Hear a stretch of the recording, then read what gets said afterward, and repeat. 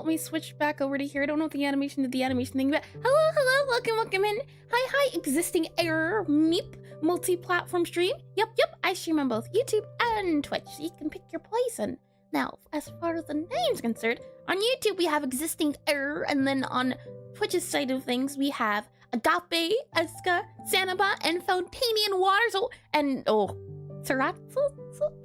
Saratzos, possibly? I feel like I butchered every time. But hi everyone, welcome in, and Loradius, right? Welcome into you as well, and thank you, strongly typed for the subscription. Thank you, and welcome in. I hope you enjoy your emotes, they're super duper fun. And let's see. I'm Prover. Oh, got ya. Well, welcome in, Prover. And hi, I hope everyone's having a great day. And if you're not, have a slice of pizza. Oh, are you sure you're the real cat sat on keyboard? There's not been a time you've been here when you haven't threatened people. I'm a little bit worried. I did just a little bit. And try it this way. Saratstus. Better? Worser. You let me know. And I'm currently following a tutorial on Godot, a simple farming system. Oh, how fun. I'm hoping what we do today, I hadn't planned on doing it last night when I was programming. I realized I'm not gonna get this done before stream. And usually I like to start a concept on stream, and I don't like to continue one if I started it off stream. But today's a little bit different. I think it'll still be fine though. And there you go. Okay. Saratzos. I will try to keep that in mind. Sarah, like the name. And no threatening today? Oh, maybe using all those points really tired you out. But thank you. I hope you're having a good day too. And pizza? You know, even if I'm having a good day, I might still have pizza. And pizza's just delicious and tasty. What was I gonna say? Oh yeah, I'm starting a little bit late. So the timer usually goes for 4 minutes. We're doing 2 minutes to catch up a little bit. Since we started 30 minutes late, we'll end 30 minutes late just to make sure it's still 4 hours. Saying that though, let me go ahead and go to the planning screen. Yeah, if it will let me. Wrong buttons. Many buttons that are doing the buttony thing. Planning screen. There we are. Lovely. So, today should be fun. This will hopefully, fingers crossed, be the last day of refactoring. I am hoping.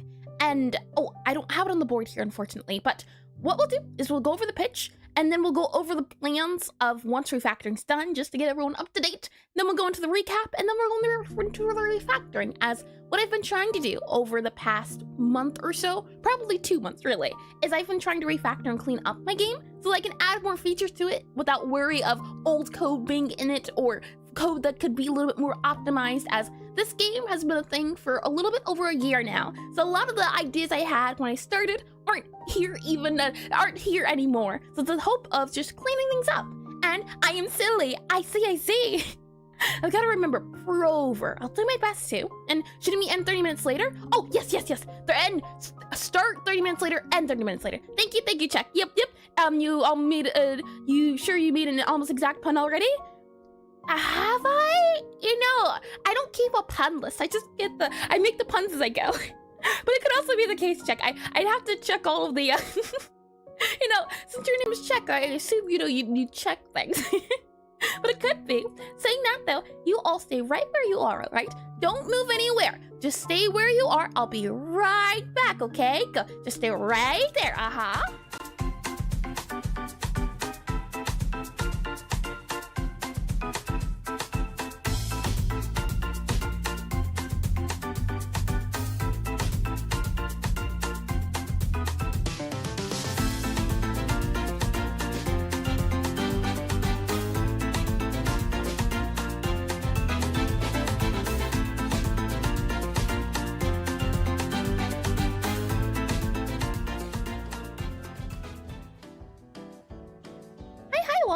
Welcome into stream. I don't know if I got your name, so my apologies, but welcome in. Welcome in. And gonna go buy some disgusting. You know what? Welcome in. You happen to be in some odd area, and this place, as you're waiting in some sort of business meeting lobby, something. There's no stairs, there's no windows, there's no doors. Really, it's just you and the elevators, and you're waiting to get on the elevators as you've pressed the button. You're just waiting now, and I'd say it'll be about probably 1 minute before the elevators arrive. And since you've got got some time on your hands, and did I mention, you know, this place, it's not like it prohibits you from doing anything, but this place too as well, it just seems to also be, you know, a banana knoll, so, you know, if you bring one in here, it just disappears, it just goes gone, poof. And hi Jajax, welcome back into stream. It's been a second since I've seen that name. And kidnapped in an elevator, as I said, you know, you're here, and I'm here, but you can't see me, can you? So what if I just, you know, make myself approachable? As you know, I am, I'm just trapped as much in here as you are here. I just decided to take, you know, I took advantage of the opportunity provided to me. The fact that we're both here, we're both, you know, stuck here, you and I, we're in the same boat. I did not make this up. And you know what, since you've got some time on your hands, why don't I, you know, talk about a thing I've been working on. I've been working on a game for the past year, and what is that game called? Little Necrotype Cafe. It is a rhythm typing cafe game, and if I slide over, hold on, bam, Necrotype Cafe, there it is. And let's see, you got a new profile picture and everything just for Spooky Month. It'll be changed back on November, but for right now, Spooky Month will be Spooky Month. And let's see, somebody has to go to the hole in the floor. There's no hole. Oh, that floor. You see, it's just the camera. The camera's up very high, and I just levitate up to the camera, so I'm not crouched down below the camera. Welcome to the elevator pitch section of the stream. It's a section I like to do at the beginning of my Game Go streams, where I attempt to give everyone up to a basic idea of what's going on. So whether you haven't been here in a while and want to see what's going on, if you haven't been here before and want to know what my game is all about, it also gives me a chance to get better at explaining my game in a short amount of time as possible. So welcome in. And with all of that said, let me go ahead and click this guy. So once that timer hits 45 seconds, we'll begin. And we'll see if I can pitch my game to you, which I surely will. Yeah. And it's been too long. Thank you for remembering me. Your name's really fun, Jajax. If it's a silly name, I can remember it. But that said, though, welcome to Necrotype Cafe, a rhythm typing cafe game where you play as Gabriella, a necromancer sent by her necromancy family to a prestigious wizard academy. But she doesn't want to become a necromancer now. She wants to become a baker, a chef. So she decides to open up a hidden cafe in a part of the school. And the idea is that throughout the semester of your school years, you serve your fellow wizard customers, your fellow wizard students, to hopefully show your family, I don't have to be a necromancer to be successful. The idea is that not only is it a cafe sim, it's also a rhythm typing game. And the rhythm typing comes in the part in that in order to create food, in order to create dishes, you have to spellcast. And you spellcast by typing to the beat. This world's magic is made up via poetry, so as you go along in the game, you unlock more music, you unlock more spells, and it's overall supposed to be a fast-paced game that should hopefully add a lot of flavor and pizzazz, and I'm running out of words! Oh boy, it's the name, Jajax. If it's a fun thing to do or a fun thing to say, I usually can just categorize it to the person. Like for example, Check makes very funny puns, and their name is a pun, so that's pretty easy. Or it's not a pun, but it's a play on words. So I remember they're very witty. And let's see. Someone has to fix the hole. And tomorrow making the stairs. There's no stairs! None at all. You don't have any building tools either. All right, let's just make sure that's clear as well. And let's see. Why does this place smell like seafood? It smells business. That's what it smells like. And the business person looks like someone, but I'm not too sure who. Well, you know what? Let me go ahead and get out of these business clothes, why don't I? So let me go ahead and get on this thing, get on that thing, and no longer am I business.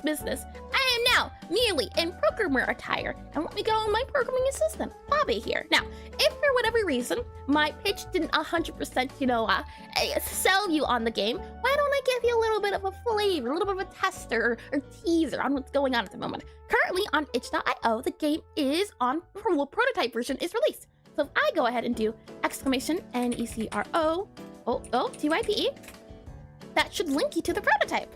And let me go ahead as well and set the music back to here, bring you into Obsidian. And let's see. And I haven't been a streamer that haven't made fun of my name in some kind of way. I'm not making fun of your name. I'm saying it's a great name. I love names that are super silly. My name is super silly too. That's why it's a double E. The ones that are recognizable are always the really silly ones. Saying that, let me go ahead and click on, let's see, bring you into here, sure. Oh boy, let me click on that guy, and actually, the music wasn't enabled, but I'm going to disable the music. I'm going to bring all of you over here, like so, and then from there, you should hopefully be able to hear it. If I make this full screen, and I make this small screen full screen, You probably won't be able to hear it anymore. Make sure Necrotype Cafe is visible, like so. And then if I do that, audio should be good to go. And yeah, she's not making fun of it. She's straight up laughing. Oh, that now. It's good to laugh, all right? Oh boy. So what we'll go ahead and do is set up the calibration. To do that, you click on calibration here, and when the skull enters this area, you have to press space. So if I click start, let's see, space, space, space, space, space, space. Oh, do you see that? I've been having internet issues, so that could be a reason why it's not working as you usually does, which is okay. Let's see, space, space, space, and listen to another bug. That would be worse. Space, space, space, space, space, space, space. Okay, I don't think it was a bug. It might have just been my internet thing. I see. Oh boy. Let's go into levels. Let's go into tutorial here. So this is Gabriella, the witch I was talking about. And if we move around the arrow keys, you can see the customer appears. And if we press E near the customer, it'll seat the customer. So we'll go ahead and sit down. It's amazing to come back and see the game evolve. That's good. I would say the game's been a little bit stagnant. So I'm really happy to hear you see you've come left and come back at a time where a lot of things have changed. It's really nice to hear. I'm hoping updates will come soon to you, but we'll see how things go. Once the customer is ready to order, they'll wave their little arm around and we'll go ahead and take their order. And if I hold down space, you should see some symbols, certain symbols pop up and icons. And there's kind of a pink, there's a purple, and then there's this white thing. So if we go ahead and make our way over to the cafe here, we can see that there's some things we gotta grab off the shelf. And I thought she ate too many skulls already and her gluttony. Gabby is a kind soul, check. She wouldn't have gluttony. If anything, she'd be the opposite of gluttony. What we can do is if we stand behind this desk, you can see we need 2 flavors and 1 product. So if I go over to the bookshelf and press E, we have 2 things we can grab. So we need a sweet, bitter, and cake. So if I go ahead and select sweet here, if I go ahead and select bitter here, we then have to go over to this shelf to select cake. So if I select all 3 of those guys and put them down on the table, you can see I just have to hold Q. And has it already been a year? Yeah, I was surprised too. I expected to finish this game last December. It'll be December again soon. You know what? Maybe by then the demo will be out. I can hope. I can cross my fingers. So now that the spell components are on the table, we hold on Q to start spell casting. So if I go ahead and hold down Q here, we can see that a little other tutorial pops up. So once the letter hits the circle, you have to type it. Once this bar fills up, the spell's complete. And if this bar fills up, the spell is over as you have failed. That's the fail meter, the tongue-tied meter. So once I click close, the game will start. So let's give it a try, shall we? If I click close here, it's almost 2026. Yeah, isn't it wild? Okay, let's see. How well can I do? B-E-W-A-R-E space T-H-E space J-A-B-B-E-R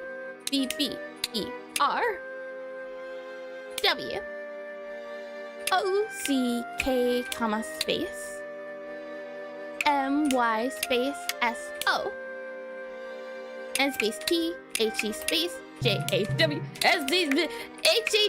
space B-I-T. Yep, that was certainly a T and not a Y. E comma space T-H-E space C-O-A-W-S. There, all done. And why she looks so sad?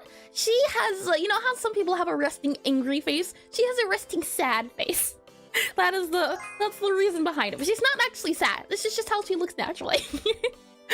Once the spell is done, we can pick up the finished cake on the end here, and let's go ahead and bring it over to the customer. If I hold down the button that is interact, customer will eat the cake, then they'll be ready to go, so they'll wipe their mouth, and look at them, they'll be on their merry way, out of the door. Arrivederci, there they go.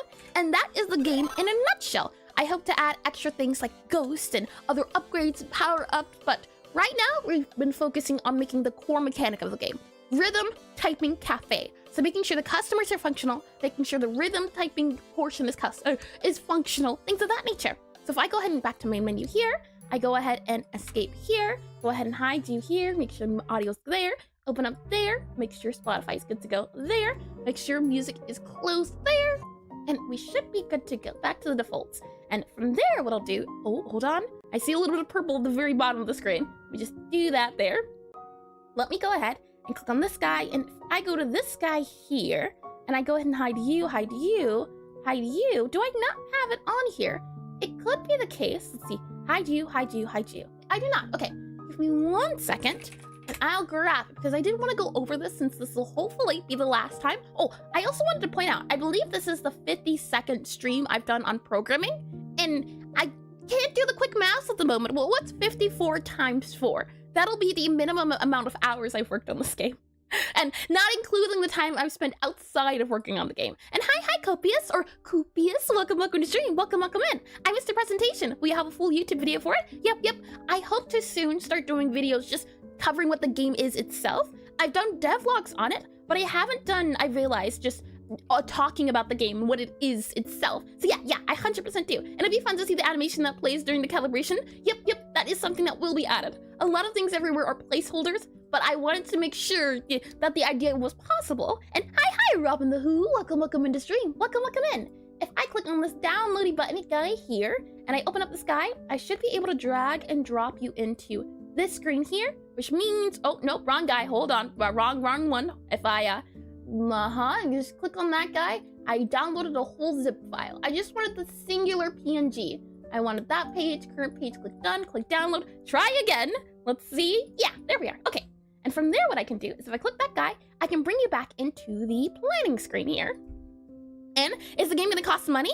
Yep. The game, I hope to get the game. So you can see here as well, the plan of the game. So once we finish up refactoring, let me go ahead and make this a little bit bigger. Once we finish up refactoring, which is what we're doing currently, then we're going to add Ghost back into the game. Once we add Ghost back into the game, we'll fix up the tutorial, we'll add that power-up system I was talking about, we'll fix out the bugs, and then we'll overhaul the game visually and audibly, and do anything else we need to add a little bit more pizzazz, and then the demo will be released. And then from there, once the demo's done, then we'll add the full features of the game. So right now, we're just trying to do the bare minimum. We're trying to get out the things that exist in the game. So for example, if you're making an RPG, you might only add a wooden sword to test for swords, but once you know the sword is functional, then you would add in your diamond sword and your iron sword, things of that nature. So right now, we're only making the bare basics to test and make sure things are working.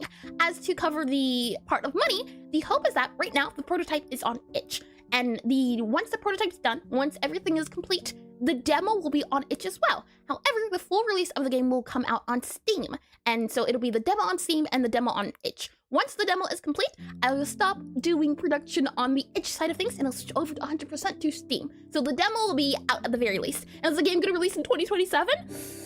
You know, I'm hoping it'll be next year. Fingers crossed. The hope of this project was always to make it small, but it's the second game I've ever worked on, and you know, when you don't know what you're doing, you don't realize how much time it's going to take. But hopefully, next year will be the release date of the game. Fingers crossed if I keep up the amount of work I've been putting into it. As to cover the prices, I'm hoping the game will be priced between $10 and $15. That's the idea at the moment, is the thought behind it. So that answers that question too. And what's the first? Could you elaborate a little bit on what you mean, Jax? And saying that, let me get some water, and then we can talk about what I was doing yesterday and how I wish I could have finished it, but I did not, which is a-okay. It gives us a chance to talk about a topic, so I'm happy with it. Let me get some water.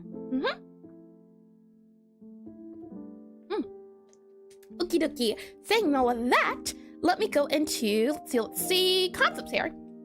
Oh, the first game you're working on.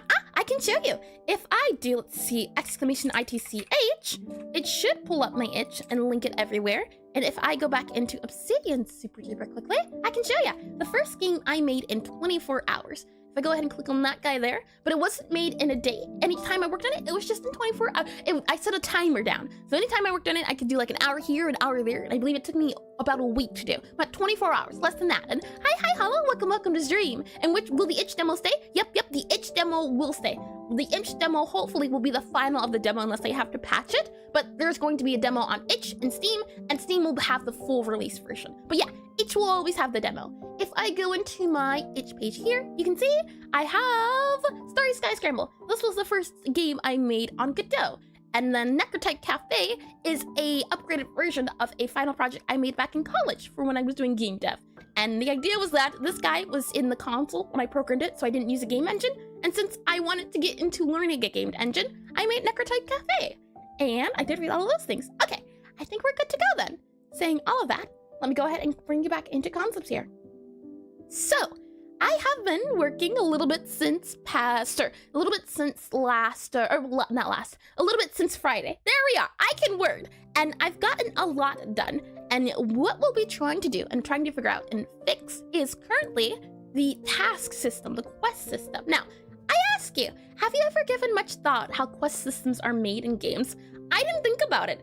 And I was Googling last night how to make a quest system because my current system right now is a mess, but it works. That's the important part. It was always, or I'm trying right now to follow the idea of make it now, clean it up later. So right now I have a functioning quest system. That's what the tutorial is. It gives you a list of things you have to do. So the task, and let me slide, or well, just you don't need to know about that for right now. It gives you a list of tasks you need to complete. That's how my game works currently. And I want to dive just a little bit more into this because this is what you would want your task system to do, right? And you first have, okay, I want you to walk around. So that's the description of the task. Let's say name, and I'll do it about here. There we are. So for our task, you would want a name. Let's see, a name, A-N-A-M-E. You want a description, so D-E-S-C-R-I-P. Oh, that's not a good I-P-T-I-O-N.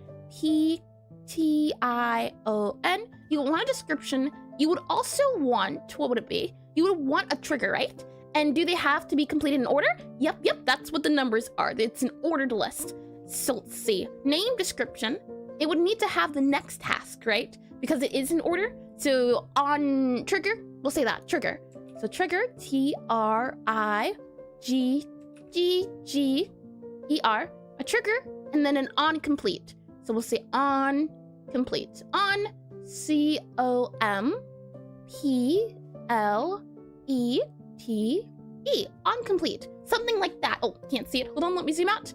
That's what would make a task. So for example, a task could be when you start up the game, we need to wait for the player to move around. So we have to tell the player, hey, you need to move around with these certain keys. And then we have to wait for the player to use those keys. And then once that's complete, then you would need to go to the next task. And a quest system can work in a variety of ways. Like my plan for a quest system is just having a global script and some booleans to keep track of events. It works with what I'm planning to make.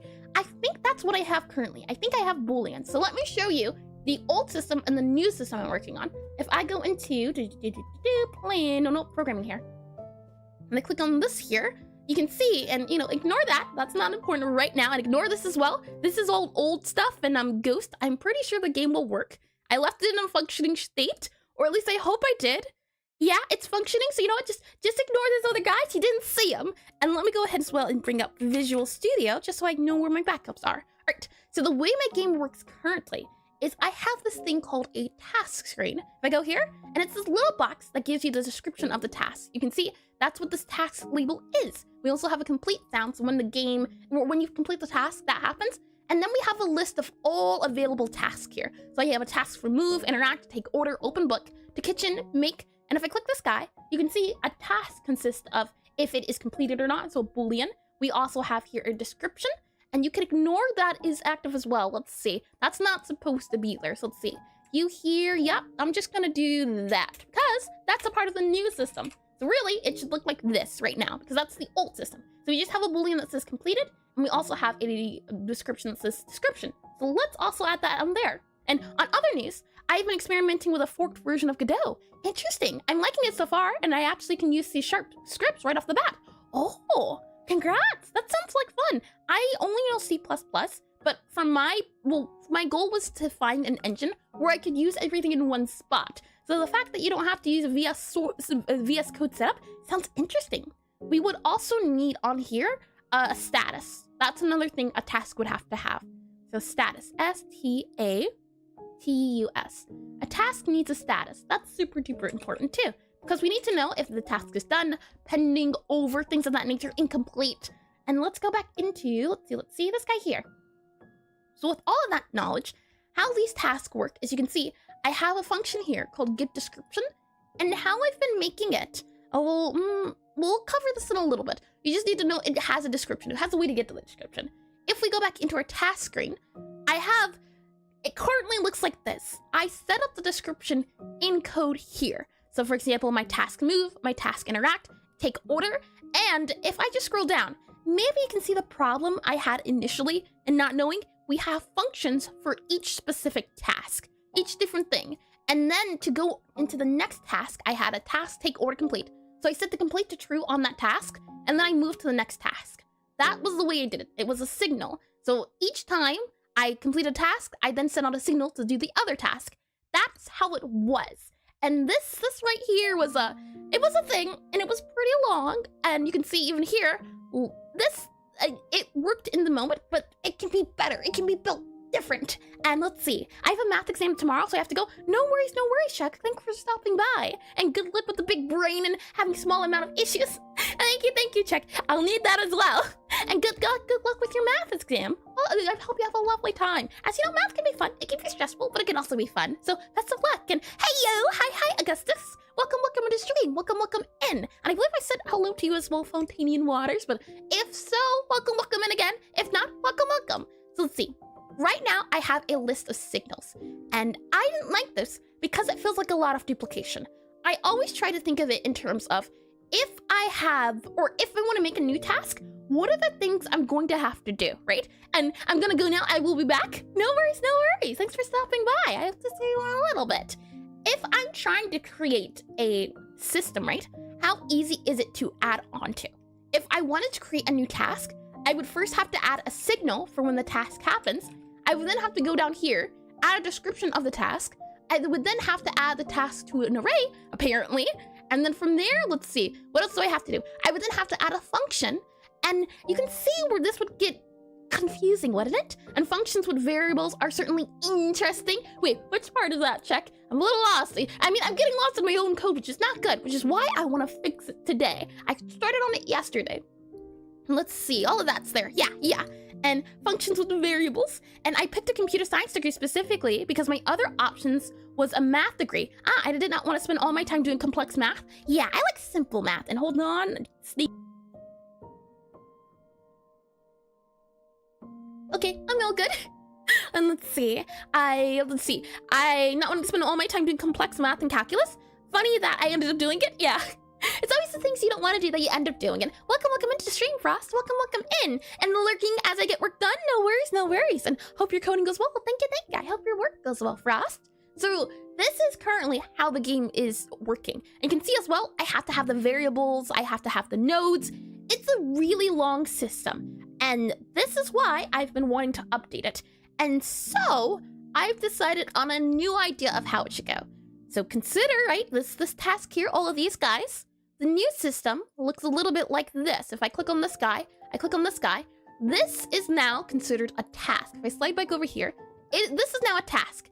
Initially, this was a task, and all I had in my task was completed, description, and get description function.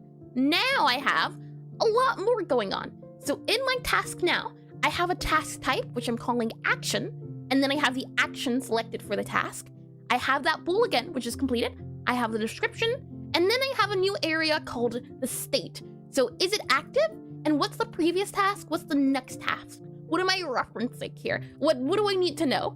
And from there, on ready, I go ahead and set up a signal. So only one signal. Beforehand, where it was a lot of signals, right? If we go back to here, and it was all of these guys, now there's only one signal. It doesn't have to be specific, like this and happen, this and happen. I don't need this anymore because I made a single guy that will take in that action. And that's where this action comes into play instead of having that signal. Not only that, what I've decided to do is if I go back to here, if I search up the signal, another thing I've added because we're working with items now instead of the signal name, if I click find here, we should be able to find where it emits. Now, how I was doing it as well is that the game was getting confused on which task to do and in which order. So I made a thing that says first time doing. Is this the first time doing so-and-so thing? If so, then go ahead and say this is the first time doing it. Otherwise, don't do it. And I also had it say as well, it had a bool. And it was just very big. It was very chunky. I always had to have a bool paired up. Is it's the first time the person's doing this thing? If so, send out a signal. That was a lot. And hi Zero, welcome into the stream. Welcome in. I have a funny story on that. In university, one course I absolutely hate was interactive computer graphics. Interesting name, which is basically OpenGL, shaders and so on.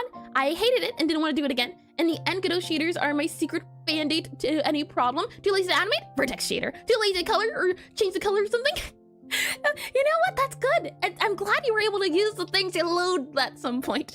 That's really nice to hear. So let's see. With all of that said, right, I'm now switching over to a system where instead of all of these guys here, instead, now that guy is going to be replaced, for example, with this. So it's going to go from three lines to 1 line, and only 1 line here. And it's also not going to be a specific signal. It's just going to be task action done, and then the action itself. And this gets everywhere, or this will go everywhere. So it doesn't have to be first time doing a player move first time. That no longer needs to be a signal. We just say, hey, action player moved, and do it like that. And that will hopefully make things simpler on the coding side of things. So we have to go through, delete a lot of guys here and there. And right now I have it currently set up with 2 tests. So I have a move and a seek customer task. These 2 tasks here. And I don't even have to add them to this task screen. All I have to do is just activate the first task and the program does the rest, which is nice and clean. And knowing how to use shaders is like a superpower.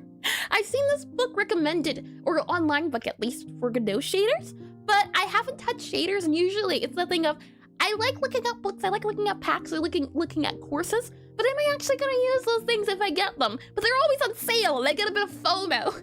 But I can say for now, certainly, I have not gotten it, which is good, because I haven't needed to use it, which is also good. So, saying all of this, let's talk about, lastly, the description. The description itself, I have set up where if you put in brackets the key that you have to use, so for example here, the move up key is associated with the arrow key, and what you can do is if I go into my controls, CONTROLS, or is it input settings? Oh yeah, it's input settings. If I click here, this script is responsible for rebinding keys. So if I, for example, click play on our game here, and I go ahead and close this guy, or mute it, that way it's not audible, and we go into Godot here, and we re-enable Godot, like, let's see that, and then that. If I press escape, you can see there's key bindings. So this move up, move down, these words are represented by key bindings. And if, for example, the player were to say, want to change move up to K, I need to have a way for the game to know dynamically what key is what key. So that's why in my code here, if we go back to our where are we at? Let's see, input settings, don't need you anymore. We are in, not utility, we're in here. That's why instead of saying use the up arrow, it just says the word of the guy. And the idea is that once you write out this description, it'll take care of the rest. That's where that function that was taking descriptions comes into play. So this get description just doesn't simply get the description. It takes whatever you send it, and then grabs the arrows to the directions, and then it returns the directions. So that's why that's there. That's what allows us, when we play the game, to have the certain buttons. So for example here, if I click on levels, I click on tutorial, you can see to move, use the up, down, left, and right key. But if I click on main menu, and I click on controls here, and I instead change it to O, K, N, and M, and I go back into the game here, now it's going to say O, K, N, and M. That's why I have those guys in brackets and specifically in that way, which is nice. It makes it cleaner. That way I don't have to worry about specifics. I just have to keep the name of the control in mind. So if I ever were to change the command and make it, for example, shimmy up instead of move up, then I would have to change it. But as long as I keep the name move up, I can always reference move up. Saying that, it would probably be a good idea to make it into an item, wouldn't it? You know, just a little bit of foolproofing. And, you know, maybe we can do that now, just so we don't get confused. However, the issue is, even if we make it into an enum, it's still a string here. So it would kind of be helpful, kind of not be helpful. I guess you would have to do or change it to some sort of thing. I don't know. But that would also be something to note down, is that if I were to accidentally use this and make it move up, then it wouldn't work. Or if I ever change the words of the key binding from move up to something else, then it will also be broken. So is there a way? I don't know. But you know what? I will put that down because I think that's important. Something to think about, maybe not, well, maybe to future-proof. So go ahead and put on here as well. Possibly. Let's see, make you there. So, way to always, ALWAYS, always get, GET, get, right, RIGHT, right, key, KEY, key bindings, BINDINGS.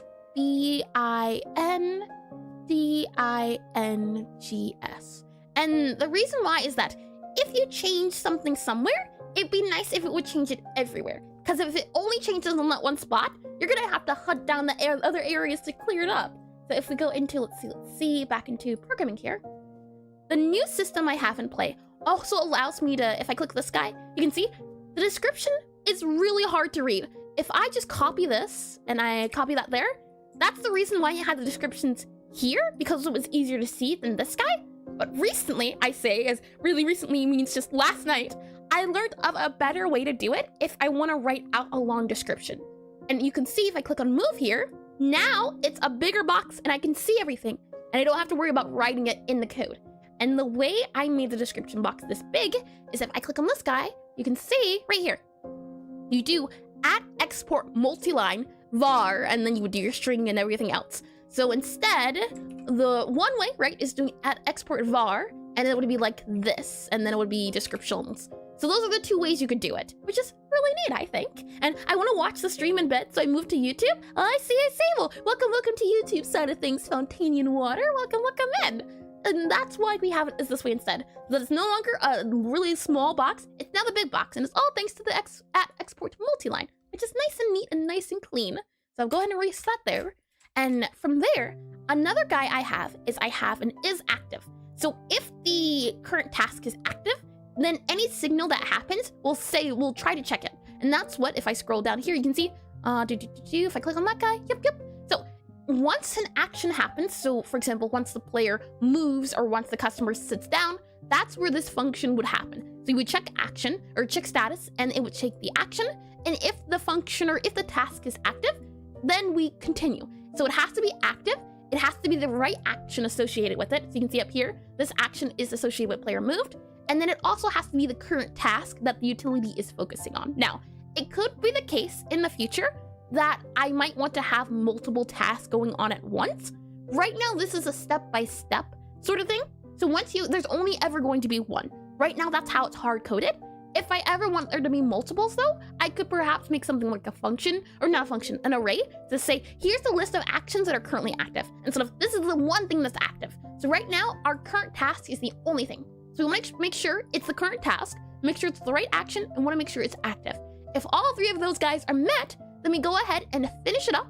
And we also have a function on here that says to activate the next task, and we also complete this task.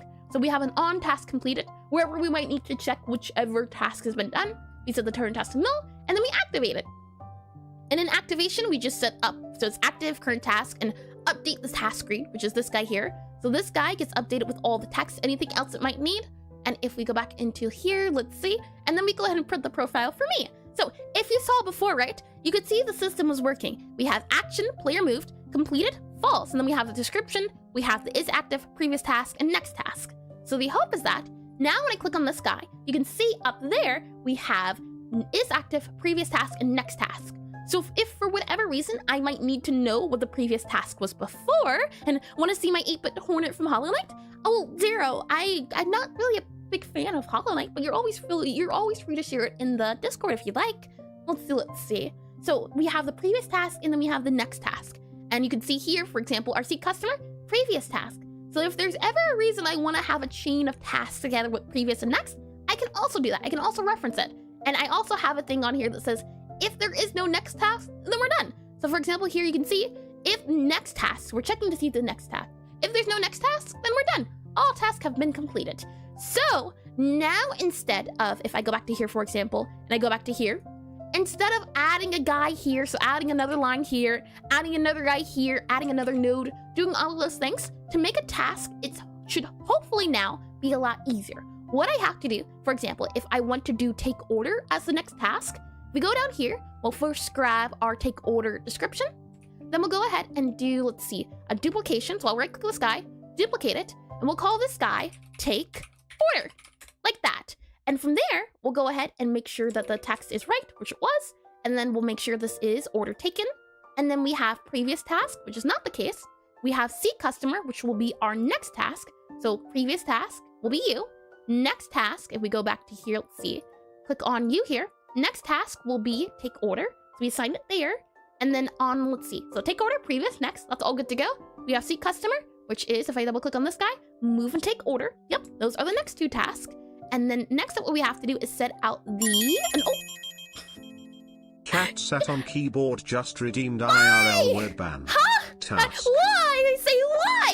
Where are you getting all of these points from? It's a little concerning. My goodness. Well then, I suppose. Hold on. I'm kind of, well, you know, I did say 5 minutes, didn't I? Hold on, let me modify that, because I did say last time 5 minutes, didn't I? So let me make sure I I changed up the words a little bit for the IRL word ban, because I said 5 minutes, I would change it too, but I forgot to. Let's see, IRL word ban, set that to next 5 minutes. There you go. And hi, Rodrigo. Welcome to the stream. Welcome in. And fair enough. That's good to hear. And let's see, save that in as well. And I hope we don't conveniently move on to some other topic. And that's what why we have the word assignment. Ooh, thank you, Fountain Waters. I was thinking, I'll just have to do something else aside from task. That one's pretty good. Assignment. What assignment do we have to complete? Or quest? You know, I feel okay about this one. I just have to remember chat is a little bit mean with trying to get me to say the wrong words. So let's see, challenge text, let me set this to can't say, or can't, C-A-N-T, C-A-N, can't say. And then from there, we have that there, and no helping. Well, hold on now, Zero. That wasn't never not against the rules, all right? Oh boy, can't say task. Alrighty, there we are, can't say task. Oh, hold on, that's the timer. That timer needs to be can't say, and then we have task. So task up there. Go ahead and click on that OK button there. Then we'll set it to there. We'll set that to there. We'll make sure that the timer is set. So let's see, make sure this guy is tools, scripts. Make sure the challenge timer is set to 5 minutes. Yep. Okie dokie. And let me click on that guy there. I should just be able to click on this guy. And now the timer is on the board, so I am not allowed to say that word you can see on screen right there for the next 5 minutes. We'll see how we do. Anytime I say the word, the timer gets reset. And hi, Ame. Welcome to stream. Welcome in. Hi, Eris. What are you working on? I see you're gay and I don't like it. Oh boy, I can't say what word. Hi, Muck. Welcome to the stream. I can't say that word down there. I'm not gonna say it, of course, but 5 minutes without saying it. What we were working on currently were the assignments of the game to finish up the tutorial. And hi, Eris. Hi, chat. Hi, Kelson Glad. Welcome to the stream. Welcome in. We are currently working on a assignment system. Oh, that's a little bit long to say, but it does allow me to. Oh, hold on. Why are you so big? I'm just gonna make you smaller again. Oh, no, not like that. Small. Nope. It's not letting me. There we go. Scale it. I wanted to scale the quest at the moment. And slide that up there. Okay, so where were we? Lastly, to complete this, and failed successfully. Oh boy. Lastly, what we'd have to do is set up a signal, and I already have the signal set up. If I go into this guy here, what we should be able to see is if I scroll up, we have one for took order for first time. And if I do Control-Shift-F and do fine, we should see where it's emitted. And already where it's emitted, I already have the signal to say when the action is done. And let's see. Cask, stacks, and stacks. Stongs. From there, you can see it's already here. So that should be everything to make this to make this quest complete and keep on. Let's see. I'll click on play. And now we should have this new take order quest to do. And if we click on, let's see. I click on Godot here. And hi, Roxy. Welcome to the stream. Welcome in. Let me go ahead and click on you here. Click on you there. Click on you there. And click on OK. And hydrate. Sure. Gotta hydrate before I dehydrate. 6 just redeemed hydrate. Water has been taken. And tax. Oh boy. And it's so hard to say. Those two words, that one between the other one, that's some funny word speaking. So if I click on tutorial, now you can see, right, the tutorial. And how does the game look currently? It looks like this at the moment. And you can see the current action at the moment is player moved. And if I go ahead and move, it gets updated to interacted with customers. And now we should be able to, let's see, customer interact with them. Yep. And now take order should happen. So if we wait, does take order happen? And the answer to that is it does. You can see next thing to do, take order. And then it has order taken and everything else. So right now it is currently working. So next up will be swapping out the old system with the new system. That's what we have to do. So I'll go ahead and save here, and we'll just go through, and this is where refactoring comes into play at. Because I have a lot of these guys we need to remove, so why don't we go ahead and do it? Let me first make sure I make a backup save, and then... Unga bunga. I know I can't trip you up, but I can put C's of doubt in there. Evil, I say. Evil. I'll go ahead and make a backup of what we're currently doing. So let's see, commit, and then a git, and then we'll say you, and then let's see, you, and then commit and push. So now that it's committed and pushed, all we have to do is go through, well, one more thing we have to do. We have to make sure that the signals that are happening during our actions are updated. So for example, here you can see update the screen, and also as well activate. We also have on this completed. You know, I'm not gonna risk it with that one. It's in the word itself, like when we did the versus them, but I see what you said, Zero, but I don't like the way it was worded. Oh boy, and I already can't speak very well. My words are always getting slurred. So what we'll do is we'll copy this signal, then we'll go to our ta. That doesn't count. I didn't say the full word. I said ta. I said ta. I almost did it. Oh. Oh boy. Okay, we're good. We're good. We're good. Where's the judge on that one? I have to say the word. It's like if the word, if the banned word was you can't say fantasy, and I started saying Fanta, that doesn't count. That does not count at all. Oh boy, let me go ahead, and what we're looking for is the signal here. I almost said what? You know what I almost said, Zero. We'll go ahead and connect this guy. So connect, and then from there, we have, let's see, and that's already done. Oh boy. Yeah, I the word task, I said ta, and then I realized. Oh boy. Oh man, and Zero had said a fantastic. Oh boy, let me go ahead and hide that guy down there. And referee, where's the replay? I think Frost is here, they'd be able to check, but yeah, I said ta. I didn't get the in there. So I say it doesn't count. You know, I'm as fair as I can be when it comes to those guys, because there's been times where I have didn't even realize they said until it was pointed out. But that one, I know for sure.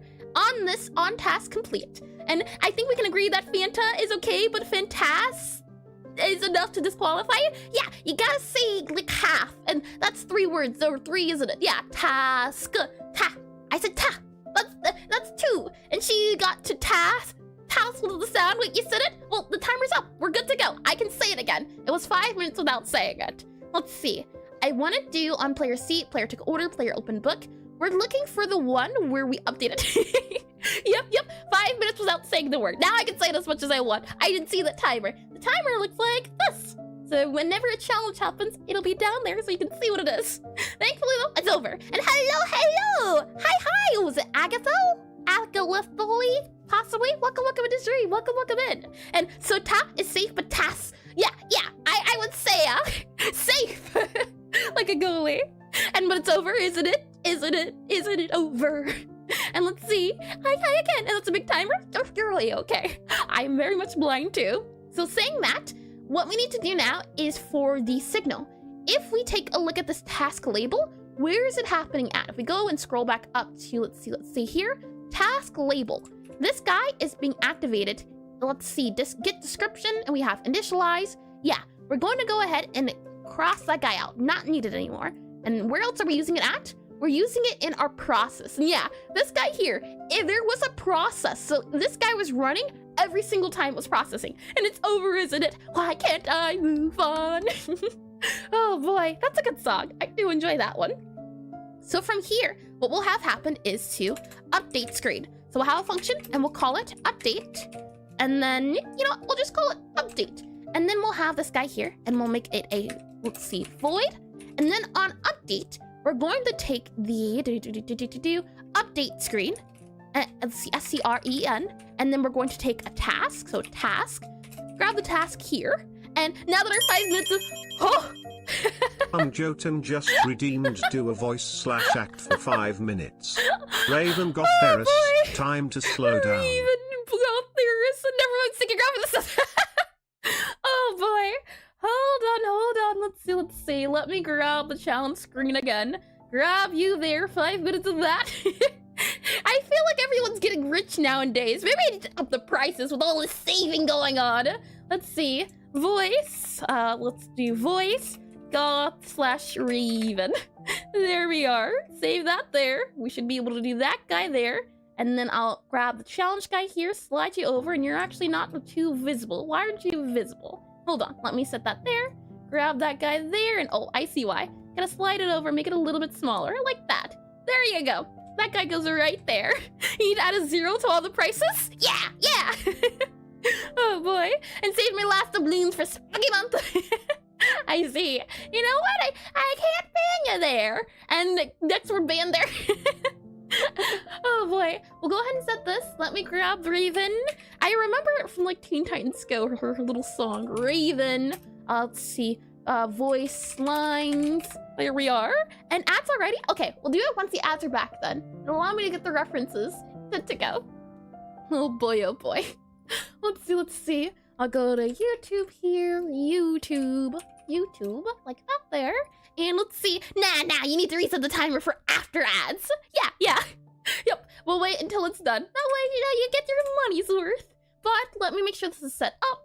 And then we'll see about voice lines. There's a multiverse version of her. I didn't ever get a chance to play it.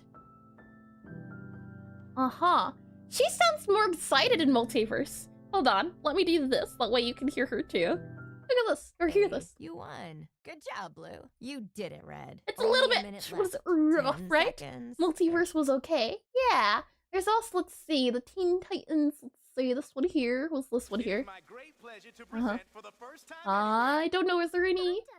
Oh, no. No. I see. That one's just funny moments. Got ya. I think I got a good idea. But it's all about classic Teen Titans. Yeah, Teen Titans was good. Let me scroll down here. Okay. How about, let's see. So just dark and raspy, right? So it'd be maybe more something like this, where it's low and it's raspy, and I just have to be very, very serious and super, super serious and not think about it too much. I think that can work. I think it'll be good. Saying that, though, let's go ahead and get some stretches in while the ad break is ad breaking. Let me close this guy here, open this guy here, and dark rasp, and irritated and over it. Yeah, gotta have that gothy feel. So we'll go to the right a little bit. We'll then go to the left a little bit. We'll then go backwards a little bit. Then go forward a little bit. And can you put Goth Bobby in the corner? I'd have to grab him from, what is it, the art you did right yesterday from Zero? Right, left, go forward, go backwards. And I don't think, well, I have the art pulled up from yesterday because I was editing it. Oh boy, Goth Barbie. He's holding a banana. I will not put that on screen. Thank you very much. I do have it on here. You can see if I click on this guy super duper quickly. I did have it on standby because I've been editing it. Well, let's go back into here. Where we at with programming? Let me get some water, and then ad break should just about be up.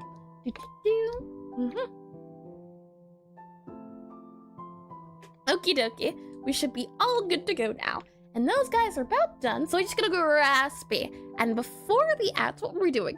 We were adding this updated screen function here. Okay, I do remember. And no, mine's top right. Oh, right, yeah, that was check. Never mind, my apologies. Yeah. Yours was this one here. And let me go back into here. Yep. It was this silly little guy. In that case, since bananas aren't included, I don't know if I have enough time. Ads are about to end up. But I definitely, if it does happen again, I can certainly save this guy. I do find him cute. Let's see. Let's go back into, let's see, programming here. Alrighty, with all that said, welcome back from the ad breaks. Shall we continue with doing, we're continuing updating this function here, but in the gothy voice apparently. So once the timer starts, 5 minutes, we'll see.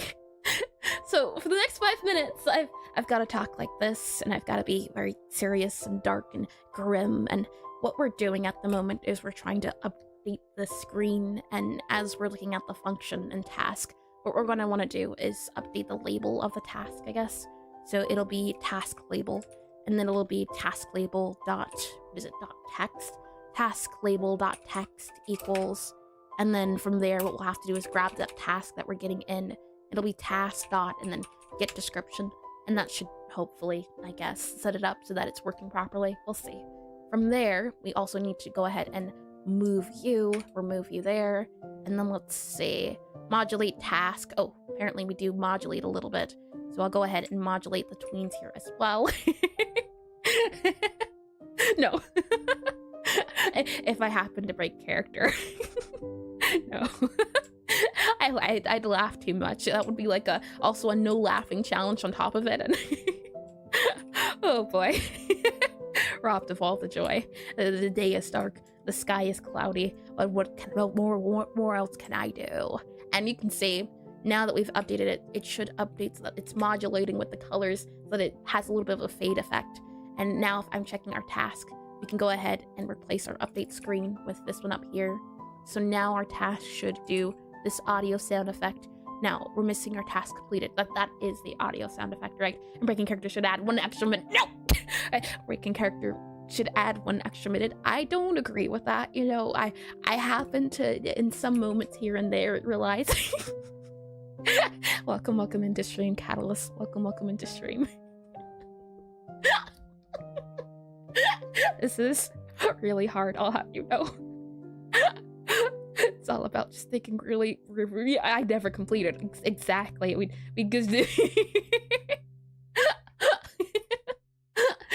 I just have to think really serious. What we're doing is we're copying this guy over. We're finding it in the text, and you can see down here, if a task is complete, we go ahead and update the task sound. So I'll go ahead and I'll also copy this out or comment it out. And perpetual goth voice. Very dark and grim, and everything's not working out great. If a task is complete and it is updated, we'll go ahead and also do this. We'll play the sound. Hopefully now what should happen is that now I'm hoping at the very least that the task will be complete and that it will have it updated to the new system. So I've commented out everything of the old task system, and now we have this new task system going out. Talk about conformist. Talk about conformist. I don't get what you mean, Darrow. And all purple drained from her and became gray. So gray. I think we commented everything out though. So now if I go ahead and I run the project, let's see if everything is working the way it should be working. Now we should both see the text. No, actually, what we'll do instead is we'll cancel this. That way we can double check to make sure it is functional. I'll go ahead and I'll put on here. I'll copy this out for now. If we go back to our task screen, you should be able to see all of the tasks up here. So I'll go ahead and do move. So we know what's working. And hi, Roxred. Welcome to stream. What's up, pumpkin girl? How's your day going? I wouldn't know. It's all clouds and skies and the shades of gray. But welcome into stream. And Dark Eldritch Princess activated. You're achieved. And now that we have the move guy here and also the seek customer, I'm going to make sure that the words are something else so we know. And order, take, order. There we are. Yep, that certainly reads order. It's like a red. That's order. That's close enough, I'd say. Now, if we click play here, we should be able to see the functions working correctly. What we're hoping to see is in big bold letters the task description. Let me go ahead, and if I enable this guy here, we click on this guy, and then this guy, and then should be good to go. And anti-hero era stonks through the roof.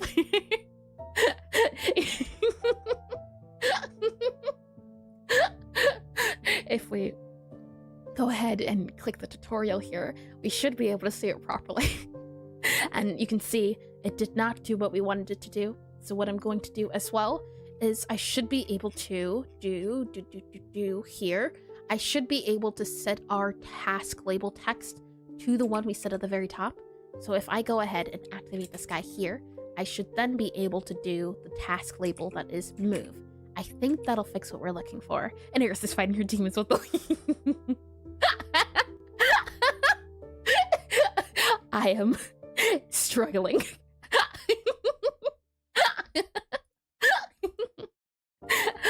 Are you perhaps a bit under the weather today? Oh, we're done! I'm free! No! I just had to do goth voice for another thing. We're good though! Welcome in Roxred! Welcome into stream! Hi! Oh boy! I was struggling! But you can see, now that it's updated...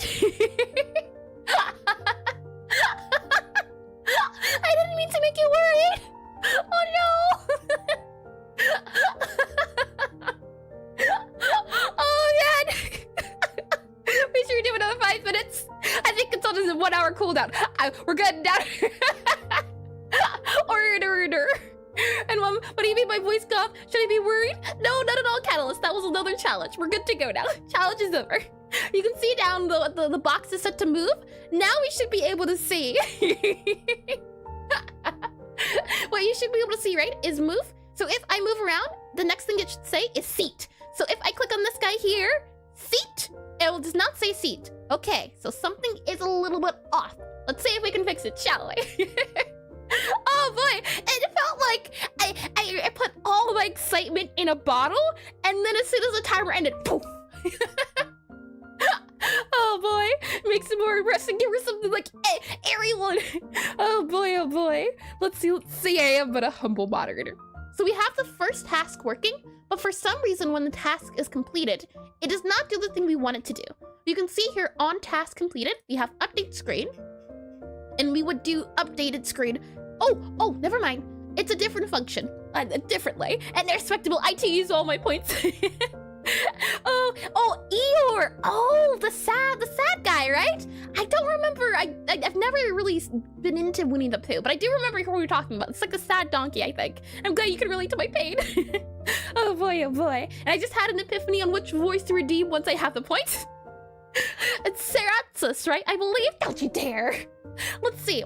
What we need to do is on the function of, if we go back to our task here, yep, we're looking for on check status, like, let's see, check status, on task status, if next task dot activate, and let's see, I would think on task completed, we would need to grab the next task or something of the sorts. So I think we might need to add a function here. This is a task that gets completed, and then this is the next task that's activated. So we can do utility, utility, on, let's see, task activated, TACTIVATED, on task activated. I think that would be a good idea. So on task activated dot emit, I think would work. And the original it is, what it is. I see, sad donkey. And Eeyore from Winnie the Pooh. Yep. He closes the river goes, this is okay. This is what's going to happen for me at some point anyway. Oh, he sounds adorable. He sounds awful. He sounds adorable. So let's see here. I'm thinking we do on task activated. We grab this guy. So on our activate, we do update task screen. Never mind then. Update task screen should be good to go because we do this guy here. So if we save this guy on update task screen, that's when this guy should happen. So update task screen. But for some reason, we're not getting the task. So what I'll do is I'll do print.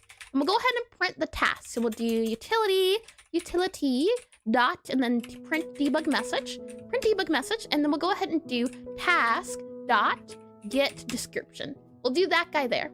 And let's see why it's not printing out what we expected to print out. So let's give it a look, shall we? We'll go ahead and click on this guy here. We'll go ahead and click on you here. And then in our tutorial, on our move, now we should see task get description. And if we click on this task, we should see the description says move. So if we click on next here, we do get description. Yep, all of these guys here. We go ahead and get the description. So we'll go ahead and continue. So once we move and, oh, Gabby, stop. No, don't go that way. I'm trying my best to stop her, but if I don't hold down the button, she won't move. Oh, never mind. She ran into the invisible wall. Good. And next voice redeem, someone who is way too hyperactive. Oh, someone beat me to it. Oh boy. And Fluttershy, the thing is, people have asked. They've asked if there's going to be any voice acting in the game.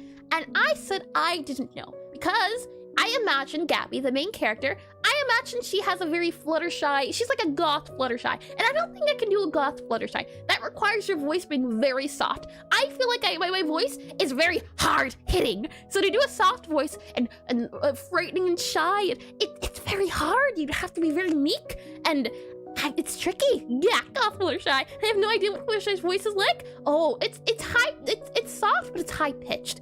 It's a little tricky. So let's see, task, get label, get description. I want to go to the next guy here, and hi Keys, welcome to stream. Yeah, very breathy. I don't know how to do breathy very well. Maybe it would be something to look into. Let's see, get description, and I want to print the description. We're also going to do, let's see, print debug description, get description. I want to do on our update, not to print the description. So on our activate, let's go back into our task guy here, opera voice. Oh Ooh, now opera voice I could do. It's very sing-songy, and you have to kind of, well, it's like a ghost, but it's not quite ghosty. You gotta, it's open voice, open chest. And maybe if you try almost whispering, maybe if I do whisper, you know what? That's a good idea. Yeah, it's a whispery voice. That makes more sense. That clicks. Yeah, whispery makes more sense. I guess we have a new thing. No good, I say. So let's see. On our activate, I'm also going to hide the print profile just so we don't see it. So if I could play here, let's see what it's doing. If I go ahead and do levels here, we do you here, and like it's free real estate. Oh boy, we have the action of move. From the move, then it says move again, and and then we have seat. Yeah, okay, so it seems to be the case right now, it's doing everything before, so it's kind of a little bit backed up. We want, once move is completed, to have it say something else. So it seems to be a little bit off. And who are your favorite creators to watch or games to play if you prefer? I'd have to think a little bit on that. I wouldn't have, nothing really comes to mind. Right now I'm playing Hades, if that helps a little bit on games. I was doing the outro, but then I kind of completed everything. Well, not completed everything, but I unlocked everything. And I like roguelikes, but once you unlock all the things, so there's no new mysteries to unlock, I don't quite like it as much. So I'm doing Hades. Once I finish Hades, then I'll play Hades too. That's on my to-do list. So let's see. On our activate, for some reason, how it's working is, if I go back into here, bring you into concepts, and pretty much have to say, oh, really dragging it out, but do it while exhaling slowly, and that's pretty much the feeling. Oh. That's hard to talk that slowly. Oh boy. Oh man. So right now we have the task A. That's what I'll do here. We have task A. So T-A-S-K. Task A. And then we have task B. And I'll copy it here. Copy you. Task. Task and task. So we have 3 tasks set up at the moment, right? We have task A, we have task B, and we have task C. So task B and task C. Like that. If we zoom out a little bit, it's supposed to go left to right, and the task all has things that need to be done. So on a game start, I think we would just have to first, well, initialize it or do something, right? We have to say, this is the starting point, start here. And then on a change up, we have to update it. So this would be where we update it. So I'll put down here, this is the update. It seems to be the case, it's updating before and a little bit after. So there's something going on a little bit. So update, D-A-T-E. Well, this is what we want to happen. Because we have a box that tells us what's going on in the description box, we want it to update with the next task that will be the current task. So that's what we're hopefully trying to do, what we're trying to accomplish here. And if I go ahead and do, let's see, back into programming, let's see. Right now, how it works is on activate. So at the very top, when we activate it, we have, let's see, on our task screen. On task screen activate, we go ahead and we activate the guy here. So let's see, task activate. Yeah, okay. I think what would be better then is not to add that description into activate. So we go ahead and do this guy here. Update task screen. Yeah. Do we want to do that when it's activated, or do we want to activate it somewhere else? I think rather it would be a better idea to do this and move it back to here. So if next task, activate, and we'll go ahead and do activate, emit, and we'll activate it with the next task. I think that'll work out a little bit better than doing it in the activation. And what's your goal when you start streaming? Could you elaborate a little bit? Do you mean today or just in general? Let's see. And from our activation, we have these guys here, and I think that's better. So if we go back into our task screen, on our activate, it does not do the thing. We get the description, and then down here, we go ahead and have everything else play about. So I believe we should be good to go. Let's give it another try. In general, I see. Well, I have certain goals I want to complete. So for example, when making my game, there's certain things I want to do. And if I go into here just as an example, and we go into planning, what I do is I write down everything that needs to get done. So this is currently the roadmap of my game. And right now we are on the refactoring stage.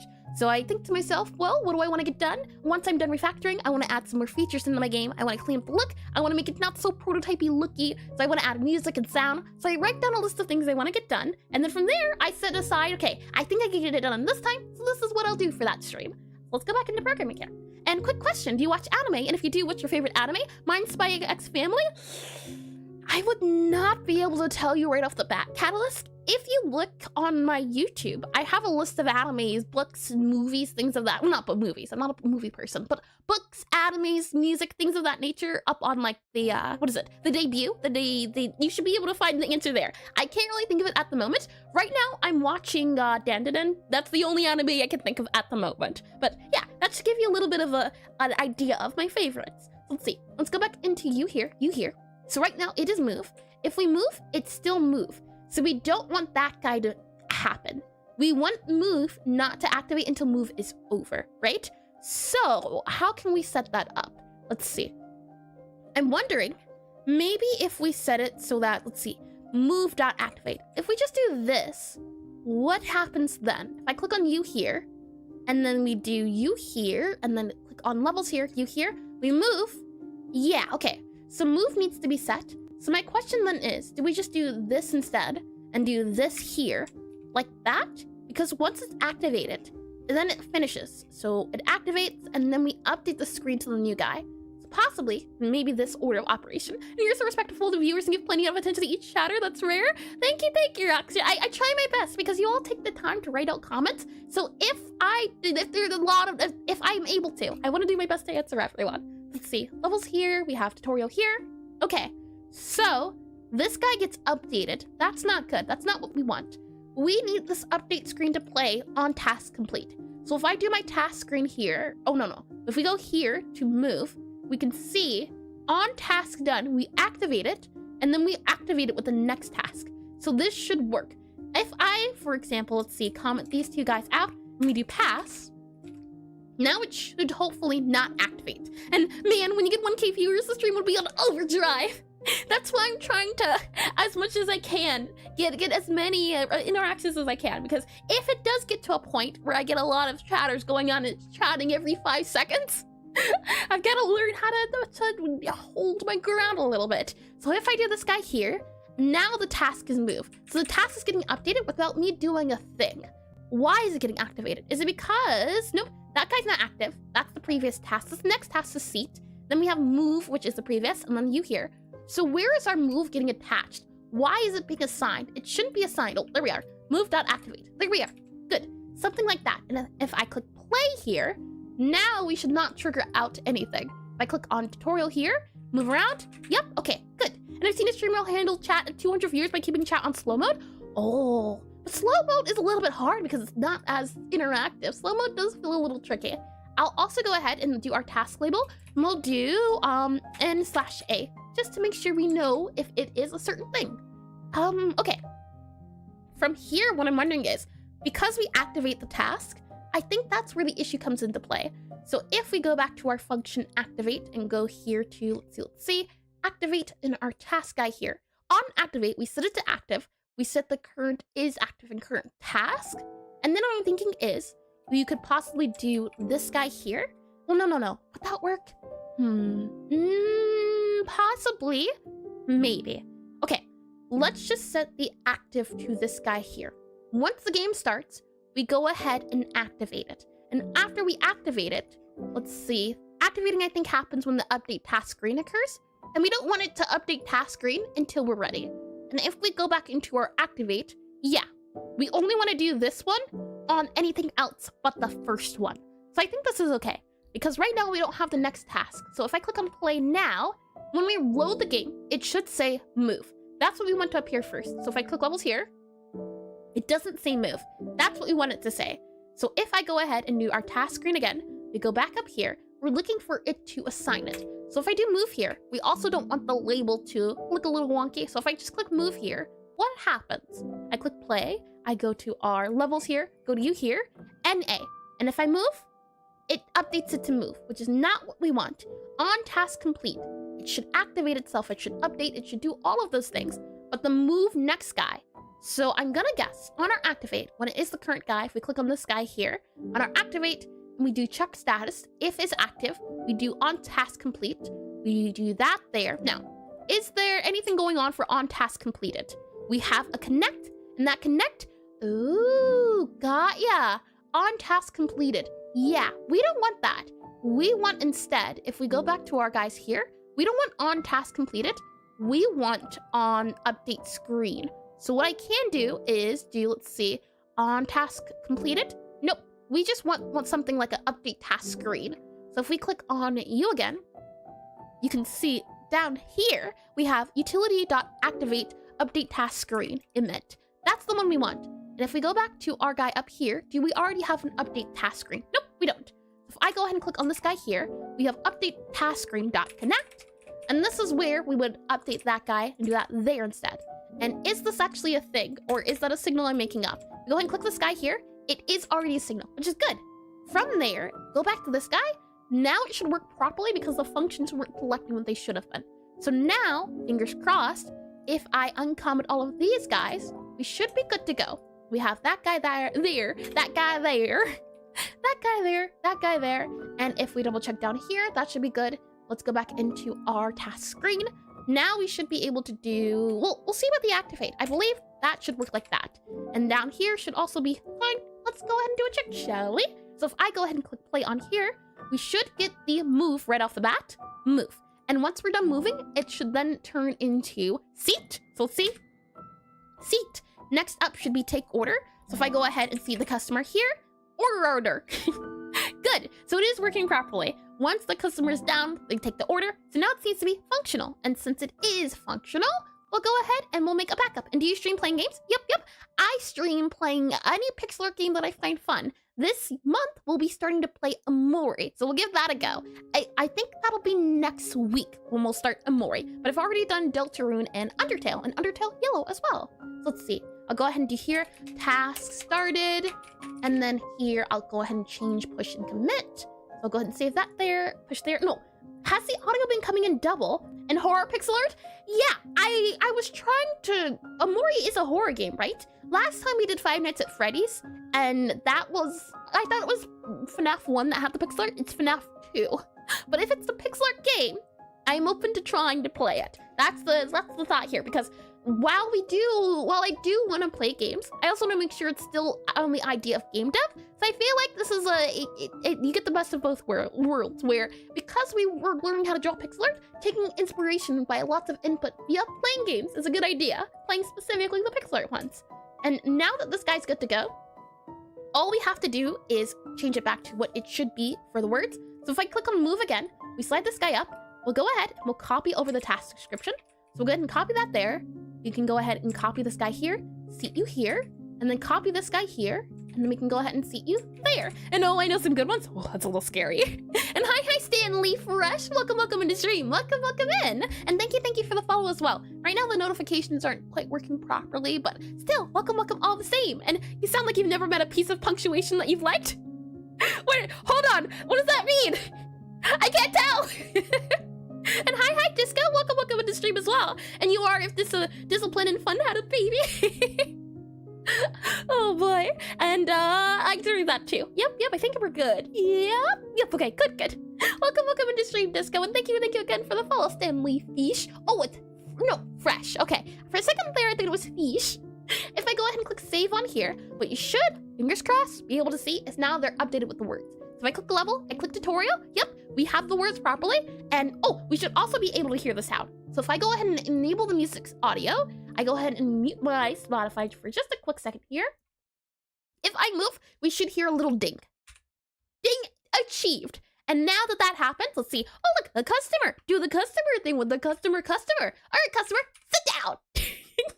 I forgot I had them on speed mode. But it's working, isn't it? Isn't that great? And you can see once the customer's ready to order, interact with E. So it's working. I think your two favorite words are, oh boy. I do have words I use very often. And I had to double check the names, but something like The Witch's House or Mad Father. Now, granted, I don't do horror games. However, once a year, spooky month, I do a horror game. One horror game. Hydrate. I know all about FNAF, but I've never played FNAF until last year. So need just one horror game, one stream, only one. That's all you get, once a year. I got the names though, Ame, so I will check into those after stream. But thank you for their suggestions. And right, hydrating. Hold on. Okay, hydration achieved. Thank you for that redeem. Alrighty, with all that said, we have the customer. Now, if I'm pretty sure if I interact with them, we should then see at the very bottom a rainbowy text that says, "Oh, task completed." Look at that, all tasks completed, which means we have successfully fixed our task system from a lot of lines of text to just really simple guys here that we can modify. And the nice thing is as well, if we want to ever reassign them or update them, we can do it from here instead. And let me go ahead and click on play here. So now that all of that is complete, what we need to do is we need to go through all of these tasks and convert them into our new task system. And then after that, we have to delete some code, clean everything up, and we should be a-okay to go for our task system, which is good to hear. And they make a style, they may have a style you like. Pretty sure they're RPG Maker game. Oh, I don't think I've played an RPG Maker game. That sounds like a lot of fun. Let's see. So I'll go ahead, I'll make another backup because you can never have enough backups. Backups, very important. So I'll do backup here, and then we'll go ahead and commit and push, simple changes, good to go there. And after that, we'll go ahead and save this guy. Now, next step is going to be modifying all of these guys, which shouldn't be too painful. I say, and then it is. We'll see how things go. So we need to have a total of, let's see, duplicate you, duplicate you, duplicate, duplicate, duplicate. And we do take order. We then have a task called open book, open book. We then have another task called go to kitchen, go to kitchen. We then have another one called make spell, make spell. And then we have another one called, let's see, duplicate, serve customer. We also have take payment and wait for customer to leave.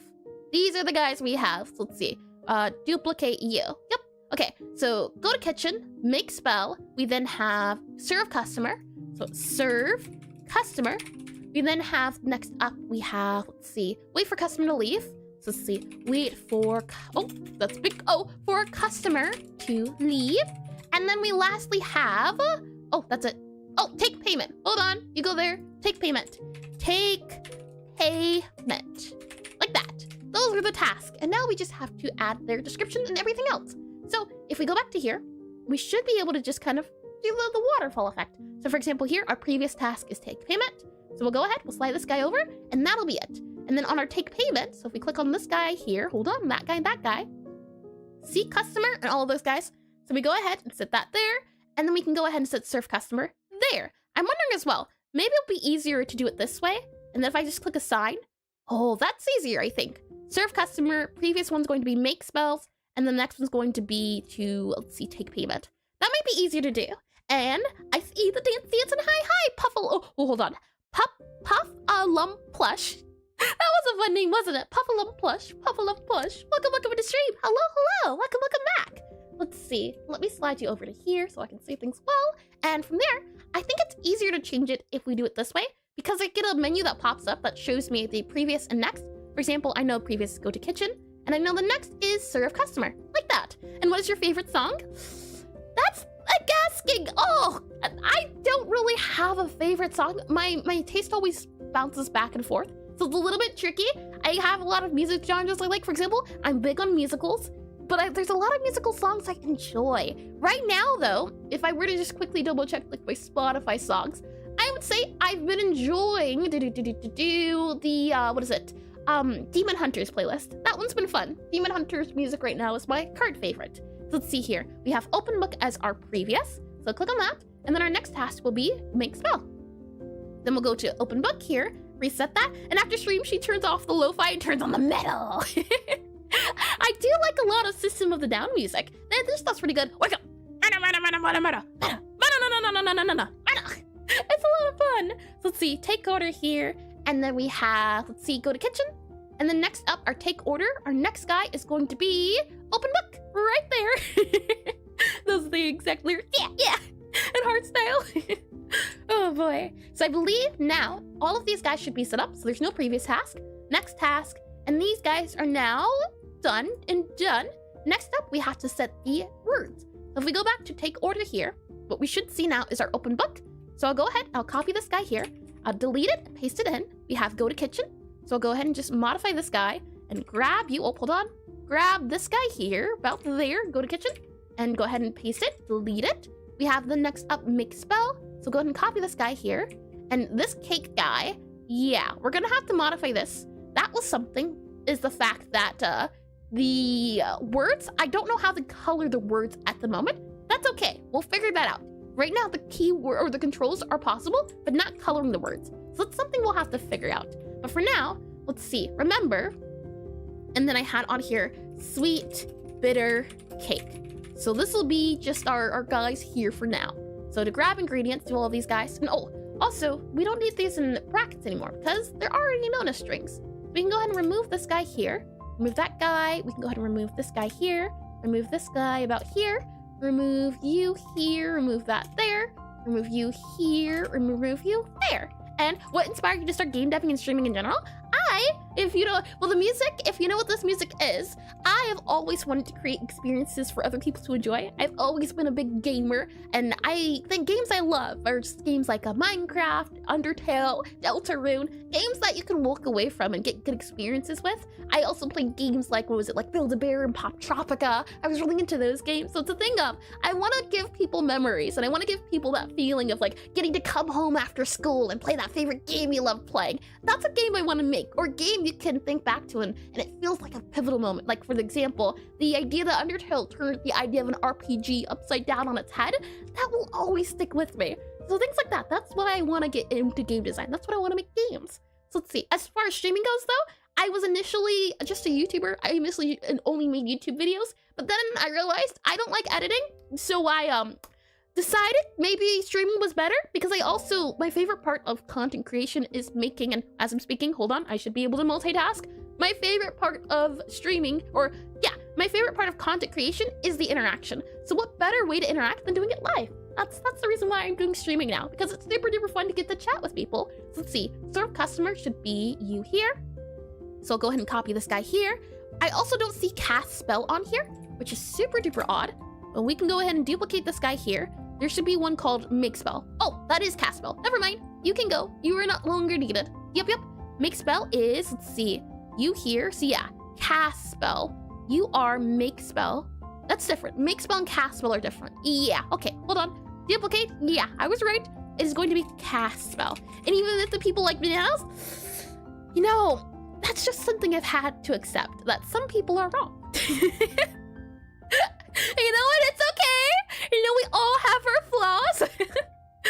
Oh boy. Make spell, cast spell. We can go ahead and set this as, well, we haven't gotten there yet, but what we also need to make sure we do is to go to kitchen. It needs to be cast spell, needs to go to that guy there. Cast spell needs to have its previous guy as well. Might have to modify that a little bit. And I guess this would be the change that would be a little bit hard. If we have only the next guy, that's a little bit easier. Cast spell, and then we have, let's see, make spell. So then we would just have to make sure this is cast spell, like that. There we are. And that should be fixed up and good to go. Yep. And Phew was ready to leave. Well, I'm glad you stick around. Let's see here. Our make spell is make spell. Cast spell is cast spell. We then have serve customers. So let's see, serve customers here. So we'll go ahead and copy that. That's good to go. Your spell is complete. Now we have take payment. So let's see, copy that. Once the order is ready. Nope. It's going to be this. And then lastly, we have wait for customer to leave. Let's go ahead and copy this guy as well. As well. The good news is too that I've already added the signals where they need to be. As I said before, the reason why I'm doing all of this and updating the system from what it was here is because of this. We really shouldn't have to have all of these specific signals. I didn't like this, but it was all I knew at the time. So it worked. It still works. But it's the thing of, do I want to have all these signals and then functions for next, current, when I could squish all of this into one function? So all of this, for example, all of this code right here is equal to, if I click on this guy here, all of that is equal to this. This right here, that equals this. And I only have to write it once, which is, hold on. That right there. Isn't that neat? It's condensing it, and it's also making it so it's not super duper specific, but if I ever want to get specific on certain actions, so for example, on if the character moves, I can also do that there because we have the action to check. And I also have the action enums here. So hopefully it makes it more flexible and it's not as strict as before. So we'll go ahead, go back into here. I believe everything's good to go. So what we'll do is we'll click on play and see if all of these guys are now functioning, as I believe it should be good to go here. So if I click on play, what we should hopefully see is the new task system, which doesn't even look new. It doesn't even feel new, but on the developer side of things, it has been cleaned up. Let's go ahead and do what I was about to say? Let's go ahead and do a task. Let's go ahead and do a test. So if I go ahead and click on you here, we go to levels, go to tutorial, right, first task, next task. Oh, Oh, look, a customer. Interact with them. Sure. Now, open the customer. Once the customer's ready, interact with them. Sure. After that, you did it. Now wait for the customer to leave the cafe. Well, it seems to be the case. That is not the right one. So let's go back to take order here. So we have serve customer. After move, we do take order. After take order, open book. So why is this guy saying it's done?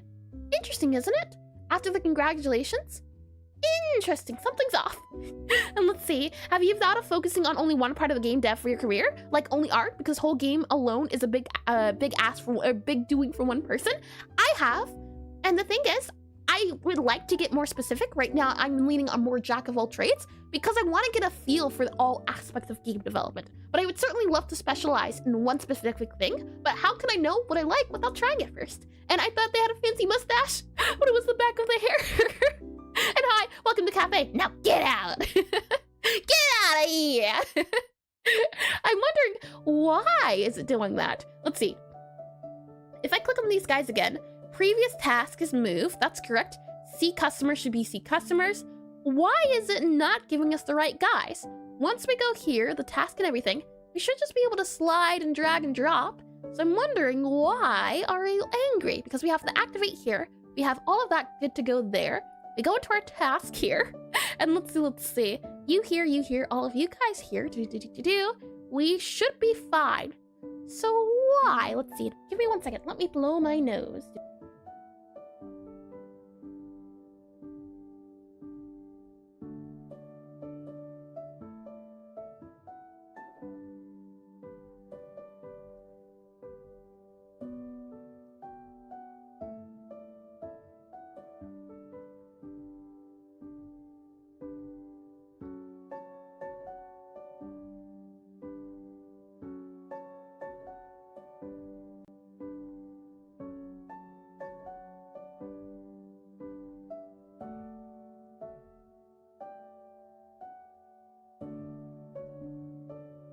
Are we good now?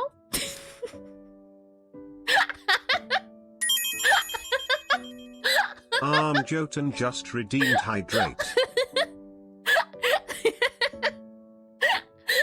Oh boy, I'm glad I checked I checked chat because there's been times where I've muted and I've muted for quite a second and I started speaking and people told me I was muted but I didn't see it in time. But I saw the redemption, so I have to make sure hydrate before you dehydrate. Let me get some water. Okay. Oh, I also forgot to remove the thing off of the Twitch notification here. Delete, unpin. There we go. That should be good to go. And something went wrong. Hold on. If unpin. Just unpin it. Delete it. It won't want to unpin. If a moderator is still here, would you mind unpinning the pin message since it's not letting me unpin it? And I was gonna do the redeem just in case. Oh boy. Let's see. All right, click on play. Now that we have the print profile going, let's see what it prints out. So if I click play here, we click on level here, we click on U for tutorial. We first have player moved as the action. And then we have previous task, none, next task, see customer. So we go ahead and previous task, move, next task, take order. So let's go ahead and have that customer do their thing. From there, if we click on you here, we can see next up is action order taken or take order. That should be renamed. And let's see what the action to complete. That's what the action is supposed to be. And then it says completed false. Once the customer's ready, is active true. Previous task, see customer, next task, open book. This is where it gets a little funky. So if I click on the customer, we should get their order, hopefully, E. But for some reason, we don't. So why is that? If we scroll down here, it goes through everything else, which is interesting, isn't it? Because for some reason, it gets the action.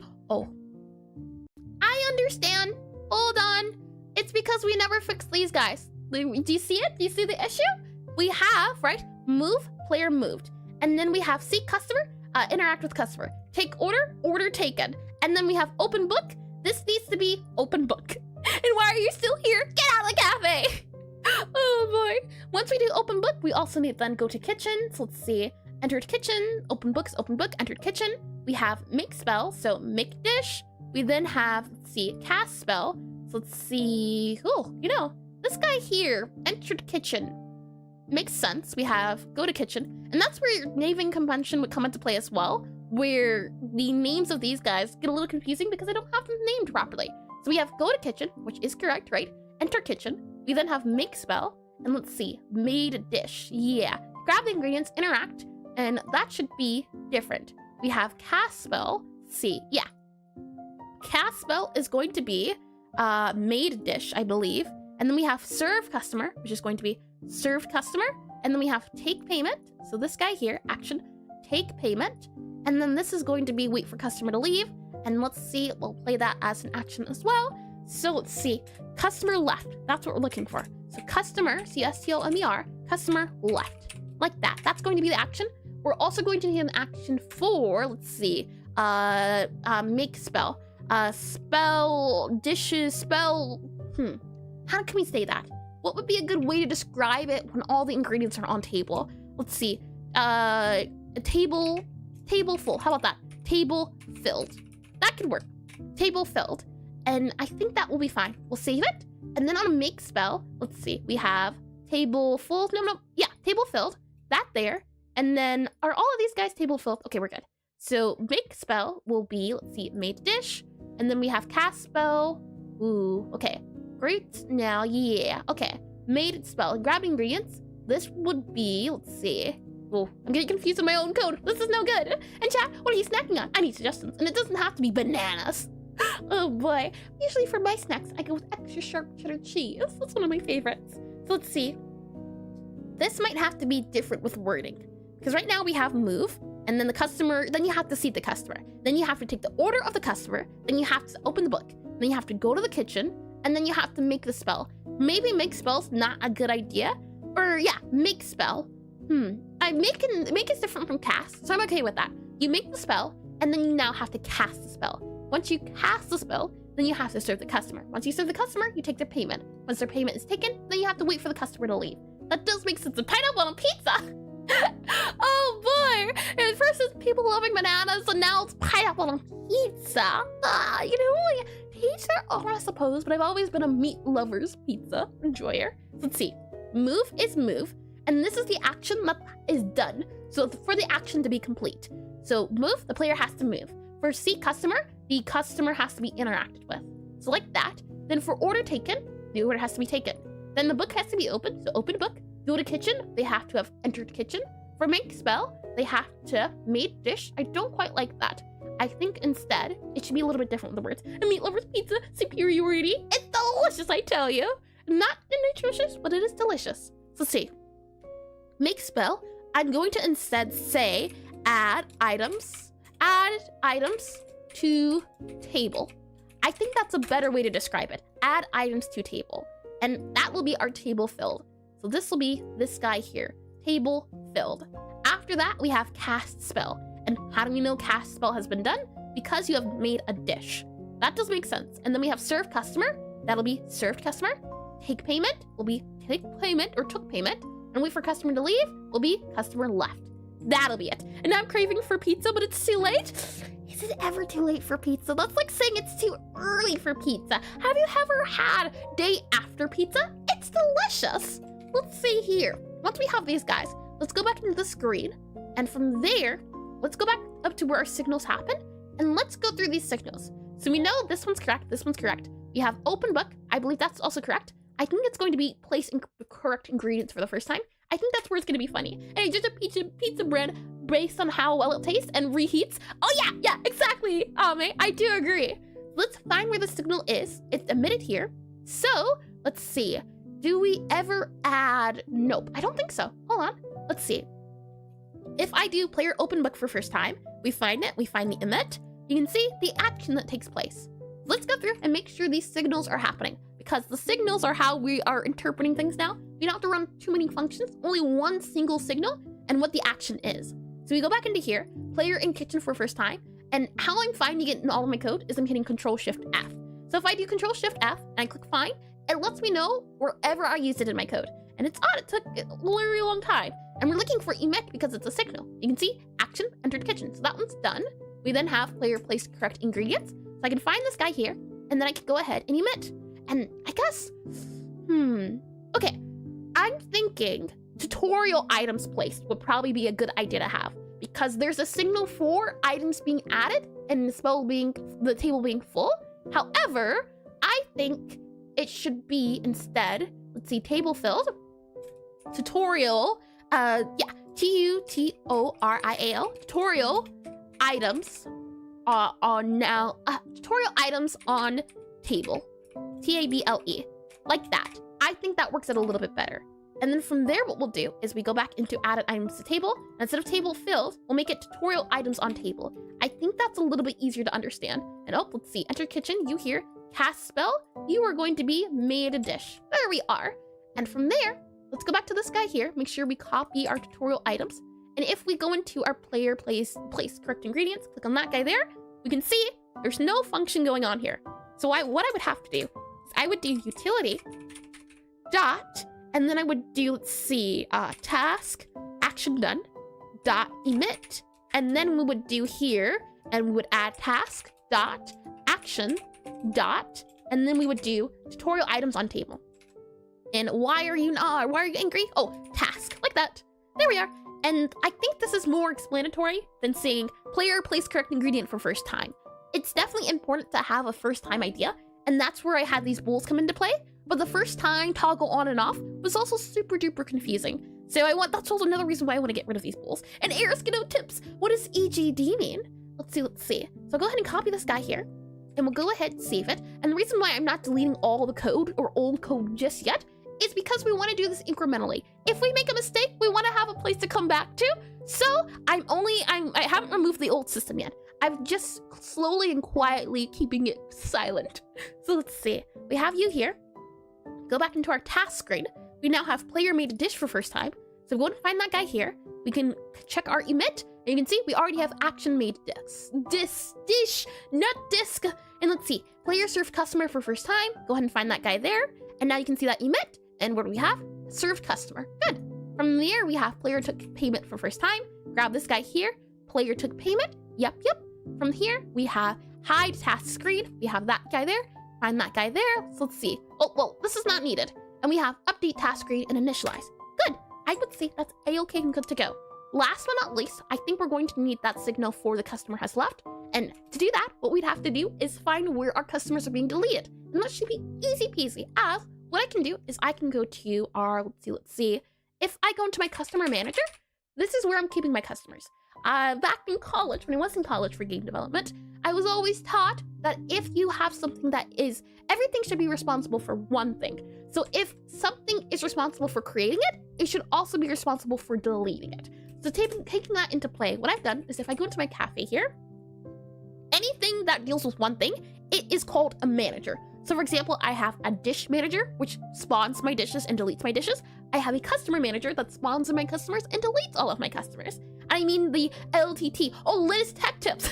I see. Linus Tech Tips. I do remember hearing that name before. And Godot Tips.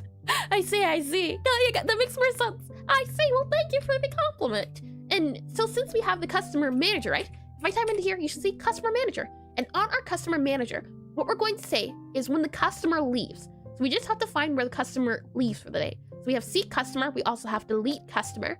So if cookbook level tutorial, all these guys, let's see. And we have all these guys exiting satisfied. We can go ahead and say utility dot, and we'll go ahead and say task action, and we'll say customer left. Something like that. However, the customer left, and we'll also make this satisfied. SATISFIED. Customer left satisfied. I think that's a better way to say it. And what we'll also do as well is actually do if tutorial cookbook level. Yeah, we'll also do here. We'll do if how can we do this? Hold on. If cookbook level tutorial and customer current status equals status exiting satisfied. Yeah, okay. The thing is, I want to do. Hold on, let me pull my nose again. I'm a lot of sight to see stuff today.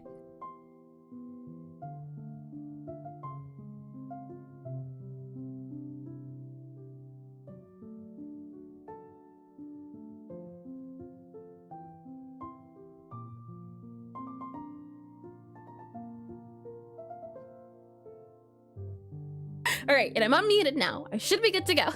This is why I keep a box of sanitizer and tissues on hand at all times. And is there a manager? Kinda, sorta. You could say my game world, so the cafe itself, is the biggest manager of all. It's the place where I house all of my managers. So it's responsible for everything in the world. It's the overall place that things happen at. And you can see if I click on my cafe, if I go into my ready process or my process function, this is the game loop of the cafe. Change the timer on the clock and just check to make sure the day isn't over. That's all that happens in the main game loop. And then everything else is going on everywhere else. That's the cafe's job, just to keep track of time and end the game when the game needs to be ended. That's all it does. Everything else does everything else it needs to. So let's go into, let's see, we're closing out cafe here. Task screen, we do need you. Utility, don't need you. Let's see, task profile temp. Yep, because you're getting deleted.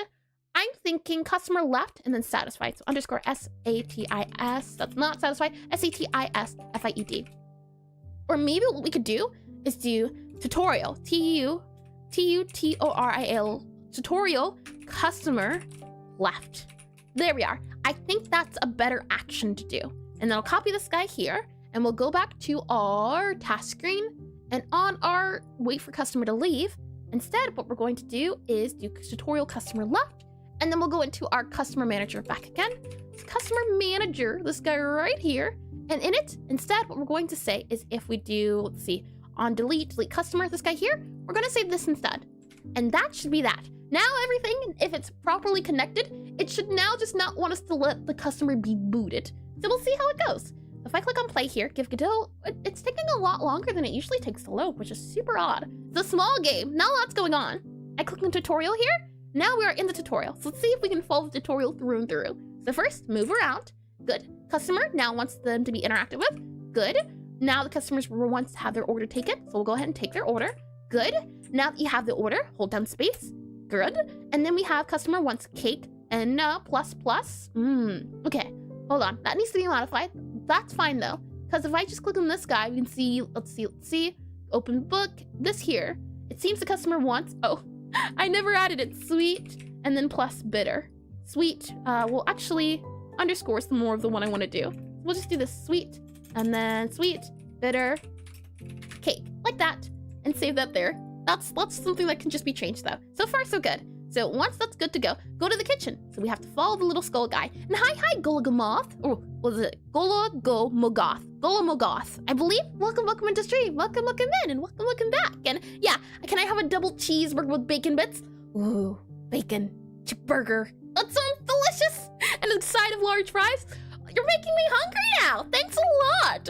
Now that we're in here, we have to follow them to the area. Yep. And now to grab ingredients, interact. So we go ahead, interact with. Oh, hold on. Why are you like that? Were you like that before? The product names haven't been changed, but for some reason, the names of the items aren't naming correctly. I don't believe that was the case earlier, but maybe along the line somewhere, the name needs to be changed for these guys. So aside from that, we can modify that later. Let's make sure the tutorial's working. So we grab this guy. Right, it needs to be sweet and bitter. So if I do you here, sweet, bitter, and then it needs to be cake. So then you here, hold down Q now. This should be good to go. From there, oh, actually, what I need to do is go to our tutorial level. So if I do my tutorial level, let me also enable cheats to make things a little bit easier on us. So tutorial level, enable hotkeys, all cheats. Yeah, there we go. That should be fine. A test table, but not test table. Hotkeys, yeah. Okay, that's good. Let's click on play again.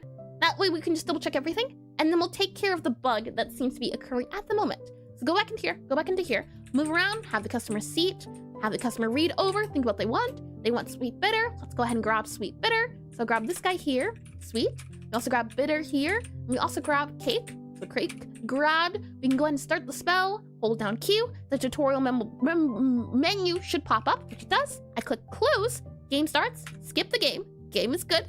Finalize. Once it's over, the customer needs time to eat. Once done, take their payment. So let's see. Something does seem off, doesn't it? There should be a bring the customer their order. So let's see. If I click on this guy, go down a little bit. Your spell is complete. Yeah, this guy took customer, serve customer. That guy might need to be changed. And hi, Puff Manitor. Welcome into stream. Hey, hello. Let's see. Copy this guy, save it, and we have serve customer. serve the customer with interact. Yeah, made dish. This guy wasn't changed, so it needs to be served customer. And that guy there. From take payment, we have took payment, and then we have wait for customer to leave, customer left. Okay, I think that'll be good. So let's give it a try, shall we? Click on play. Let's see if the instructions are now clear for the game to understand. So we go into levels here, click on that guy there, and if I click it, and then we go to tutorial. And I think we ate the order because we were so hungry. Oh boy, I can understand that. You know, food is just tasty. And the fact that we're also making a cafe sim makes sense. Customer wants to be interacted with, have that open, come over here, grab our sweet, grab our bitter, and we also need to grab our new guy here, Product Sprite, which for some reason the name is off, and I think I know why, but it's okay. We'll fix one thing at a time, right? So click on this guy, next, click on close, have this skipped, click finalize, and now your spell is complete. Serve the customer with E. So we grab it, go up here, put it down. The customer needs time to eat. Once done, take their payment. Good. And then from here, we have congratulations, you did it. And that's good to go. And at the very bottom, all tasks completed. Good.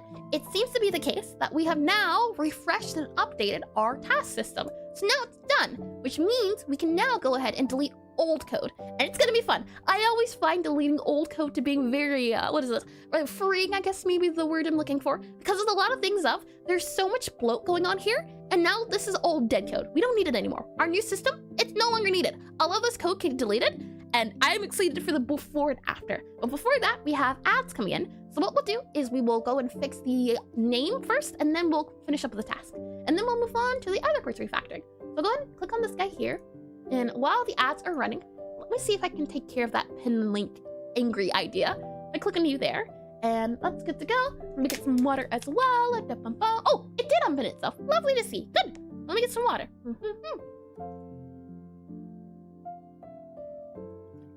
Okay, water is all good to go. With all of that said, I'll go ahead and also make a backup in our GitHub repo. Go ahead and click on you there, close you there, do you here. From there, let's see changes. All of you guys good to go. Yep, we'll say task updated. There we go. Go ahead and commit. Gonna go ahead and push. And once that's pushed, let's see why the icon names are a little wonky. That'll be our next guy. And then after that, we'll just update your task, and then we can move on to other portions of the code. I still have a lot of stuff to get done, but the good news is, all in all, these two folders have been completely refactored. So it's just for this folder. The issue with this folder is that there's a lot going on here. If I just open this guy here and open up that guy, and you can kind of see, it's a big folder. So you know, we'll get there. It's all about taking in small bites that we can eat and maintain, not too big. So let me go ahead, and ads are doing their thing. So I'll go ahead and just do a bit of stretching, why don't we? So we're gonna go ahead and we'll want to go to the left, this away. Then we're gonna wanna go to the right, this away. Then we wanna go back. We're gonna wanna go front. And then we're gonna wanna use your neck too. So a little bit to the left, and then a little bit to the right. And then a little bit of this turn to the side here.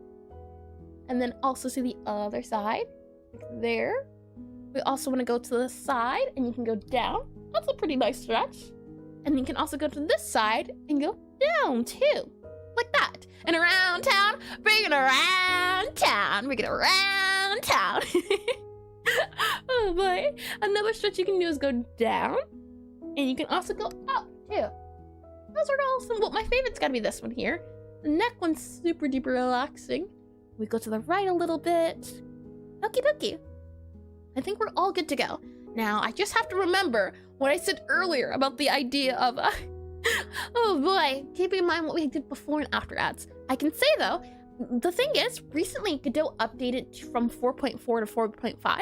There's been a few small changes. One thing they said they did is they optimized a little bit the web version of Godot, which is good because right now my prototype is in the web version. So I do get those performance benefits. Another thing they did is you can see it there, that little box of color. I can now modify that color box instead anytime I'm looking for color. So if I do, for example, color here and do color like that, I think color, let's see, var, color or new color, and then I do color, and then we do equals, and then we do color, and then we do, let's see, how do you do it? Color, and then it would be this guy here. Oh, that's pretty neat. Yeah, and then you can modify the color from there. That's super duper handy. There's been so many times when I've had to modify the color from there. And let's say I had 35 commits in one day. Oh boy, when I first started using GitHub, I committed every little change. Oh yeah, very important. You know, I'd rather be save every 10 seconds than save every 10 hours. And hi, Serious Slothy. Welcome into stream. Welcome in. Let's see. Let me do this here. And welcome back as well. We'll go ahead and remove this guy here. Ads should be good to go. So welcome back everyone from the ads. We were about to see why the UI name was wrong, and then we'll finish up. Well, now we get to go around and delete a lot of old code. And this guy, right now, it's at 169 lines. Let's see how small we can get it. But before that, as I said before, let's see if we can figure out why the words aren't wording correctly. That's a lot of English there for you. Why aren't words wording? For example, if I go here, you can see, oh, I forgot to say as well, this guy here, action should not be set if tutorial is not enabled. So let me also do that there. If we do in our task screen here, and if I do, let's see, allow book, we're looking for function ready. Yep, this guy right here. So if utility, or actually, never mind, on initialize, if not utility cookbook level, then we'll go ahead and have this run. That's where the initialize is, right up there. So if it's not tutorial, then we don't need to do the other things. That's what I wanted to make sure of. And how's it going? It's going great. I hope it's going good for you. I'm having a lot of fun. I've been working on this game for a little bit over a year, and we're reaching a time when I get to work on new things or new things in the game itself. So I'm super duper excited. We're reaching a turning point in the game itself. So we click on levels here. We go into this guy here. Now you can see no longer is this, oh, also I need to, let's see, go to my sandbox level. Let me also disable another setting. If I disable the test table so that we can add things onto there. Okay, now let's give it a try. So if I click on this guy, the issue right now we're having is, if we go here, you can see if I open up the bookcase, we have Flavor Sprite and Flavor Sprite. They should not say Flavor Sprite. Something went wrong. This should say sweet. This one should say bitter. This one should say sweet. So for some reason, when these guys are created, their names aren't set properly. I believe this was an issue we had last stream, and I think that's why. We fixed the issue, but we didn't fix it everywhere. So what we need to do is we need to go into the code and figure out why. And what I'll do to start off with is I'm gonna close everything just so that we have a good base ground. And Flavor Sprite, my favorite color, or favorite flavor. Oh boy, my favorite flavor. Oh boy, let's see, close you here. Okay. And close you here, and close you here. So we're back on the main screen. Let's go right here. Flavor. I'm telling you, I slur my words so often, and I want to get better at enunciation, you know, making sure my words are said the way that they're meant to be said and the way I want to do them properly. So let's see here. If I go ahead and do well, right now, the issue is the icons, right? So if we go to our, let's see, our book, somewhere in our book, it's a screen. If I type in screen here, open up this guy here, we can see we have spellcasting screen, product screen, these guys. This is the guy, oh no, that's spellcasting screen. We want this screen, this guy right here, flavors, our interactable select screen. This guy is responsible for spawning and deleting all of our flavors. So if I close this guy, you can see there's stuff in it. So I'm gonna think there's gonna be an issue in this script somewhere where it's not naming the names properly. And so what Flavor Sprite and Flavor Sprite, and so hard to decide. One of these things is not like the other. Let's see, and I think flavored flavor was correct. And I have a similar issue. So if I get excited / anxious talking about something, I feel like I slur 50% of the words. Yeah, you know, sometimes my mind just doesn't want to think before my mouth wants to move. One of the things comes before the other, and then it's all oh, what did I say? I don't remember. So let's see. This is where we set the icon and the icon type. Yeah, so set icon by icon type.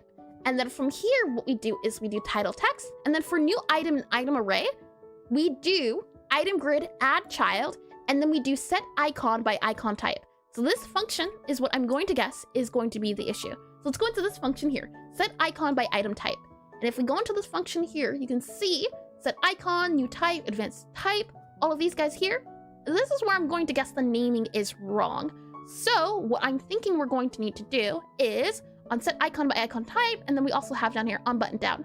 What we need to do is we need to say item name label text equals sprite name. Yeah, So what we'll do, how can we do this? Because the issue is, if it happens to be the case that one is the other, oh, I think I know.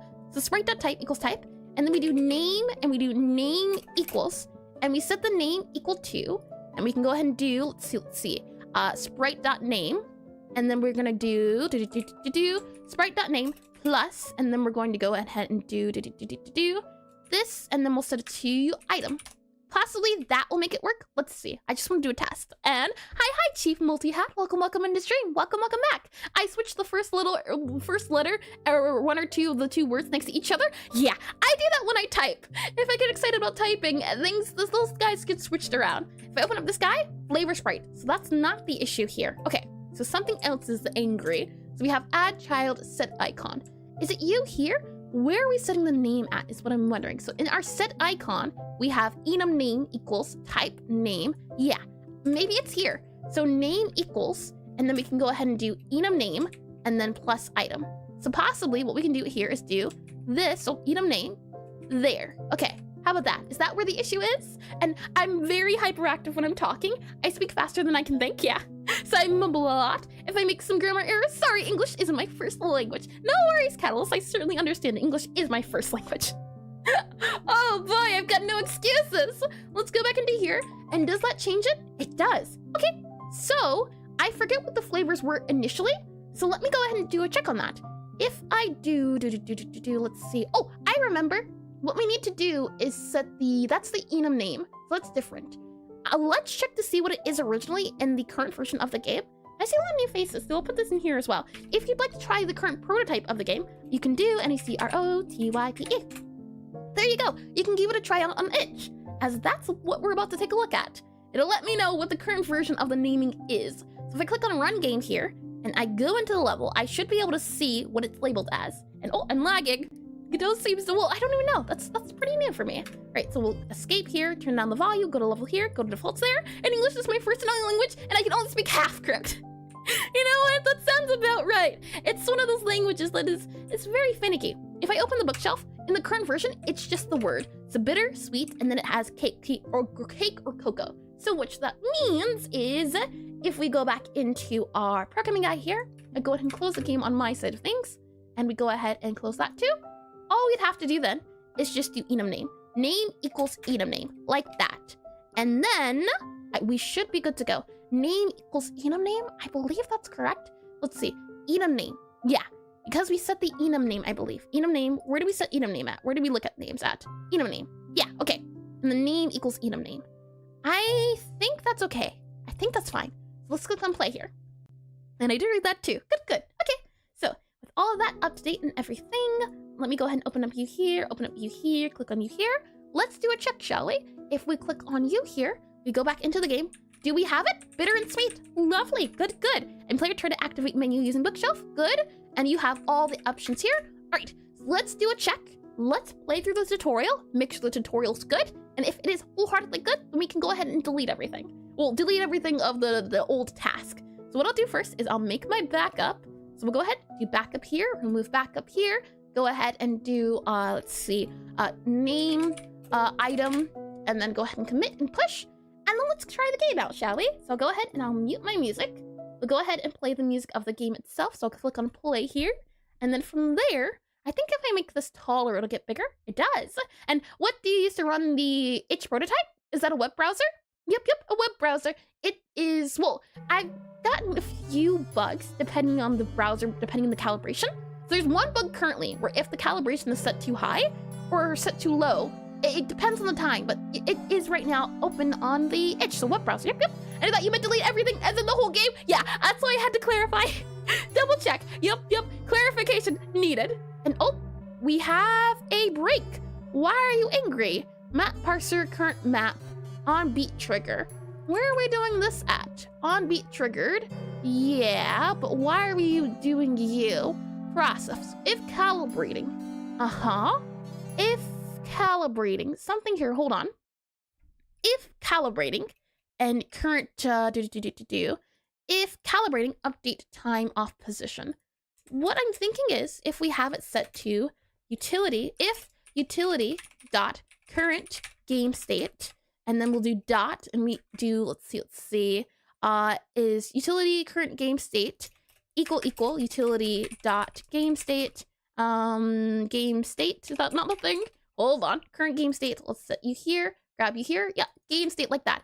Game state, and then we do game state dot spell casting. That's what we want to check. Okay, something's gone awry. Never mind. We don't get to do the whole check at the moment. And why are you angry? I'm gonna start using that when my things stop working. You know, you just gotta understand it a little bit and have a conversation with it. And let's see, I did read that too. And I meant like that one you used. Oh, this is Obsidian. It's a function in Obsidian that allows you to go in browser. If I do exclamation FAQ, you should be able to find all the links to the programs you see me use on screen. So with all of that said, oh, it's also free too. It's a great place. I use it for my game design document. Anytime I want to have any words of my games written down, that's where I do it at. And yep, of course, Catalyst. I hope it is handy. So let's see. With all of that said, something here is not right. We need the game state, and we need it to be, or we need to check for spell casting. So I'm wondering, how can we do that? Because game state right now is a layer. So if utility dot game state, okay. What we'll do then, and I believe this is something I did before, is I had a function called if active, and then if not active, return. Something like that. If not active, return. And then we have a var for a bool. Oh, in game. That should be better. If in game. There we are. If not in game. Try that. Let's see if that works out. So if I click on that guy there, if not in game, and if I click on that guy, we go back to here, we click on you here, we go to, let's see, you here. Okay, I think we're good. So I'll go ahead and I'll mute this here. You should be able to hear the game audio. So let's give the tutorial a full go through, make sure things are working, shall we? So to move around, use the up, down, left, and right. Good to go. Next up, the customer. They're ready to, well, we need to seat them, so we can go ahead and seat them with E. Once the customer is here, they'll go ahead and take their order. So we'll go ahead and have them interact. So E again. Next up, we have to hold down space. So space being held down, and now there's pink and purple cake, which we know is sweet and bitter cake. So we'll go ahead to the kitchen. And Bobby the bot is the number 3 top. Oh, that's silly. Oh boy, I didn't even think that was a possibility. I'm wondering, do I have to set it up as bot, or because that is a little bit of a shame that the bot has chatted and gotten a rank. That doesn't feel right. Once we're in the kitchen here, we have to go behind the desk, and now it tells us we need flavor product. So we open up this guy here, we can see sweet, and I don't know, I think so. I will check into it, Catalyst says. Yeah, the bot's just there because I needed a bot command, and Stream Elements didn't want to do it properly, and now I switched over to Streamer Bot, but it's still, the commands are still a little wonky. I'll grab our cake here. We set the cake down, hold down Q, and we should get the tutorial to pop up. So let's give it a second. We can go ahead and hit next, click on close, and let's see. BEWARE space TH E space JABBOER. Calibration doesn't seem right. Let's go to the calibration screen. Start. Oh. Was this the error we had earlier? Interesting. Something here's wrong. Okay, well, you know what? Guess we're bug fixing now. Wasn't ready for that. So if not in game, I think that's why it's saying that. So what we'll do is, and just double checking, if we click on play here, what happens? Let's see.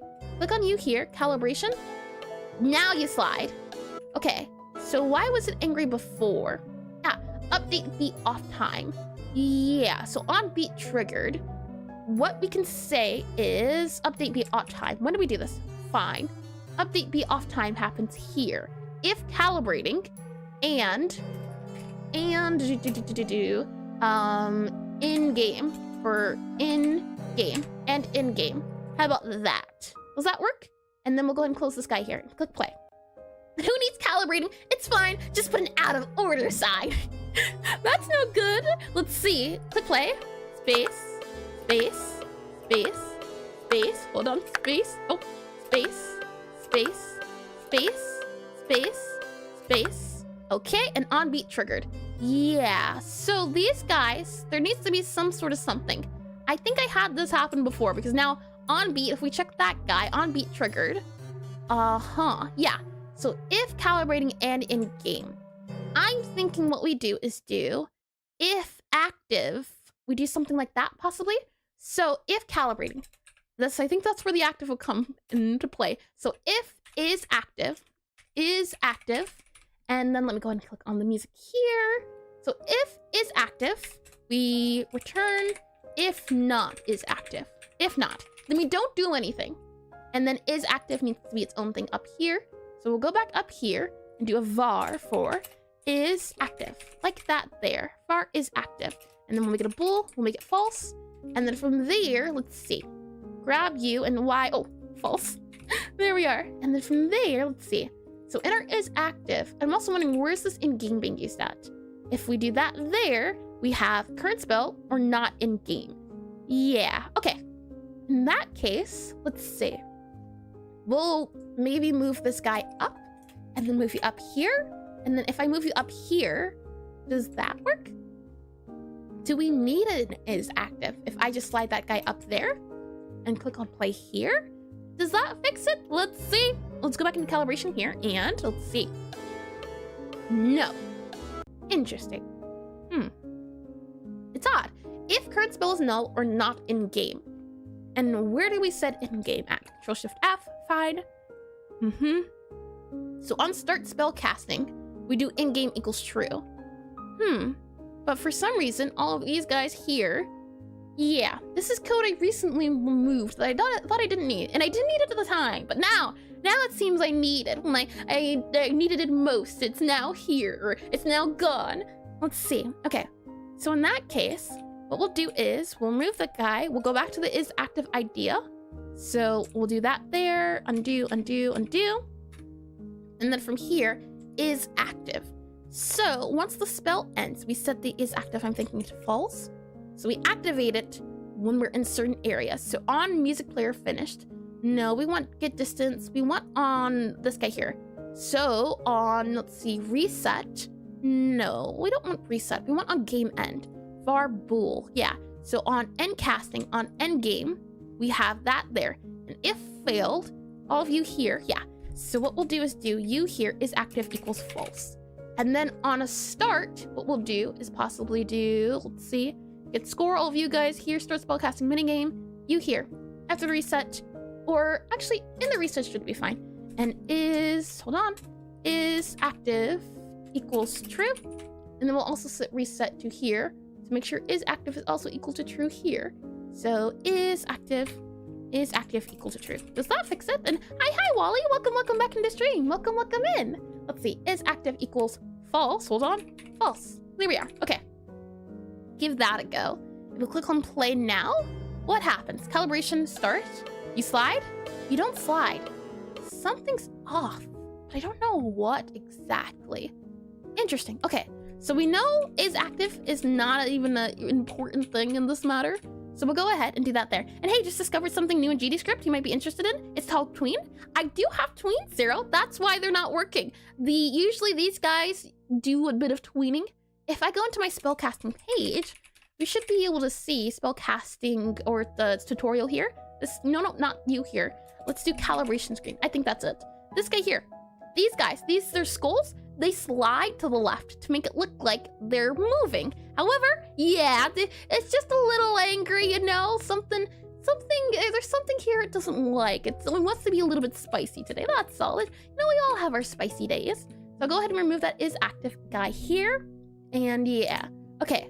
So the issue is that right now we're getting a crash because once the game's over, it still wants to process. And oh, sorry, new for me. No worries, Sarah. It's always really nice when people can share information because who knows if it's new or if it's not new. I can certainly say I've been doing Godot for about on and off 2-ish, 3-ish years, and I only found out about tweening, I believe, in February. So it's still pretty new information for me, and thank you again for sharing. Yeah, tweening was something I didn't know about until someone had to point it out to me. So yeah, that's super duper nice. So let's see. And do you make test cases? Could you elaborate on what you mean a little bit, Wally, on what test cases? And let's see, ready here, process, calibrating. Yeah.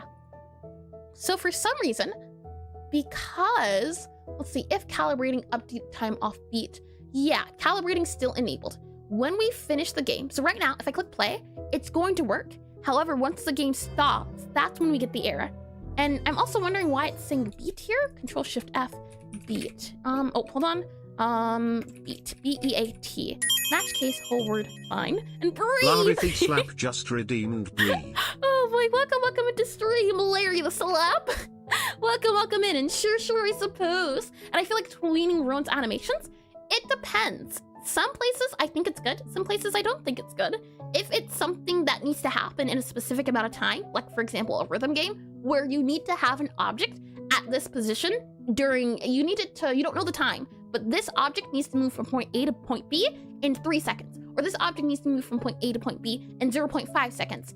If you don't know the exacts, then tweening is good because it figures out all the math for you.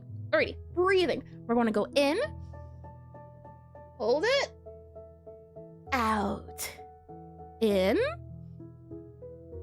hold it, out. Alrighty, I feel a little bit dizzy now. The breathing does tend to do that. So let's see. And okay, that makes sense. Good. And do you have something you can run that will, through a series of tests, have for components to make sure they're functioning correctly? Kinda, sorta. So the thing is, a lot of these guys are user-based, so I have debug tools that automatically do things. And by the way, have you thought about using particles to make your ghost? Yep, I do want to do particles at some point. Particles seem like they would be a lot of fun. The particles are not necessary to the game, so I'm leaving it for when I do visual overhauls of the game. Yeah, particles, I want to have lots of them. For example, the lava cake idea for spicy sweet cake. I want to have flame particles or smoky effects. That sounds like a lot of fun. So let's see. This guy here, this beat guy, on calibration on beat past. Why are we doing beat past? When we start up the game, instantly, beat past happens. So on beat past connect. Yeah, but why are we doing this? On beat past, Control Shift F, fine. On beat past emit. This beat triggered is happening some reason, despite not being in game. Maybe if we get rid of that, that'll fix it? Possibly. So if we go to on beat triggered here, go to Control Shift F, find this guy. This on beat triggered happens in our process. Maybe it's the spellcasting minigame you need to look at. Possibly. So, process, if calibrating. What we need to check here is if in game. And do we have an is active in game? Yeah. If not in game, if not in game, return. There, like that. Maybe that's where we need it at. Unity's particle system? Danny, come back. I don't know too much about Unity. And I did read that too. Good. Okay. So let me click on you here. And now, there's no more beat, which is good. If we click on calibration here, we click on start. Okay. So, that's not the answer, which is interesting. And if I remove this guy, again, just to double check, we should now have the beat at the bottom, which we don't want. And if we click on this guy, you can see beat. Yeah, okay. We don't want beat for sure. So if not in-game, how do we do in-game? We have to set it. So in our process, where do we use in-game at? We use in-game here. So on start spellcasting, we set in-game to true, which is good. We want that. And then in here, in our, let's see, in our minigame, we set it to false here on our reset, I'm guessing. Yep. So something's off, but I don't know quite what it is. And Godot GPU particles are not bad at all. Oh, I'll be excited. I've never messed with particles before. I want to do shaders and more like particles, but that comes kind of in the after when I can understand things a little bit better. Let me go ahead and click on you here. And then from there, let's see. Click play again. We can go ahead and mute this guy so there's no more beat. When we click on start game, these skeleton guys should move. And there should they be here? Hold on. Let's check in our Obsidian. I go into Obsidian super duper quickly. I click on run game. Let me check to make sure. What should we see when we click the start? Should there be a dot here? I believe so. Calibrate here, start. Yeah, okay. And then the guy spawn. So this is right. It's right so far. The issue is on start played, we should see the skeleton spawn. So let's see. If I go ahead and close this guy, let's go to our calibration screen. That is this guy here. On the start button, so let's grab our start button. Let's see, you here. Where are you at? Start button. Start button. When that signal is hit, so on start pressed, what happens here? We do spellcasting minigame, enter spellcasting, and then we do show skulls. So on enter spellcasting. Okay.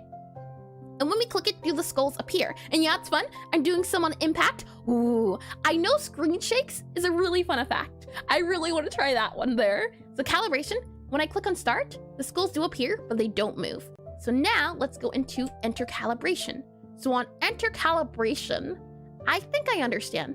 The issue is you need to do, let's see, in-game equals true. How about that? In-game, INGAME equals true. And on exit calibration, in-game, or we should reset it.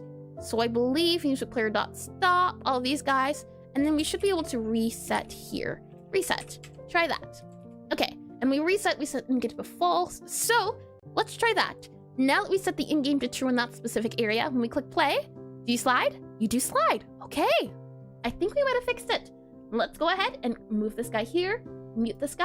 Let's give the game another try, shall we? So I click on play here. Oh, actually, hold on. I don't know. Let me double check. Another issue was if I clicked escape and then close here in the main menu. Okay, no more crashing. Good. All right. So calibration. Let's try, shall we? So I click on this guy here. Space, space, space, space, space, space, space, space, space, space. And now calibration is complete. Let's go to the tutorial. So levels, tutorial. Okay, so move around, customer is good to go. Go ahead and seat the customer. Customer wants to have their order taken. Go ahead, take your customer order. We open up the book. We go over to this area here for our objects. Once we're behind the desk, we need to grab our ingredients.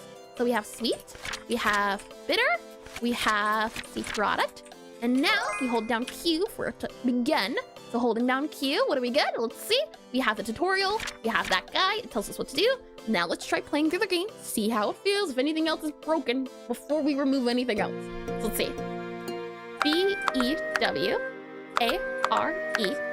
space THE space JABBER WOCK comma space MY space SO and space T HE space JAW and space T HAT space BIT. Almost done. Let's see. E comma space THE space CLAWS. There we are. Pop, pop, pop, pop, pop. What do you think of the new sound effect? I quite like the keyboard clicks, but then again, I'm very tactile and I like my mechanical keyboards. I'm thinking we could have an option to change audio sound effects, or maybe we can even, that can be the shop where you can have different sounds play. That could be fun too. And is the character supposed to be animated? Nope, nope. Right now, I don't have that enabled on this on this version.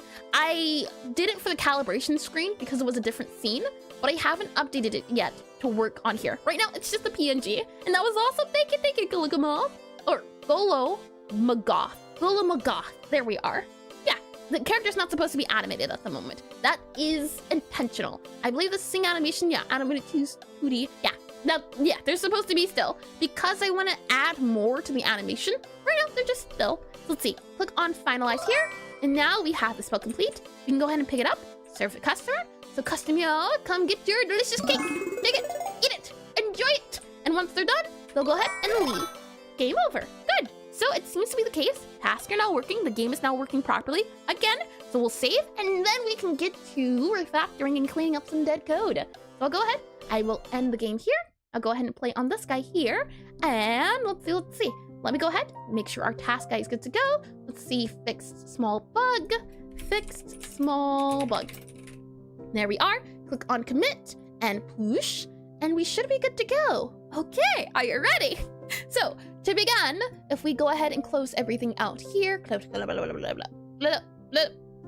we are. Close everything. Everything must go. We go back into our task screen. So this guy here. And we open up our task guy, so task screen here, and we have our task, this guy here.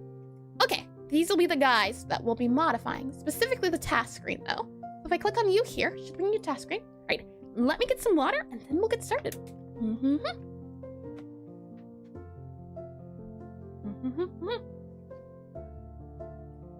what happens if you miss some notes? Like the player hits 80% of all the notes? Is the spell then half made? No. Right now, how it works is, depending on your percentage, is the quality of the dish. So there's okay, there's poor, there's perfect, and things of that nature. And right now, there's no effect on getting that score. But hopefully later, a thing I'll be able to add is maybe some type of students. So for example, in my game, there's different classes of wizards. There's necromancers, there's gonna be pyromancers, there's gonna be cryomancers, and each wizard has a special attribute, a special trait. So maybe it can be the case where we have a really perfectionist wizard come along and you have to get a certain tier of the score in order to serve them. So they won't take anything less than perfect. Something like that could be a lot of fun to do, though. I don't know if the perfect dish would be a good idea, because right now, no one yet has been able to perfect them out. No one's been able to send in a perfect. Right now, it's been like probably 90% done, 90% perfect, but no perfects have been sent, which is a little unfortunate. I want at least to make a medium-sized difficulty. Right now, this is still a little bit too hard to get perfect on, which is unfortunate, but that's what this is supposed to be. It's supposed to be a prototype where we do a lot of testing. So, let me go ahead and click on you here, you here. Now, are you ready to see what happens when things get deleted? We can go ahead and remember the number 169. Remember it in your mind. Let's go ahead and delete all of that, like that. We can also go ahead and delete all of this here. Yep, that can get deleted. We can also go ahead and delete all of this, like that there. We can also delete all of this here as well. From there, we can go ahead and remove all of this because that's not needed as well. And we can also go ahead and delete all of this, really. We don't need that either. So let's see. Alrighty, time. We were at 169 and now this is at 43. It's been cleaned up. Everything that was old code has been deleted. And now we're at a third of that. Or right, is that a third? In code refactoring, it takes a lot of time, but it's quite satisfying. Yeah, isn't it? 169 to 44. So it's like, let's see, 1, 2, 3, yeah, a third. It's now to a third of its size. And we can also go ahead and delete this list here. Delete node of list, because now this is our task. So TASKS, task. And all the tasks are organized into there, and that's good to go. Lovely. Oh, that was very satisfying. That's gonna be my favorite reason why. Oh, hold on. We don't need task as well. Task label, task completed sound, move. Nope, we don't need these anymore either. Oh, we need move because that's the first task. And I can also call this as well, first task. From there, we can do an @export var, @export var first task, and then we'll set it up as a task. And then let's see, what we can do is if first task. So if first task, we'll go ahead and do you here, like that, and then we'll set you to here, and then you to here. And then there, now on our task screen, if we ever want to have a first task, we can just drag and drop it into there. Where do we start our task at? I think that makes tons of sense. And then let's see, anything else we need to clean up? We have our ready function. Oh, we don't need this color anymore either. That's good to go. So let's see, all tasks completed. We don't really need you, but it's fine to have this guy here. Yeah, we don't need to know about all tasks completed. I think that's fine. Don't need it. And current tasks, don't even need that int anymore. We don't need to keep an index of our task, which is really nice. Oh man, this was a great idea. I don't regret it one bit. We have first task, we have the task completed sound, and we have the label. Then we have the functions or the signals of hiding, updating, and initializing the managers. Let's see. Yeah, initialize it where we do this. We don't do anything if it's not a tutorial. Otherwise, we do all of these other things. And then from there, let's see. We update the screen, we set the label, we set the message. We go ahead and also, we don't need this anymore. That's good to go. We set the color and then we modulate it. I think this modulation could be a little bit faster. So what I'll do is do 0.75. That's the duration. I'm making it a little bit faster. Yeah, that way it appears faster. Okay, with all of that, oh yeah, we were just talking about tweens, Zero, right here. Look at that, there's a tween right here. That's how the effect works. Oh, another thing about animation too, right? Where if we do Serious this task, Slothy just redeemed hydrate. Sure, we can hydrate before we dehydrate. If I click on this guy, you can see when I move, there's a little bit of a fade effect. That there was a tween. So it's not an animation. You could certainly do an animation with like opacity, possibly, and animating the look of it and modulation, things like that. Or you could do the tween, where you take the tween. For example, I have my label, and then I want to modulate it, so I'm taking the transparency. and I have the normal color, which is white, and I have then the transparency color. So I start out by making it transparent, and then I set it to the normal color. So I modulate it, and I'm turning this transparent color into the normal color. This then stands for how long you want it, and then this is the transition. Or yeah, this is the transition. And in this case, I want it to be sine, which is just a way to say, like, what is it? There are some tweens that start off fast and slow, some that end slow and start fast, things of that nature. That's all this sine is. It's just a different way they, yeah, sine function. That's what that means. Saying that though, right, water, more water. Why don't I? Let's see.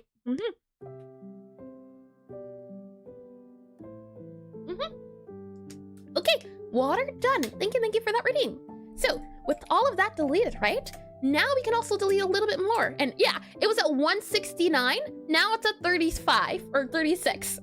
Oh boy, that's so nice. And our task screen is good to go. Anything else we need to take a look at? I'm checking the names, making sure that they're formed properly. We have all of our tasks here good to go. Good. Now we have our task profile temp. This guy's not needed anymore because it's old code. We can go ahead and delete you here. And in our task, you can see I had, well, initially I thought I would make the task resources, but it wouldn't let me reference other resources. So I couldn't do that. Hence why I came up with this idea to do it as a class. So we don't need this task types. We can go ahead and remove that there. This task screen is a screen. So we'll keep it as that. Yeah, task and screen. So let's see, we have book here, and this is a, what is it? This is a plugin? Plugin, I believe, is the word I'm looking for. Asset, yeah, plugin. And if I type in this guy here, we give it a second, collapse folders is what it's called. If you search up this in the assets library and click this guy, you can get this little button here. And I don't know why it's not in regular Godot, but if I click this guy, it collapses all the folders. I wish I could find a plugin to do that here too, because this is a lot to look at. But if you want that button to collapse everything, you can search up collapse folders by Pucom1. And so if we're on Twitch, we can redeem challenges that you need to do. What are those challenges? I want to see if it's worth it to switch to Twitch. I would not be able to tell you off the bat, but there's things like, if I click on, let's see, get started there, I should be able to see the redeems.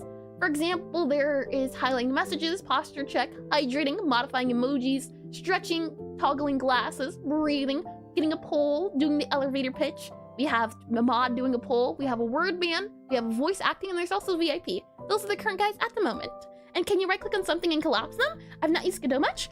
Hold on, right click, collapse. Let's see, add, extend, attach, remove. No, you can't right click and collapse. You can't click this button, but that's a lot of button clicking if you have folders within folders. So the idea of, if I right click this guy and collapse, let's see, collapse, nope, can't do that. If I right click this guy and I click that, do I have a collapse? Collapse hierarchy, there's that. That does exist. And if I click on, let's see, I'm curious to see, is this only for that certain area? So if I go to my screens here-ish and I right click this collapse hierarchy, yeah, it only collapsed that singular folder. I want to collapse everything. But it's good to know that there is an option to collapse things in a specific folder. I'm wondering as well, if we do this, right? Do this, and we do, let's see, this here, and I right click this guy, and I collapse hierarchy, and then we open it again, do you here, and I think what was in commons, wasn't in screens? Huh, interesting. So I guess you can click that button, or you could also right click and collapse hierarchy. That's good to know, thank you. And Catalyst, I don't use it, and that's also just a thing we don't touch on as well. It's in the part of the rules on the stream, so in the description itself. But because I'm all about making stuff on our own and trying to do self-development, it's not a tool we use. So let's see, gonna go ahead and close that there, and close this here. Alrighty, so with all that said and done, oh, no worries, you didn't know. So no harm, no foul, and I did read that too. Yep, okay, good. Yeah, unfortunately, this guy doesn't have a collapse all button, but the folders do, which is interesting. Oh, expand collapse branches? Interesting. Why did I not know that existed? But now that I know it existed, this is great news. Thank you to, hold on, seriously slothy. Yeah, I Googled forever how to do it because I have a folder, a resource like this. This guy right here, I know I can do this, but I wish I could collapse specific things. Like, I could press a button, everything gets collapsed into its most certain form. So if I click this and I click on collapse, oh, hold on, collapse, and open you, everything's collapsed. Huh. Okay. I will keep that in mind. Thank you. Yeah. Oh, new information. I thought it wasn't in here. It's a little bit of a workaround, but I'll take what I can. The less folders I can see, the easier it is to make out. Okay, so good news is our tasks are now completed. And if we go ahead and open up Obsidian here, and I go ahead and click on this guy here, you should be able to see Obsidian in just a quick second. Here is Obsidian. And what I'll do is I'll go into my task and update. No, that's not what I want to go into. Where are we going? Collapse all folders. There we are, refactor list. This guy right here.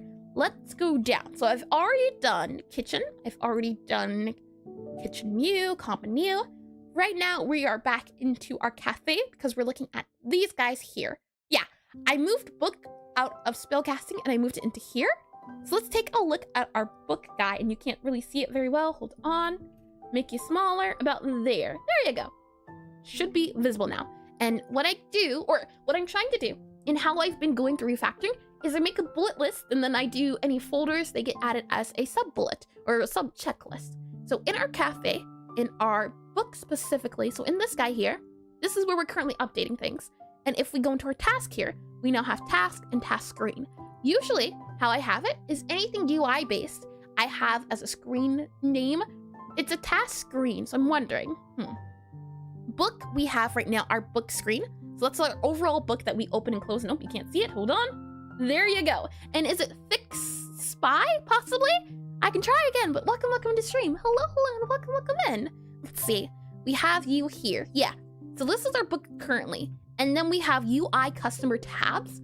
I'm thinking in our assets here, we have advanced sprite sound effects. I'm thinking what we do is do create new folder. We call this guy UI. And in our UI folder is where we'll host things like our task screen. So I'll go ahead and create a new guy here, folder here, and we'll do task and then screen. Like that there. And then in this guy will be where we host that UI there. And then since our task doesn't need to be a singular guy, I think it's fine to do, oh, hold on. Task screen should go into here. You should go into our UI there. Yeah, there you are. And then in our book, we can go ahead and have task outside since it's only a single guy. And could you show some gameplay? Sure. Funny enough, we just finished it, but we're in a good spot where I can show it as well. And if you want to give the game a try for yourself, you can also try the prototype. So if I do !NECROTYPE that should bring it up as well. But to get the gist of my game, I'm currently making a rhythm typing cafe game.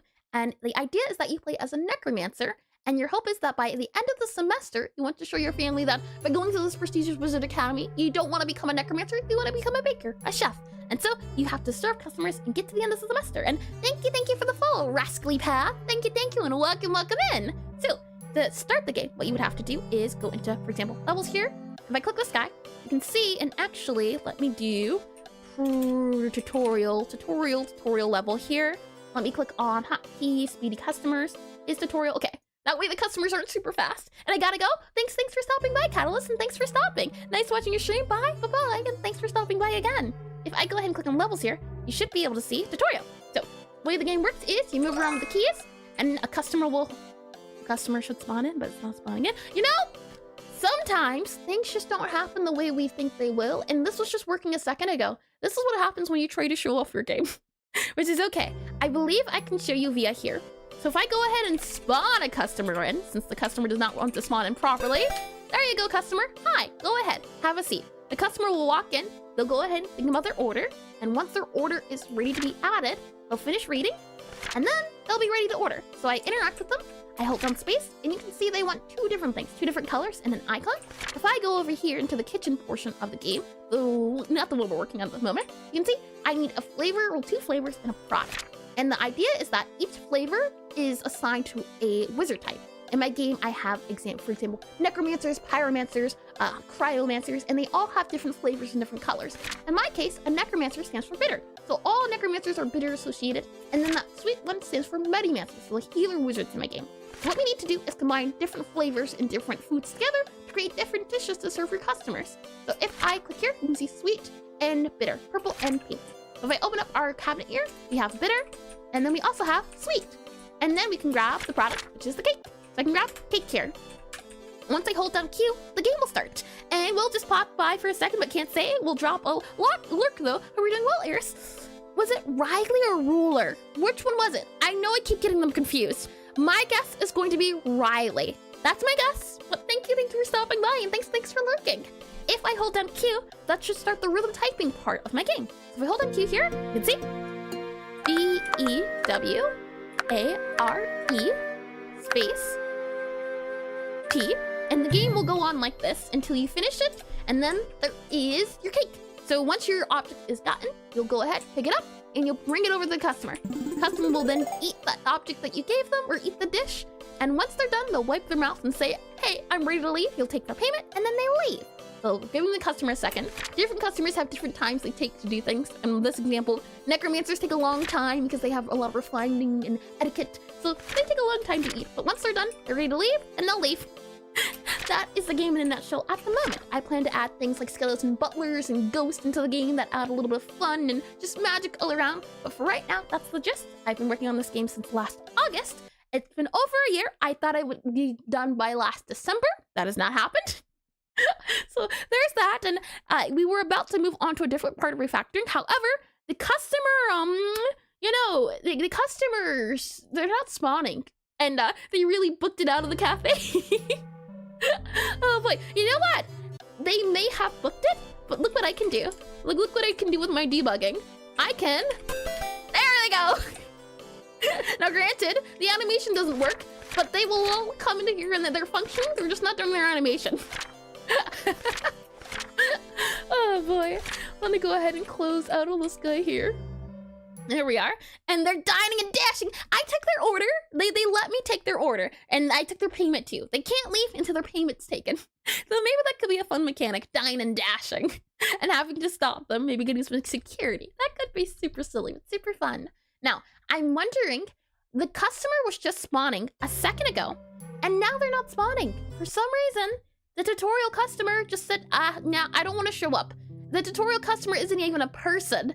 They're a they're a golem, they're a construct, because this is the whole magic idea. So they're just a mannequin, but the mannequin does not appear. So that means we're gonna have to look at some more code before we move on to other code. So say that, let me make sure we remove all this text here so that it's not printed. So if I go into here, and go into, let's see, print profile, activate, we're just gonna remove that there. There we are. And I stole the customer. They turned back into a wooden toy and you picked them up and booked it. Thief! Thief, I say thief! Let's see here. Save that guy. That should be good to go. Click on play here. Let's give it another go. And Guntier, Dine and Dashier. Oh boy. Let's go into level here. You here? Arrow key? Yeah, customer does not spawn. Are we even trying to spawn the customer? If we go into customer manager, right? That's where we're keeping the customer assistant at. This is where the customer is spawned and deleted. Somewhere here, the customer is not doing... Oh, you know what? I know what it is. I completely know what it is. The customer, this was something that we didn't do, yeah, on player movement. So, okay. The thing was, some functions were needed, some were not. And the thing, let's just say, the reason I had a long list of functions specifically for different actions and different tasks is because of this example, where the customer needs to spawn. If we go up to here, I believe it should be a spawn customer function. Start first customer timer. Yeah, start cafe timer. Something around here is the issue. Because I deleted that function that spawned the customer upon you walking around, that's no longer in here, so it's not getting triggered anymore. So we need a way to check and see if, well, a way to add it so that this function does occur. So the new system I have, there's a little bit of an issue with it in the fact that if I need to have a function happen, where do we do this at? Let's see, we can figure it out. So on ready here, start first customer timer, Control Shift F, fine. Let's see, utility.start first customer timer. Where do we use this at? If we click on this guy here, seconds to spawn, random, min spawn, first customer spawner dot start. Yeah, okay. I'm wondering, where are we using this timer at? Control Shift F lets me look around everywhere. We are emitting it in here. So if level data, set level data, start first customer, yep. So where are we doing this exactly at? Okay, so on set level data, if level data is tutorial, and if level data customer spawn chance not equal to 0, start first customer timer dot emit. Yeah, we need one for spawn customer. I think that's what we have to do.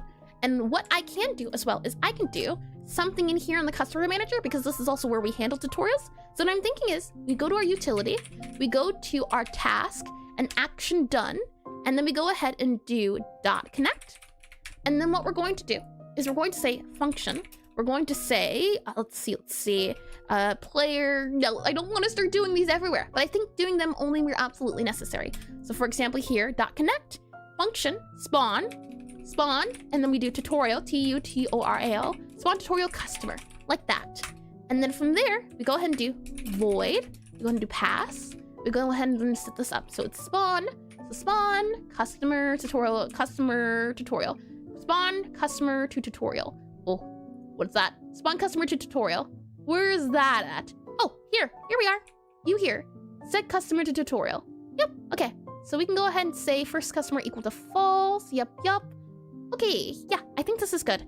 First customer to tutorial. I'm wondering if we just do you here, spawn, set customer to tutorial. Yep, okay. So do that there. And then spawn customer, yeah, set customer to tutorial. And then I'm guessing we spawn the customer. Let's see. First customer, yeah, okay. This is something different. Don't need that. And the fact that I'm getting confused is not a good idea. It's not a good sign. That means names don't have to be changed. So spawn tutorial customer. I think that's still fine. We copy this guy here, we paste him up here, and then what we say is task and task dot action. So see task action, and then we do task dot action. And then what we say is if task dot action is, if action, well, we can do that there because we do need that. If action, and then equals task dot action, and then we do dot, and we do player moved. We can then go ahead and say first time moved, first time player moved, something like that there. And we can go ahead and do if you and you, and you, then we go ahead and set this guy to false. This is what I did before, and this is what we just deleted, but I'm hoping we only have to do it in specific areas where it's needed. So we can go and do first time player moved equals, and then we can go ahead and say do.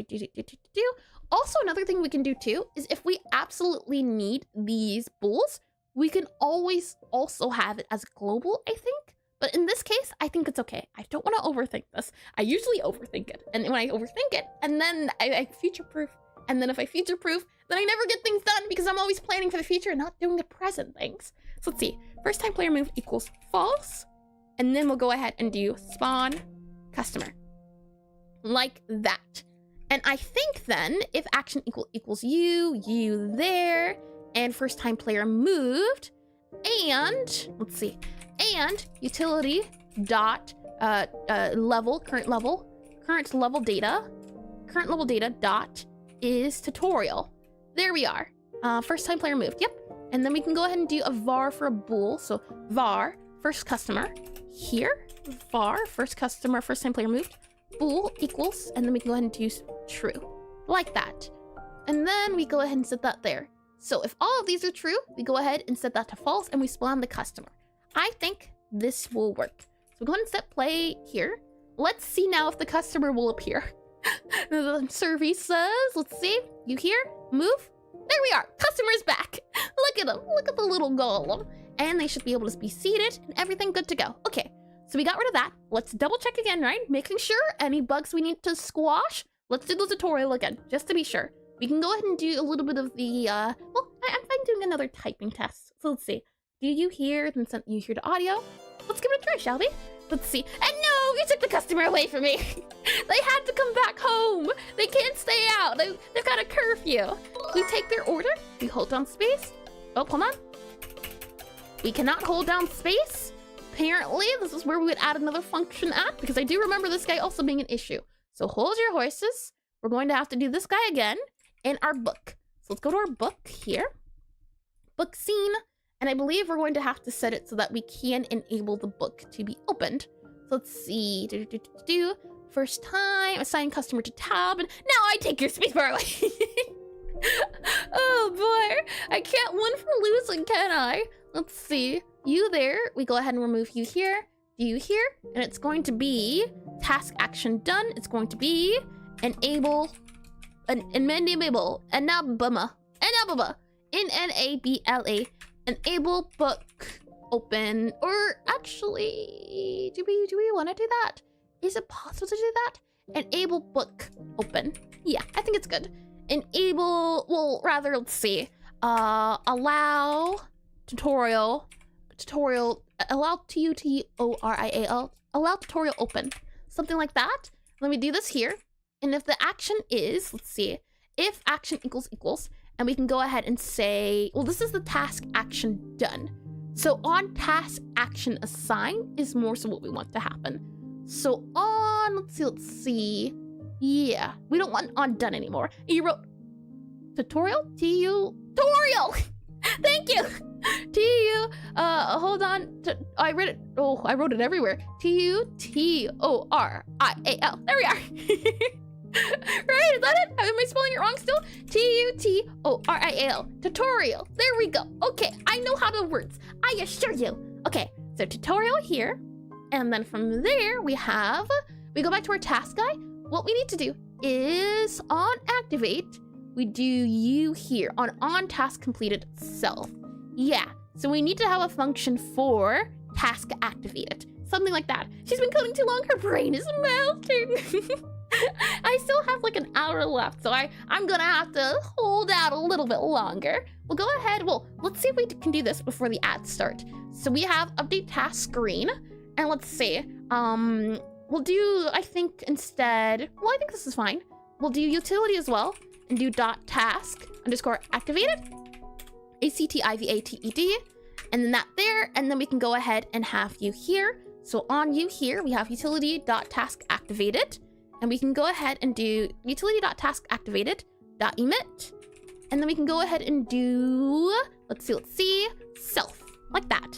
There, and yummers. Bring soup! Hold on now! That sounds horrifying, alright? Let's see, do you here on task completed, and we have task action done, and then we're going to need to do task action done, task activated, and we have task activated. So task activated, and we have task here like that. There we are.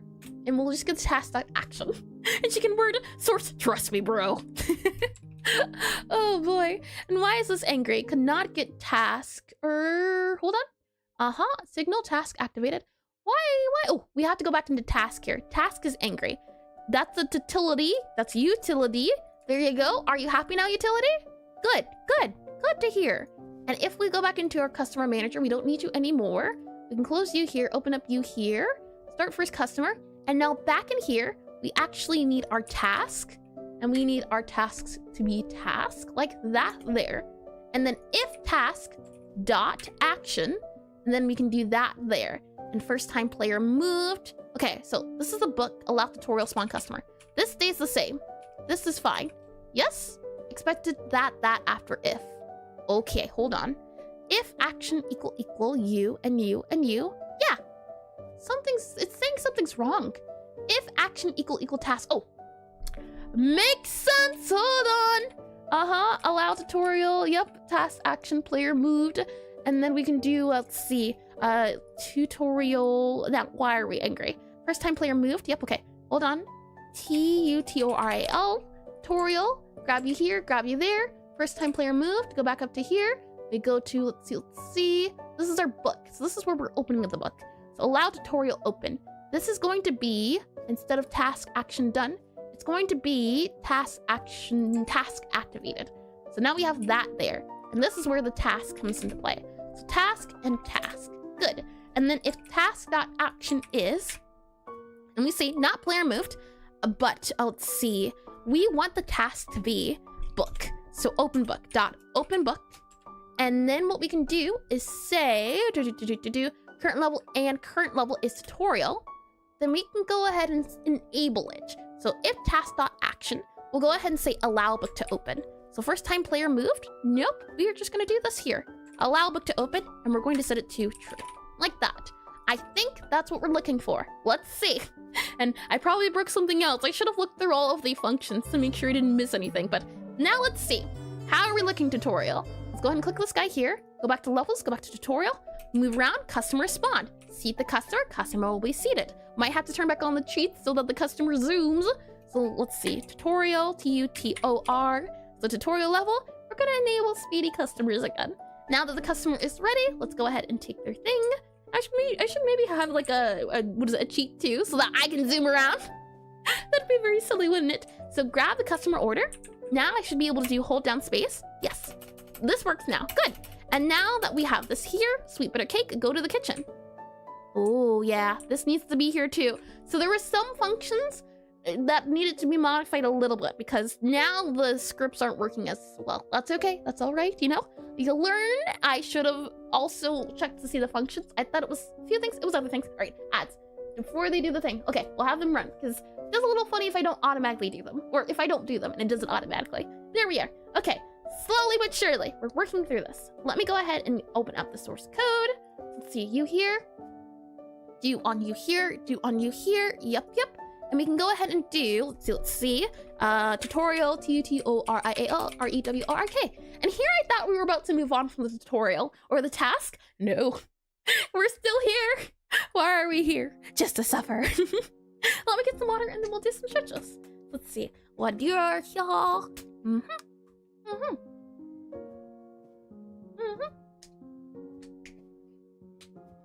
Water all nice and tasty.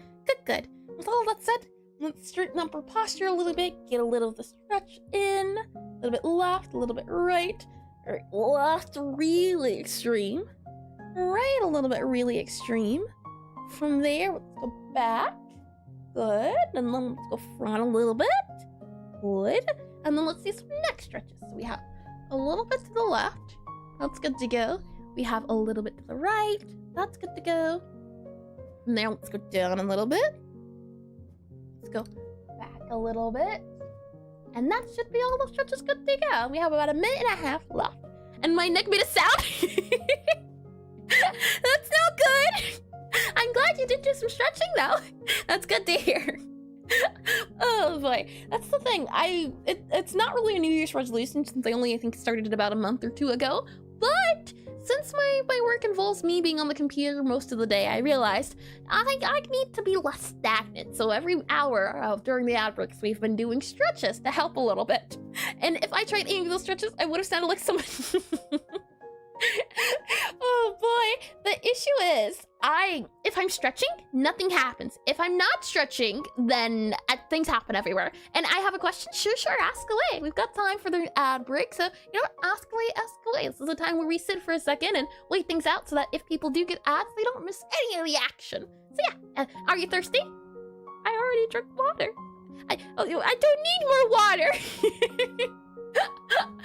Hydrating is certainly important though, you know, I can't deny that part, but Cat's on keyboard. You've been given this lovely power of giving out water, and this is what you choose to use your abilities for. Is this something you really want to do, or you just think you need to do it? Which one is it exactly? You know, is it a you thing, or is it the world must do it for the world's causes sort of thing? Oh boy. And final drowning today. I have already, anytime I do stream, usually I bring with me either a cup of lemonade or a cup of coffee or a cup of tea, and then I bring with me 2 bottles of water. 1 water bottle already done. We have water remaining, but I always try to drink at least 2 bottles of water and then some juice or some tea or some coffee. And it's a joy to make people wait. Oh boy, you know, speaking about water has made me thirsty, so if you don't mind me, I'm just gonna. Okay, all good to go, and welcome back from the ad breaks, everyone. Shall we continue? Oh boy, after the anti-drowning, let's see. What we need to do now is the issue is the customer thing, so that thing, which I call a path follower, this guy here, this guy is not getting spawned. He should spawn once we finish the task. Do it! Use your powers of water for evil! Don't listen to Zero! Oh boy, Zero's got so much evil going on. If we go to our cafe here, we go to our you here, I believe this guy Chat you sat on listen? keyboard just redeemed Oh hydrate. boy, how could you? I say, how could you? Let me get some more water. Let's see.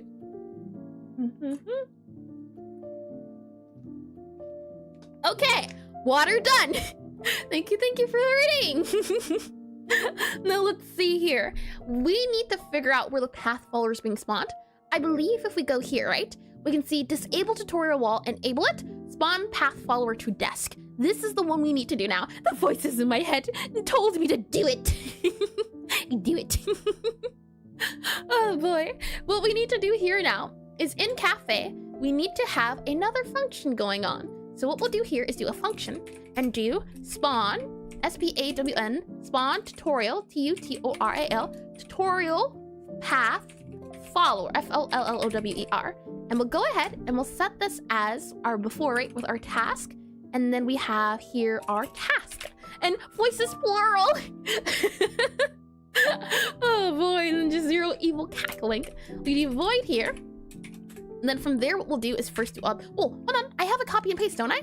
Never mind. Let's just grab what we already have here too. So in our book, we have this here, task activated. We're gonna go ahead and grab it here, go back to here, and in here, we just paste that there. We can go ahead and remove this guy here. We do this here, and on that guy there, and if task is you is, let's see, we don't want open book. The one we're going to want is to, let's see, enter kitchen. Enter kitchen. That's the one we want. And from there, we need an utility, and we also need and first time. So let's see, never or and first entered kitchen. Entered kitchen, K-I-T-C-H-E-N. Like that there. We'll then go ahead and do spawn here. Oh, hold on. It should be a spawn, underscore spawn possibly. Spawn path follower to desk. And then we'll do first entered kitchen, E-N-T-E-R-E-D, K-I-T-C-H-E-N equals false. Like that. And then from there, let's go back up to our signals. We should be able to do utility.taskActivated. And we do here spawn. So let's see, spawn tutorial path follower or attempt spawn. Yeah, or rather, let's see, spawn tutorial path. Yeah, the names I don't like on this. We have spawn tutorial path follower, and then we have spawn path follower to desk. Possibly what we can do instead is do, let's see, grab this guy here. I think that's okay. Something like that there. That way we don't do two. And then we have up here, and we'll do first enter kitchen equals false. And then we do these guys, because that's what you do in that guy. So this here, and then we have this guy here, like that. And now we just need first enter kitchen. And the devil on my shoulder told you to do it. And the angel on my shoulder agreed. And waterfalls, running rivers, Niagara Falls. Whoosh, whoosh. So let's see here. Go back up. And now we don't have spawn path forward to desk. Now we instead have this here. Oh, hold on. That's good, that's good. We need to make a bool. A bool. Do I have an area for my bools? Bool, bool, bool. Let's see. Nope. We have player entered first time. Var, we have you, first enter kitchen, bool, and oh, we already do have one. But I like this better a little bit. Bool equals true. Yeah, where do we use this? We shouldn't use it everywhere. Anywhere, actually, but we do. If on spellcasting entered, if you hear action entered kitchen. Oh, okay, never mind. First entered kitchen, entered spellcasting zone. Oh, that's different. Okay, good. We should be fine then. If player first entered spellcasting zone, I think that's okay. I think we're good to go. So click on play here. Let's go through the tutorial again. You have two devils, there's no angel. I agree. Oh boy. Let's go back into here. Go back into tutorial. Move around, have the customer zoom. Go over there. Once they're done to order, we go ahead and interact with them. Now we hold down space. This guy should be spawned. We should now be able to go over here. Good. Next up from there, we have to go to this area. Good. It does enable it. I still have access to my book. We go ahead, open up this guy here, grab him, put him down. Grab, oh no, that's the wrong one. We need to grab this guy here, put him down, and we also need to grab Cake. So grab him, put him down. All right, great job. Now you need to start the spell by holding down Q. So I think so far we're in the clear, which means what I'll go ahead and do is I'll mute the music. Let's give the game another try now that we've been fixing things and that we've broken. So holding down Q, hold, hold, hold. We go ahead and have the tutorial pop up, and once I click close, the game should start. And I wish I could blame. Oh boy. Let's see. W-I-T H space T. Oh. H. R. And hold on. Do you see him? We need to have a function or something that happens, and this guy should get deleted. Oh boy, hold on. That little guy was dancing in the background. I could see him. Let's go back into our task screen. Yep, yeah, cafe's fine. We need a function or something that says, let's see, task activated, delete path follower. Yeah. So on task completed is when we would need to delete the path follower. So let's see, grab this guy, copy you here. If tutorial path follower, yep. And what we'll say as well is do a function, and we'll do function and do on, let's see, entered spellcasting area. Oh, hold on, never mind. All I have to do is do spellcasting zone entered. So if I do on spellcasting body entered, yeah, task action done, entered kitchen. And then we can go ahead and do you here. If, let's see, player entered spellcasting zone first time, yep, that's good to go. And we do this here. So we go ahead and delete path follower. That should fix what the other guy broke. Let's see, let's make sure. And I drew that too, good. Oh boy. All right, back in here, meet you here, do a big old check. Let's see, levels, we have tutorial, move around, customer, go ahead, find a seed, get all nice and cozy.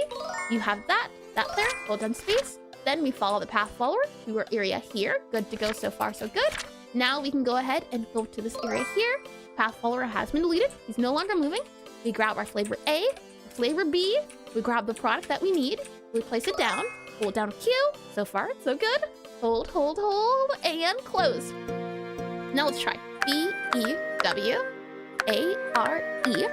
space T-H-E space J-A-B-B-E-R-W-O-C-K,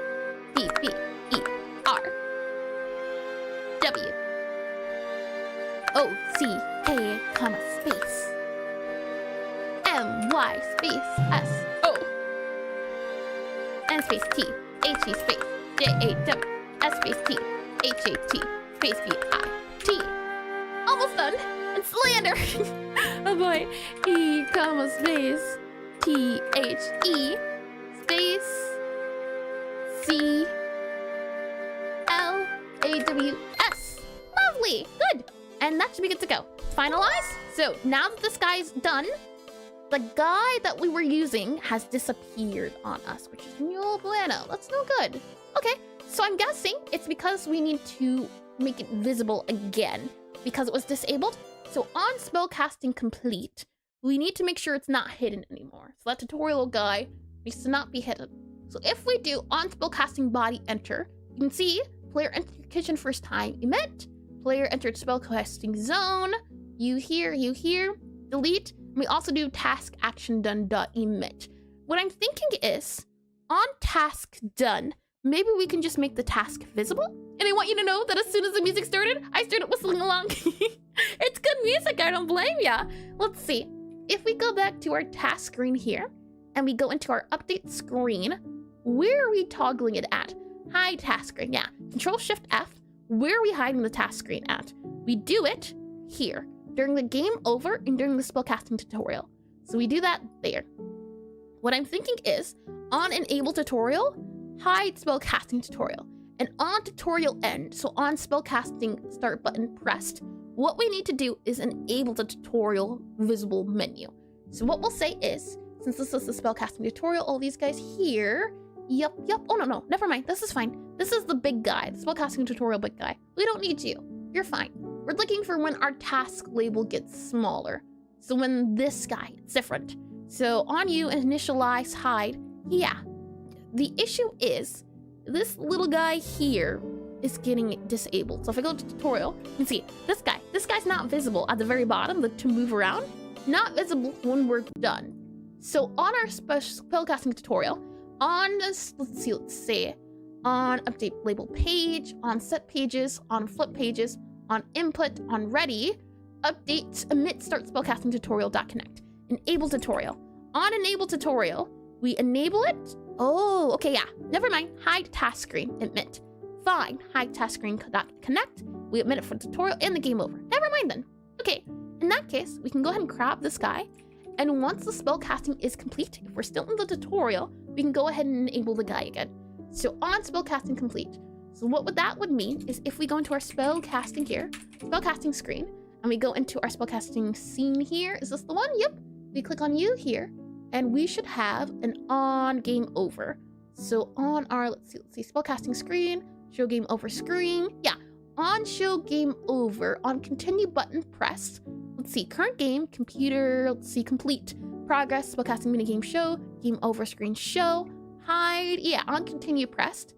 We'll need to do is do you here, and we'll do show. So dot show task screen dot event instead. And we'll go ahead, and I should be able to also grab this guy here, duplicate him, make you show, go back to here, make you hide or show, S-H-O-W. And now, where do we use this guy at? We go ahead and check for here, and then let's see. Oh, hold on, in utility here, we go and do Control-Shift-F, click you, click on find here. We can check in our signal.connect hide. And as we do signal.u here, make you show, you should be show, like that. Now, let's see if that works. Slowly refixing the tutorial we just broke. So let's go ahead and pause this guy here. Audio's good to go. Back into here, click on play.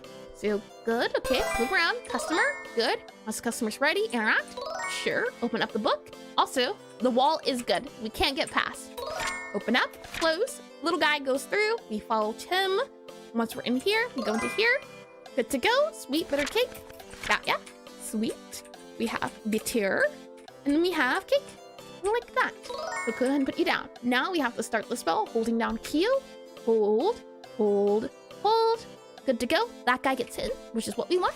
We go to the next page. All this guy here. Let's try again. Spellcasting. Let's see. B-E-W-A-R-E space T-H E space J-A-B-B-E-R W-O-C-K comma space M-Y space S-O N space T-H-E space J-A-W S space T-H-A-T space B-I-T. Almost there. Let's see. E comma space T-H-E space C-L-A-W-S. All done. With that said, your spell is complete. Serve the customer. We pick this up. We now go over to the customer here. Hello, customer. The customer needs time to eat. Once done, take their payment. You eat. And done.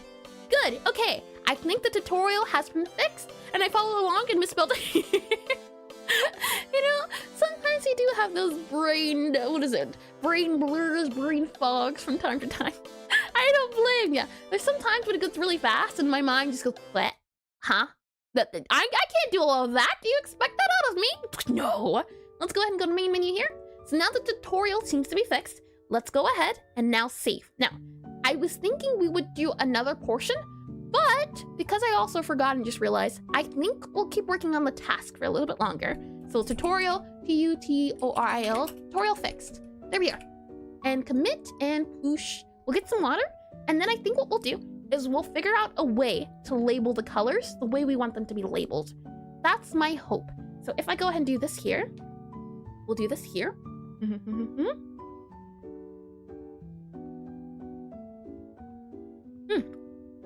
Okay, and if we bring you into concepts here, I'll explain my current dilemma. If we go ahead and go into you here, and then I bring you into you here. Go ahead and grab my pen again.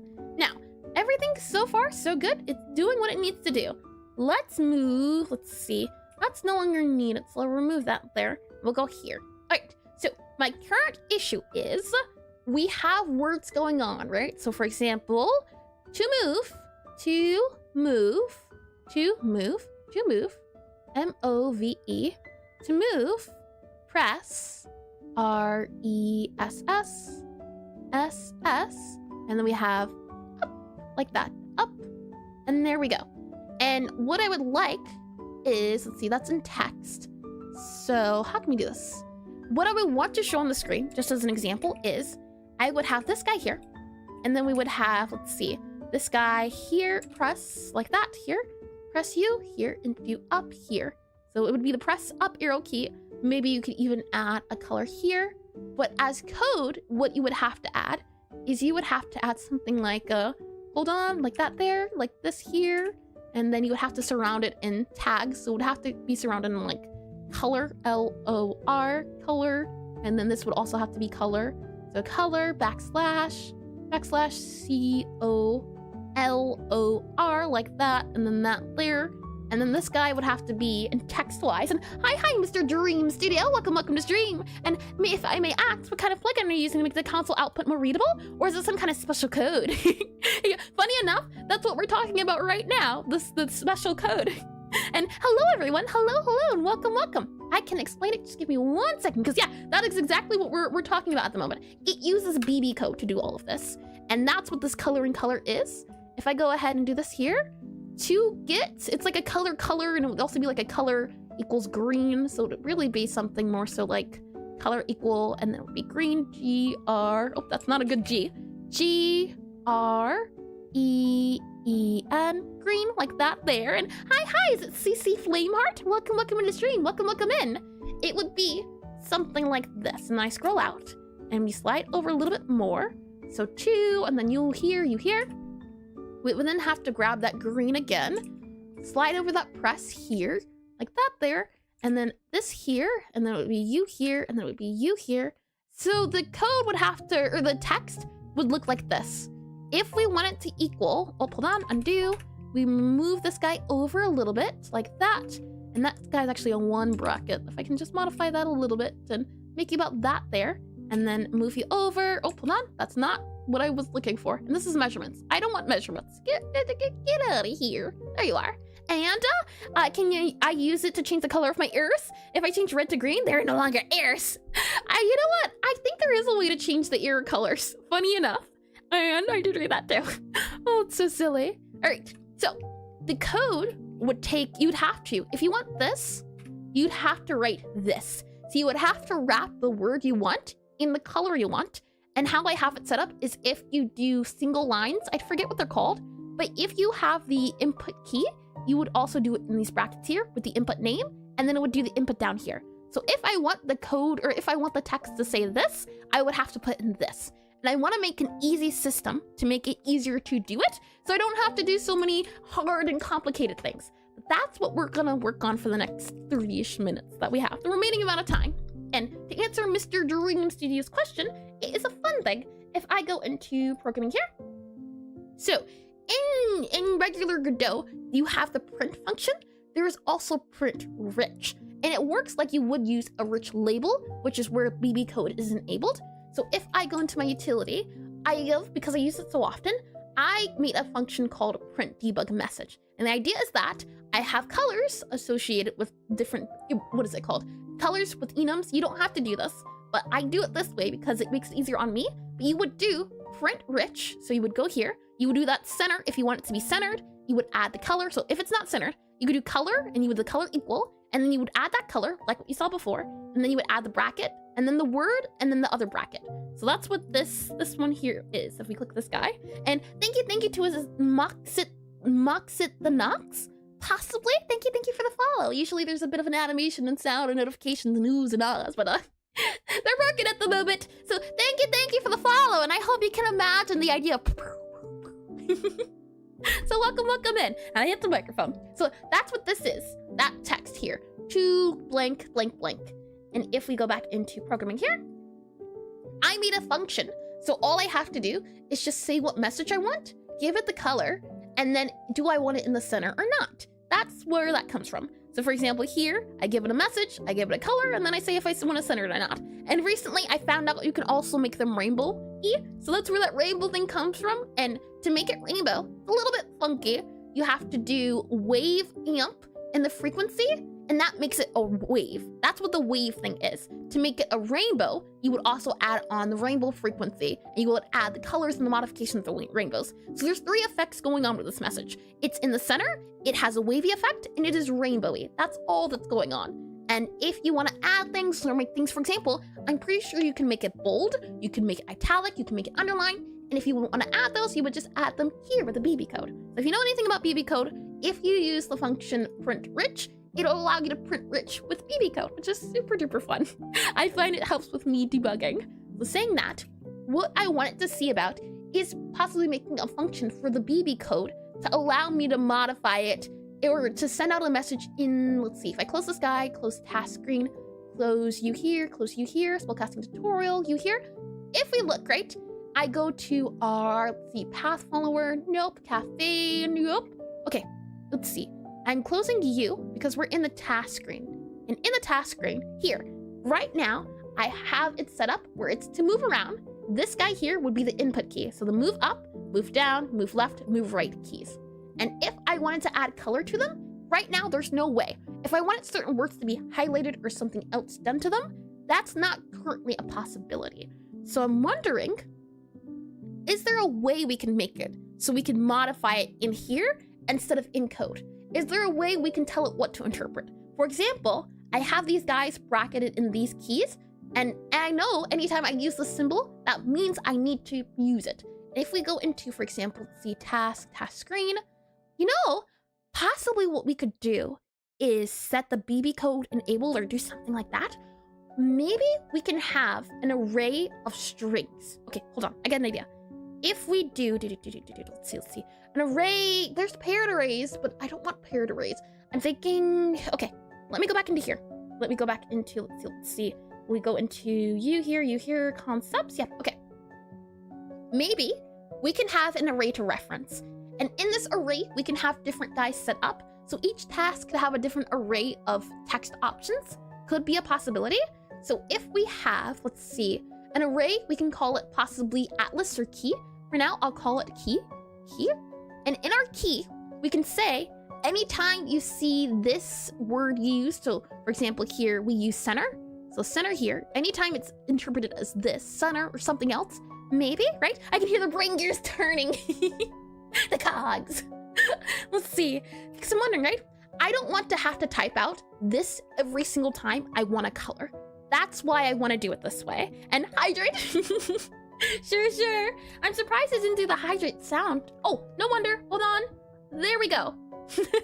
That guy was disabled. Now that one I can't get away with saying it didn't work or it is not functional. That one's there.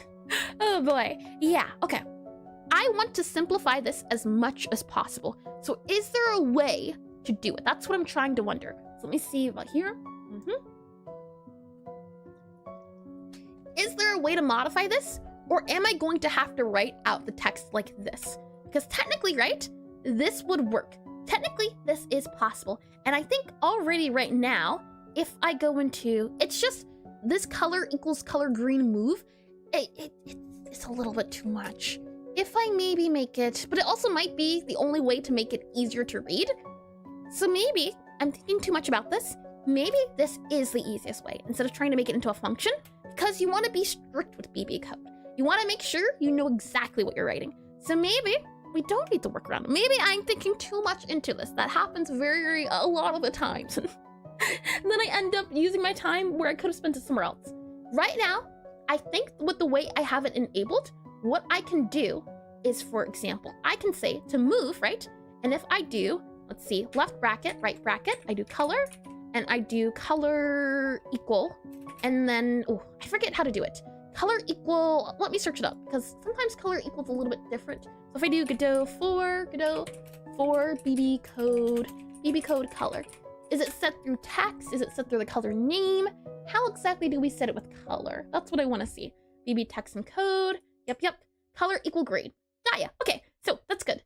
If I click on here, I can show ya. I have a little bit of an atlas already in my Obsidian. If I enable Obsidian here and enable Obsidian, it's a thing you can find if you Google it. But there is a quick cheat sheet to show you. If I click on my bookmarks here, this guy, a quick cheat sheet to show you any colors you might need. You can see here, it's a little bit hard to see. For some reason, my plugin's not working where I can zoom in, but it shows you all the color words you can have. So if we say, for example, let's do some yellow-green. I like yellow-green. If I want my color to show up as yellow-green, what I would do then is if I would hide this guy here, I would do color equals, and let's see, color equals, and then we would do yellow underscore green, like this. And then after the move, I would then have to do something like, let's see, \color. And I'm thinking this is going to work.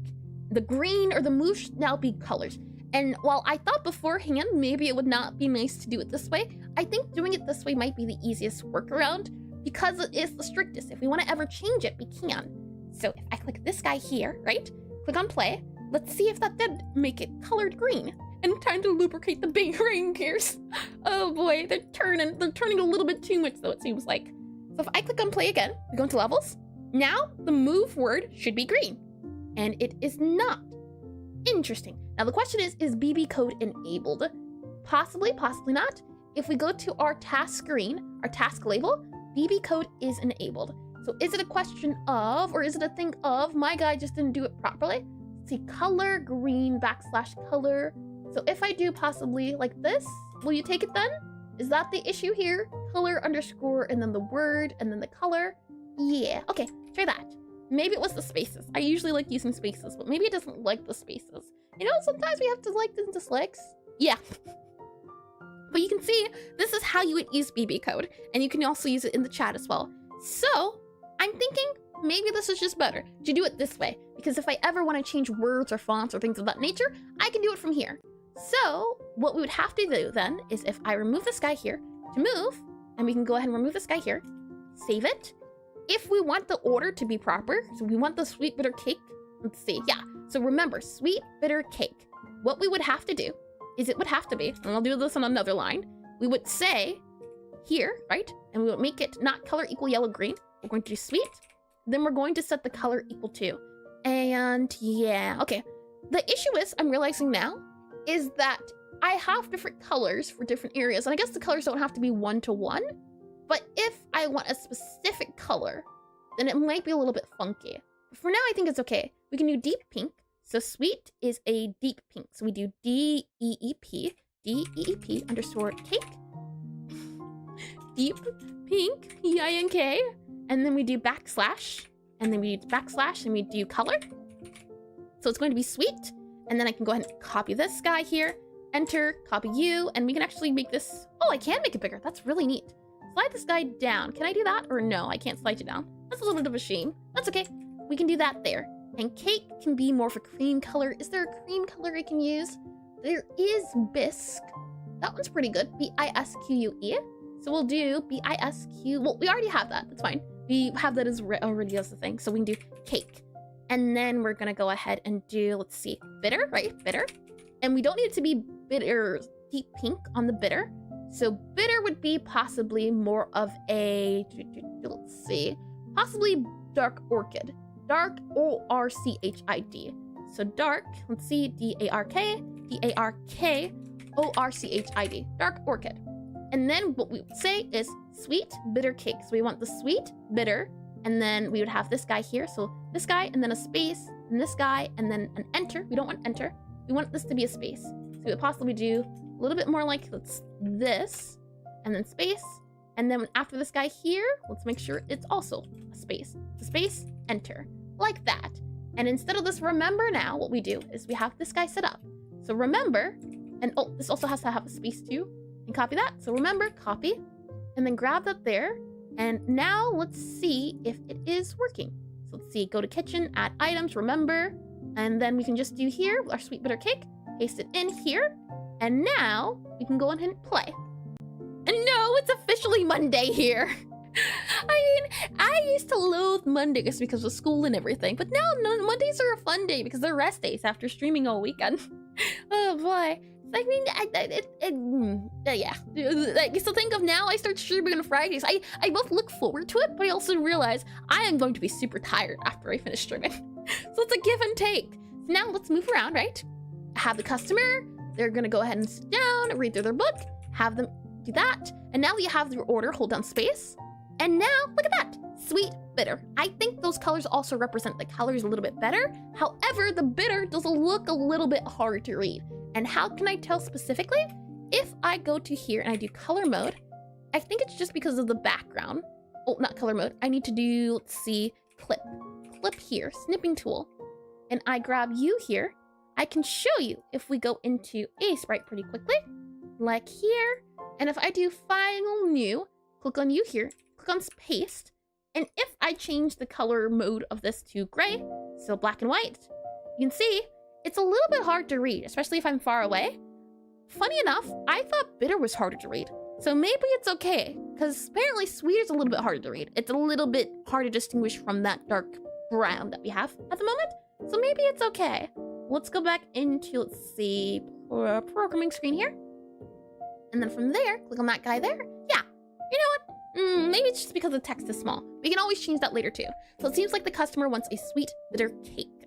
Yeah, I think lastly, let's make cake maybe a different word too. And then we can see about possibly doing it also in italics. Let's see, you here, you here. Let's do you here. Maybe we can make it bold or something. Let's see, BB code for bold. Oh, it's like HTTP, I think, where it's like, B, like that. Ah, yeah, okay, good. I've been trying in my past time, learn it. So it's nice to see it used because that means I can recognize it. I don't know everything yet, but at some point I'd love to make, well, I already currently have a website, but I'd love to make my own since it's running on subscription. And can you add a lighter outline to the text? I don't know, let's see. Godot 4, outline text, BB code. I don't think you can, but maybe you can. Outline color, I'm looking to have an easy way to outline text. I've not been able to find solutions in Googling. Nope, no responses. I don't think you can outline it. How do you add a border to the text in Godot? Let's see. There is, let's see, I tried to label add color override. For label, you can create the theme font color shadows. Ooh, it would have to be a thing, I think, of, I don't think you can make an outline on specific colors, but you could outline all the words in the label. So it would have to be a thing you modify the specific label itself, not the colors, or not the small parts of it. So go back into here, go back into here, go back into, let's see, here and here. You don't know, here's fine. Move around a little bit more. Now that the sweet and bitter are in brackets and bigger, oh, cake looks funny, doesn't it? Did something happen to you? Oh, it's because it became bold. I don't currently have a bold font, so it got a little bit confused. Okay, that's okay. Let's not do bold then. Let's just do color again, since I don't have a bold font. I only have the regular font at the moment. So let's see, you here, and then let's go ahead and do slash color here, like that there, and then do that there. And we also need the dash, don't we? So sweet, bitter, and then we need to have you there, we have bracket, space, you space. And there should be an outline color attribute. There is, let's see, outline color attribute. BB code, Godot 4, outline color attribute, ATTRIBUTE. Possibly, I have no idea. So let's see, Godot, rich text. There we go. Possibly, let's see, rich text label setting, shadow text, shadow color. There's a shadow? What does that look like? Shadow color offset, your text here, shadow. I'm just curious to see. If I go ahead and do this and copy it, let's go into our ready. So go into our screen. About here, screen GD. No. We want our out of game screen.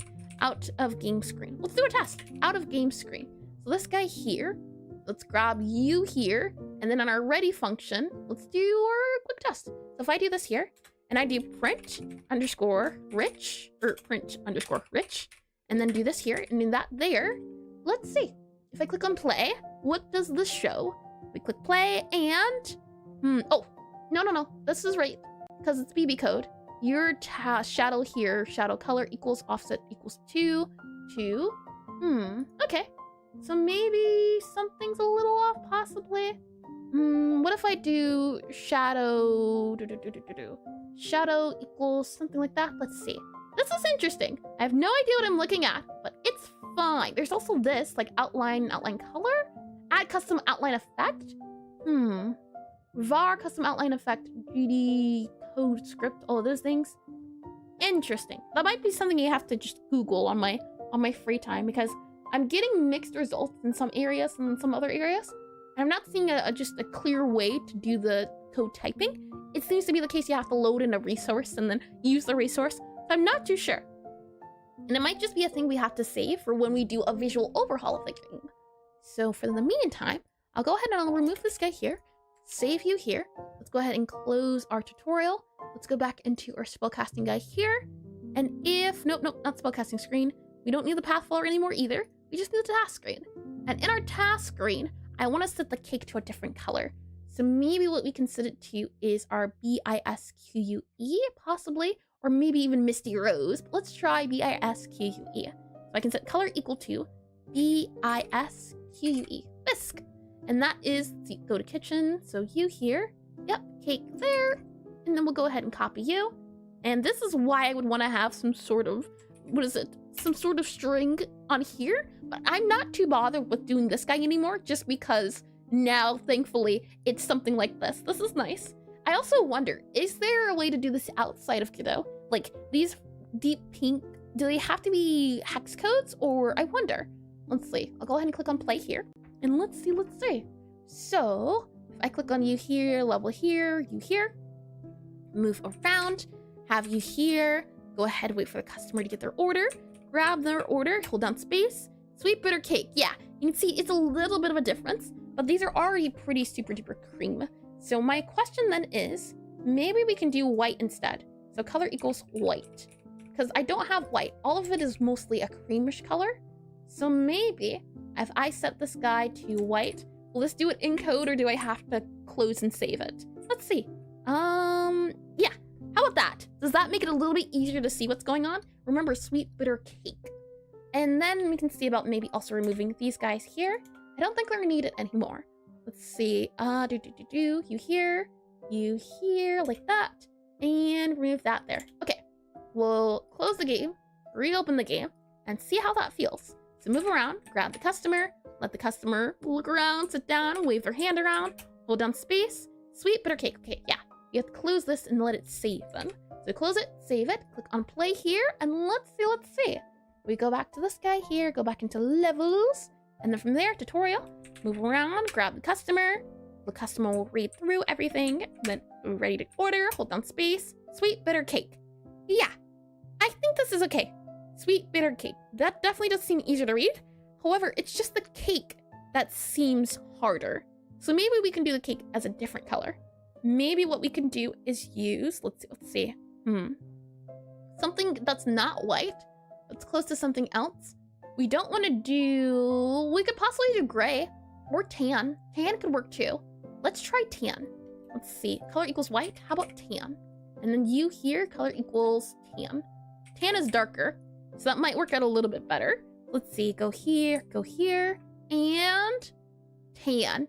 Yeah, I think tan is our color.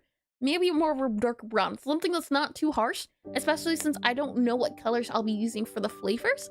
So maybe that's a good color to use. Sweet bitter cake. I think that's good explanatory itself. It gives you the two colors.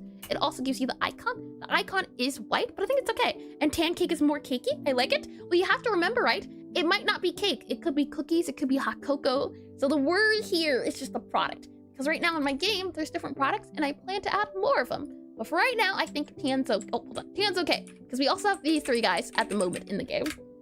So I'll go ahead and close you here. We'll go ahead and save you here. Since BB code has now been, we'll go with the BB code idea. I think that's better. It helps and it's not too complicated. There's no workarounds that need to be done. I'm okay with this. It's a little bit harder to do, but I'm okay with it. So let's see. We'll go ahead and we'll save you here. Let's see, task, labels, fixed. And we'll go and do you here, commit and push, sync and change. Okay, so now we have officially, I believe, fingers crossed, finished the task, which means if I open up this guy here, I'll drag him up here so I can see things a little bit better. I'll open up Obsidian so that it's on that screen there. Grab you here, make it bigger, that way you can see it as well. And from there, let's see. Let's go into this guy here. We'll go into our refactor list. And in our refactor list, we were looking at our book, right? Yeah, I remember now. And if we go ahead and go back into this screen here, close you, we go into our cafe, we go into our book here, like that. We have all these guys. So we had our task guy, which was good to go. This task could also be deleted since we don't need you. Oh, right, where are our task screens at? In UI, I'm guessing? Yep, task screen. Okay, task can get deleted. Delete. Yep. And I'm wondering, is UI currently green or is UI a different color I use? We have audio, resources, parser, spellcasting, UI asset, advanced sprites. Yeah, UI are screens. So maybe we can change it to a different color. If I do UI here, what do we have going on? Close out of add-ons. UI is currently a yellow. I'm not sure about that yellow. I think UI is just things that are on the screen that aren't sprites themselves. There are things that have to do with the screen. So I'm thinking maybe we should change the color. How does, let's see. How does blue sound? Blue for UI there. Yeah, blue could be fun. I think we'll go with blue. I don't think I have used blue yet. So common, we'll set the folder color to, oh wait, no, I have used blue. In that case, we'll do pink. I don't think pink's been used. So right click this guy, set folder color to pink. So you're pink, and you're also going to be pink since you're UI based. And then we have this guy here, add-ons. I don't touch the add-on folder, so we don't need it. So go ahead and close this guy here. And let's see, save you here. Alrighty, and close the add-ons again. So in our book, we have assets, which are advanced sprites. All this guy's good to go. Yep, you're fine. This guy is fixed. We have customer progress tab. I believe this guy's also fixed and good to go too. We click on you here. Have I done you before? I don't think so. I don't see it on the list here. Oh, no. Customer progress tab, it has been checked off. Never mind, good. Then we're only worrying about our task. So in our task here, we have tasks moved down to here, and we never did UI customers tab. So check off task. It's just the UI customer tab that now we have to worry about. So I'll go ahead and I'll create new here. I'll create a new folder. We'll call it customer tab, since it is also a part of UI. And then we'll go into here. We'll go into you here, and we'll go ahead and we'll drag and drop this guy into customer, customer tab. Yep. Customer tab here. We'll go ahead and delete you here. So delete you there, delete. And then we'll go ahead and do customer tab here. Remember, our assets folder is going to be yellow because that's the easiest way for me to tell what it is. And then from there, we just need to check these guys. So our flavor icon left, flavor icon right. We have order icon atlas. This is, oh, you can't see. Hold on. There you are. This is old code, I believe. I don't think these guys are getting used. Possibly these two, but that's the only two I can see.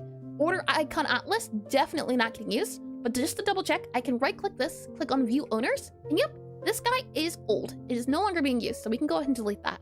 This guy here, though, I think it's getting used. Yeah, it's getting used in the order icon. So we'll keep it as it is. Now, these guys, for certain, are old. This is no longer needed, thankfully. And we also have this timer here. Now, do we use the timer texture? We do use the timer texture. So what we would need to do is add this guy to our assets. And I believe as well, it would just be our timer texture. All of these guys aren't getting used anymore. So I can go ahead and delete you and delete you. Yep. Delete you. And then once that's deleted, we just have these assets. So like that, customer tab. There we go. So that gets in there. So we have our flavor icon left, our flavor icon right, and our timer texture. I think that's good. It's definitely a lot cleaner than it was, just removing things and keeping things. So now that we have you, this guy needs to be renamed because it's not in line with what we're doing, right? So it'd have to be flavor underscore icon underscore left, L-E-F-T. I'll then copy this guy here. We'll also set it to right. And maybe they don't get used, but we can keep them for emotional support. We have them in spirit, don't worry. If I go to my customer, I can show you here, it's in the new system. They are here, they're just not here. You can see, right? There they are, right there. They're just somewhere else now. They're in a different system. They're in a different file type. It's just that this was the old PNGs. We still have them in spirit, just not their old versions. Let's see, I'll close this guy out. We'll go ahead and we'll close you here. And in our flavor icon, we were making you rename. You need to be flavor icon right. R-I-G-H-T, rename you there. And this also needs to be our timer sprite. So rename to timer and then sprite. There we are. Now, that's another naming convention. Do you name it underscore sprite or you just say timer PNG? I don't think it matters too much because it depends on the words. I don't like using too many words if I don't have to. It could be flavor icon right sprite or it could be flavor icon, yeah. I think right is okay. We could do sprite too, but is it needed? You know what? I'm gonna due diligence underscore sprite sprite and then sprite. Rename to sprite. Because we barely use PNGs now since everywhere else is not needed. Which is nice. We have sprite. Yep, okay. So assets are good to go. Next up is the task screen, which we already have completed. And that's UI. Yeah. I'm wondering, should task go in task screen? Since task is just a GD, I think it's fine to keep outside of it. This is, what is it? Pedantics? Maybe that's the word I'm looking for. but it's that thing of where we really don't have to go into that route. It's not too important. It's in the area it should be. It's just maybe not in the specific area it should be. So I'm okay with keeping it in here. And I call them image36.png. And then cry when I can't find it. Yeah, that's exactly why I'm refactoring. So that if I have anything unlabeled or that needs to be cleaned, I can have it, because that's scary. You don't want to put them anywhere they don't need to be. Oh boy. I think that clears up everything though. We have customer tabs, which we have task screen, we have assets books. This looks clean. I think we're good. So we can go ahead and hide, or UI customer tab. That's good to go. Good. And now we can close book. So I believe cafe should be cleaned up properly. If we click on this guy here, cafe, good to go. Let's see, cafe. Yeah, cafe, this is all of cafe. And we just finished book. Books, oh no, we did not just finish book. I forgot. This is not done. Well then, okay, we have some time. We can certainly start cleaning it up. Let me see, close this guy here, close this guy here. I'll go ahead and hide this guy here. We'll go ahead and close you here. We have close you here. Book, this is the last part that we have to clean up, the book itself. Close all of this guy here and open up this guy here. Yeah, and the good news is, it's not very long. So I'd say we'll go through this and, oh, let me go on to YouTube side of things. YouTube here. Thank you for the subscription, Shadow Step. Thank you, and welcome into stream.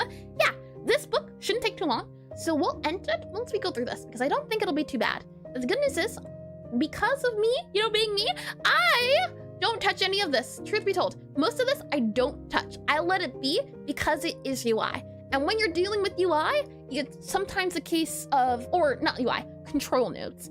When you're dealing with control nodes, sometimes it's a child of a child of a child of a child. You can see here where it's the right page. It's a container, and that container has a margin container, and that margin container has a margin container, and that margin container has a grid, and in that grid we have a vertical box, and in that vertical box we have something else. It gets confusing, and it's all for it to look nice. And from when I'm looking at UI, when I'm looking at control nodes, my number one thing is making it look nice. I don't really care too much about the naming conventions here, because the naming conventions are always changing, especially if I want to move it somewhere else. So I'd say it's okay. This here, I am okay to leave this untouched, completely untouched, because this is also going to, this is also going to get reworked. So you know what? You can stay. Let's just check the code, see if there's anything we can modify. And then after that, yeah, I don't want to rename any of this. Don't want to touch it. No, thank you. You're good as you are. I can touch you another day when we really work on the book. Because right now, the book looks like this. And I would like a big book where you could read. And I think I do have an image I can show you. If I go into concepts here. Let's see. Zoom out a little bit. Here. I want a book to look like this. Where the book's big, it has different profiles. And if you've played something like Pokemon or know about it, you know there's this thing called like the Pokédex that has all the entries of different Pokemon, the little monsters you can collect. So their description, their look. I want it to be like that for the flavors and the wizards as you go on in the game. Right now, the book only holds the customer's orders, but I'd like it to have the customer icon or their order, things like that, like this. I feel like this could be fun. Right now, it's not like that. That is something that comes soon to you. But since it's going to be modified a lot, and I'm probably going to move everything around, I'm not going to touch it because I'm going to have to touch it later, and I'd rather only touch it once than touch it multiple times. So let's go back into programming here. The only thing I want to check is just to see about this code. Anything here. So we have class name book, page flip, which is our audio. We have the customer status tab dictionary, allowed to open. We have this guy here, don't know what you are. Oh, see to dictionary. Oh, you know what? This is a little bit of old code, I can say, because in Godot 4.4, what they added was the ability to typecast dictionaries. So now, instead of having that comment, what I can do is do target, and then I can do comma, and customer status tab. Now I don't have to make a note to myself. I can have it be what it needs to be. Isn't that neat? And let's see, invalid index of node to base. So let's see, correct connect customer panel. Now, why are you angry? Let's see. So if you use seat to tab, customer tab, yep. And this is seat to tab. So this is the seat, the target. And then we have customer status tab, yep. And why? Okay, if not seat to tab has the target. So if it does not have the target, because this is a dictionary of targets, then we say we don't have it. Otherwise, we get that target, which is this guy here, and that target, inside that target is going to be, let's see, the tab. And in our tab, we do tab.connect customer panel.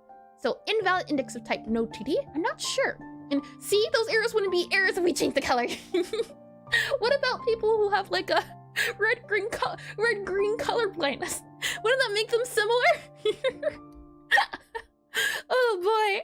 I like how red, usually bad, green, good, right? Of all the two colors that's usually symbolized, and they could get mixed up. Oh boy, let's see here. So, but you know what? If you put on rose-tinted glasses, every red flag looks green or pink. I don't remember the saying. So, you know, all else fails, and I'm red-green colored. Oh, interesting.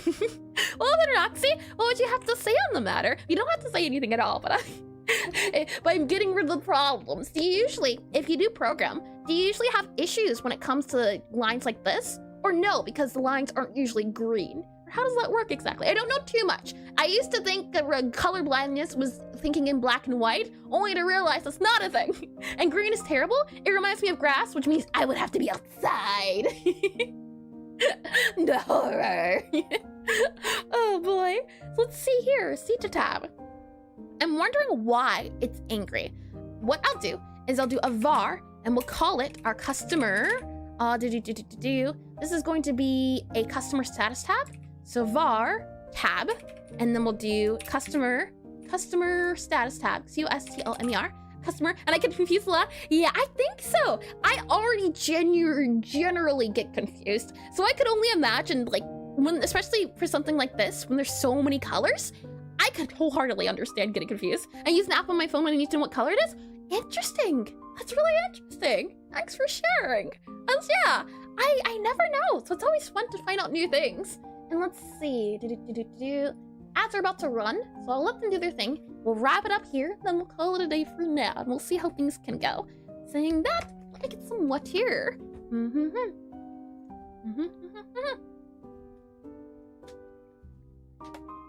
Okay, I'm all hydrated. And with all of that, let's go ahead and do our stretches. And I can point the camera to something. Oh, interesting. I know, what is it? When I was learning recently about, what is it? I'm currently trying to, I said this earlier, but I'm currently trying to make a website, or trying to learn how to code a website. Since I have a website, the website's on a subscription, so I'd rather make my own website than keep to a subscription. Like, that's nice to say. I'm learning about the BB code, and in one of the BB codes, they were talking about making it more accessible, and one of the things they said is you can make something that you can add emphasis to the BB code. So you would do, instead of bold, I think you can do strong. Instead of italics, you would say emphasis. And when you do it that way, when someone has a reader on and enabled, if when they hear the word, it's said a different way because it's emphasized a different way, which is super interesting as I get confused and I get sidetracked a lot. So I often use the text-to-speech readers as I'm reading to help me stay focused. So it's interesting to see just learning about different tools like that. That's really interesting. Let me get a little bit more water and we'll stretch for a little bit more time. Let's see. Okay, now let's go ahead and do some stretches. Let's go to the left a little bit here. And then let's make sure we don't break anything and go to the right a little bit here. And then let's go a little bit back. And then a little bit forward. And then from there, let's do some next stretches. I gotta get more stretches. I don't know what other stretches we could do. Possibly you could do a little bit of like hand stretches, but my hand's a little bit stuck at the moment. Let's see. Go to the left a little bit. Go to the right a little bit. Let's go ahead and go down a little bit. Let's go back a little bit. And freeze a little bit. Let's go to the right a little bit. Let's go to the left a little bit. Oh, so wrong. Get a little bit loose. Let's stay loosey-goosey. And some shoulder rolling. Oh yeah, shoulder rolling. Won't capture the shoulder rolling, but shoulder rolling's good too. Yeah. Shoulder rolling, wrist stretches, hand stretches. They're all really helpful because it's the thing of you may not hurt or may not feel like it'll matter in the right now, but if you do poor posture and poor habits now, it might catch up with you. And I just moved my neck and I heard it.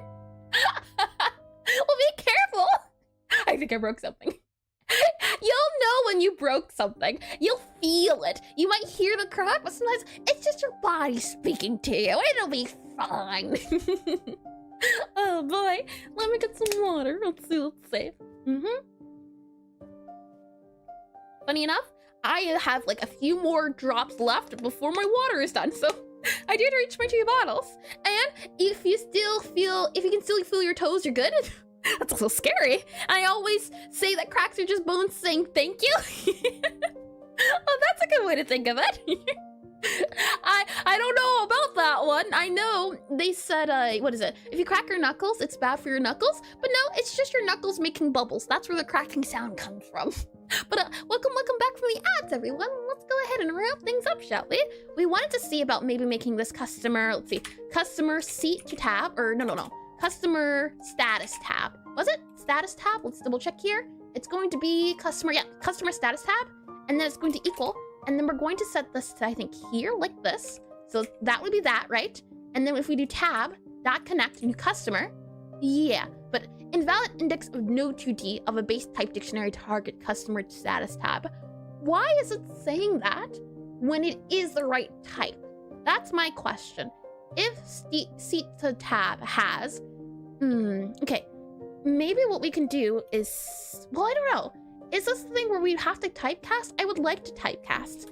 So we can say possibly if new target customer is you, new target customer. Yeah, customer, new target customer. And this new target customer is the customer target. So we're doing target and it goes target to customer status tab. So maybe what we can say is do if you is customer status tab. That's not status tab, STATUS, status tab, like that. And then if we do this here, does that fix it? It does not. Why is that? Why is it still angry? Let's do that there, that there, that there, that there. Since it's no longer needed. Yeah, something here. Let's see. I go ahead and start on a good old Googling. Let's see. Invalid INVALID type node 2D for base of type DICTIONARY Godot 4. Let's see. Why is it angry? Incorrect assigning a node to a type dictionary variable. If you have declared a variable as a dictionary with specific key values and you attempt to assign a node TD object directly to it or a key within it without proper conversion of the types. Huh? I'm a little confused. What we expect to be in this dictionary, so C to tab, should hold a key of target and a value of customer status tab. When we're in our assigned customer to tab, we take the customer and we first have to check to make sure that the tab has the customer, because this tab has in it a list of keys, which are your targets. And that's what this new customer.target is. So when we go for our seat to tab.customer target, we should be getting the, what is it called? The customer status tab. That's why I did the tab earlier. That makes sense. But for some reason, should the key be no TD instead of target? No, because it's a target. That makes sense because target is an actual thing. Target is a no 2D, but it's saying no TD of no TD, or what exactly, right? Because if it's no TD, this is a no TD. It extends your no TD. So this should be fine, right? For some reason, it's, hold on, cancel that out. There we are. Originally, this was just, what is it called? In Godot, you don't have to specify things. And before Godot 4.4, you could just do this. And I did do this because it was the only way. I have a background in C++, so I'm used to defining dictionaries. And I wanted to define this dictionary because all it is this. This is it. This was here because I had to make a note to myself on what it was. But for some reason, it won't let me do the actual dictionary because no code has changed. I only added the typecasting here. Why is that? It might have to be something I Google or really look into, because I'm not too sure why this is giving me an error if I cast it. I think that's the word for it, right? If you hard cast it to what it should be, why is this angry at me? I don't know. Yeah, I don't know, which is okay. It's also that thing of just, well, let's try again a little bit later. Maybe if I, leave for a little bit, take a walk, and come back, the idea will come to me. So I think that's where we'll leave it at for now. I'll go ahead and remove this guy. I'll save it here, and we'll see about checking a little bit later. But for now, let me go ahead and bring you to the this. No, not that one. This one. Oh boy. Here you are. This screen right here. So let's see. Next week we will not be continuing to program. We will be playing a tabletop solo RPG game. And the idea is that we play games because we want to learn how to make games. That's the whole point of being a game dev. If you can't play games in your free time and call it research, are you really a game dev? So we'll be playing a game. We'll be making a character. We'll be customizing. We'll be going over writing with We'll be going over with writing and talking about backstories, making character developments. We'll be doing the character. So we'll be also drawing the character, doing some character design, things of that nature.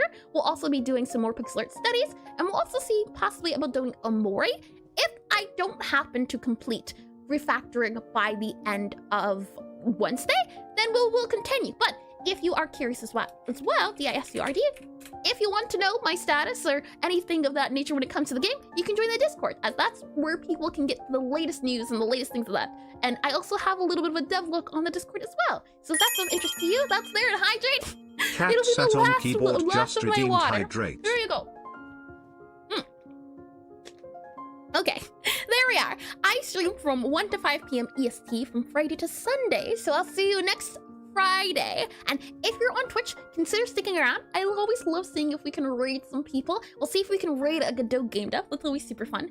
If you're on Twitch's side of things, though, that'll be it for me. So what I'll do is I'll go to the end screen on YouTube, and then I'll come back on Twitch. So if that's of interest to you and you want to stick around for the raid, please feel free to. It's always super fun finding new game devs and seeing what they have to offer.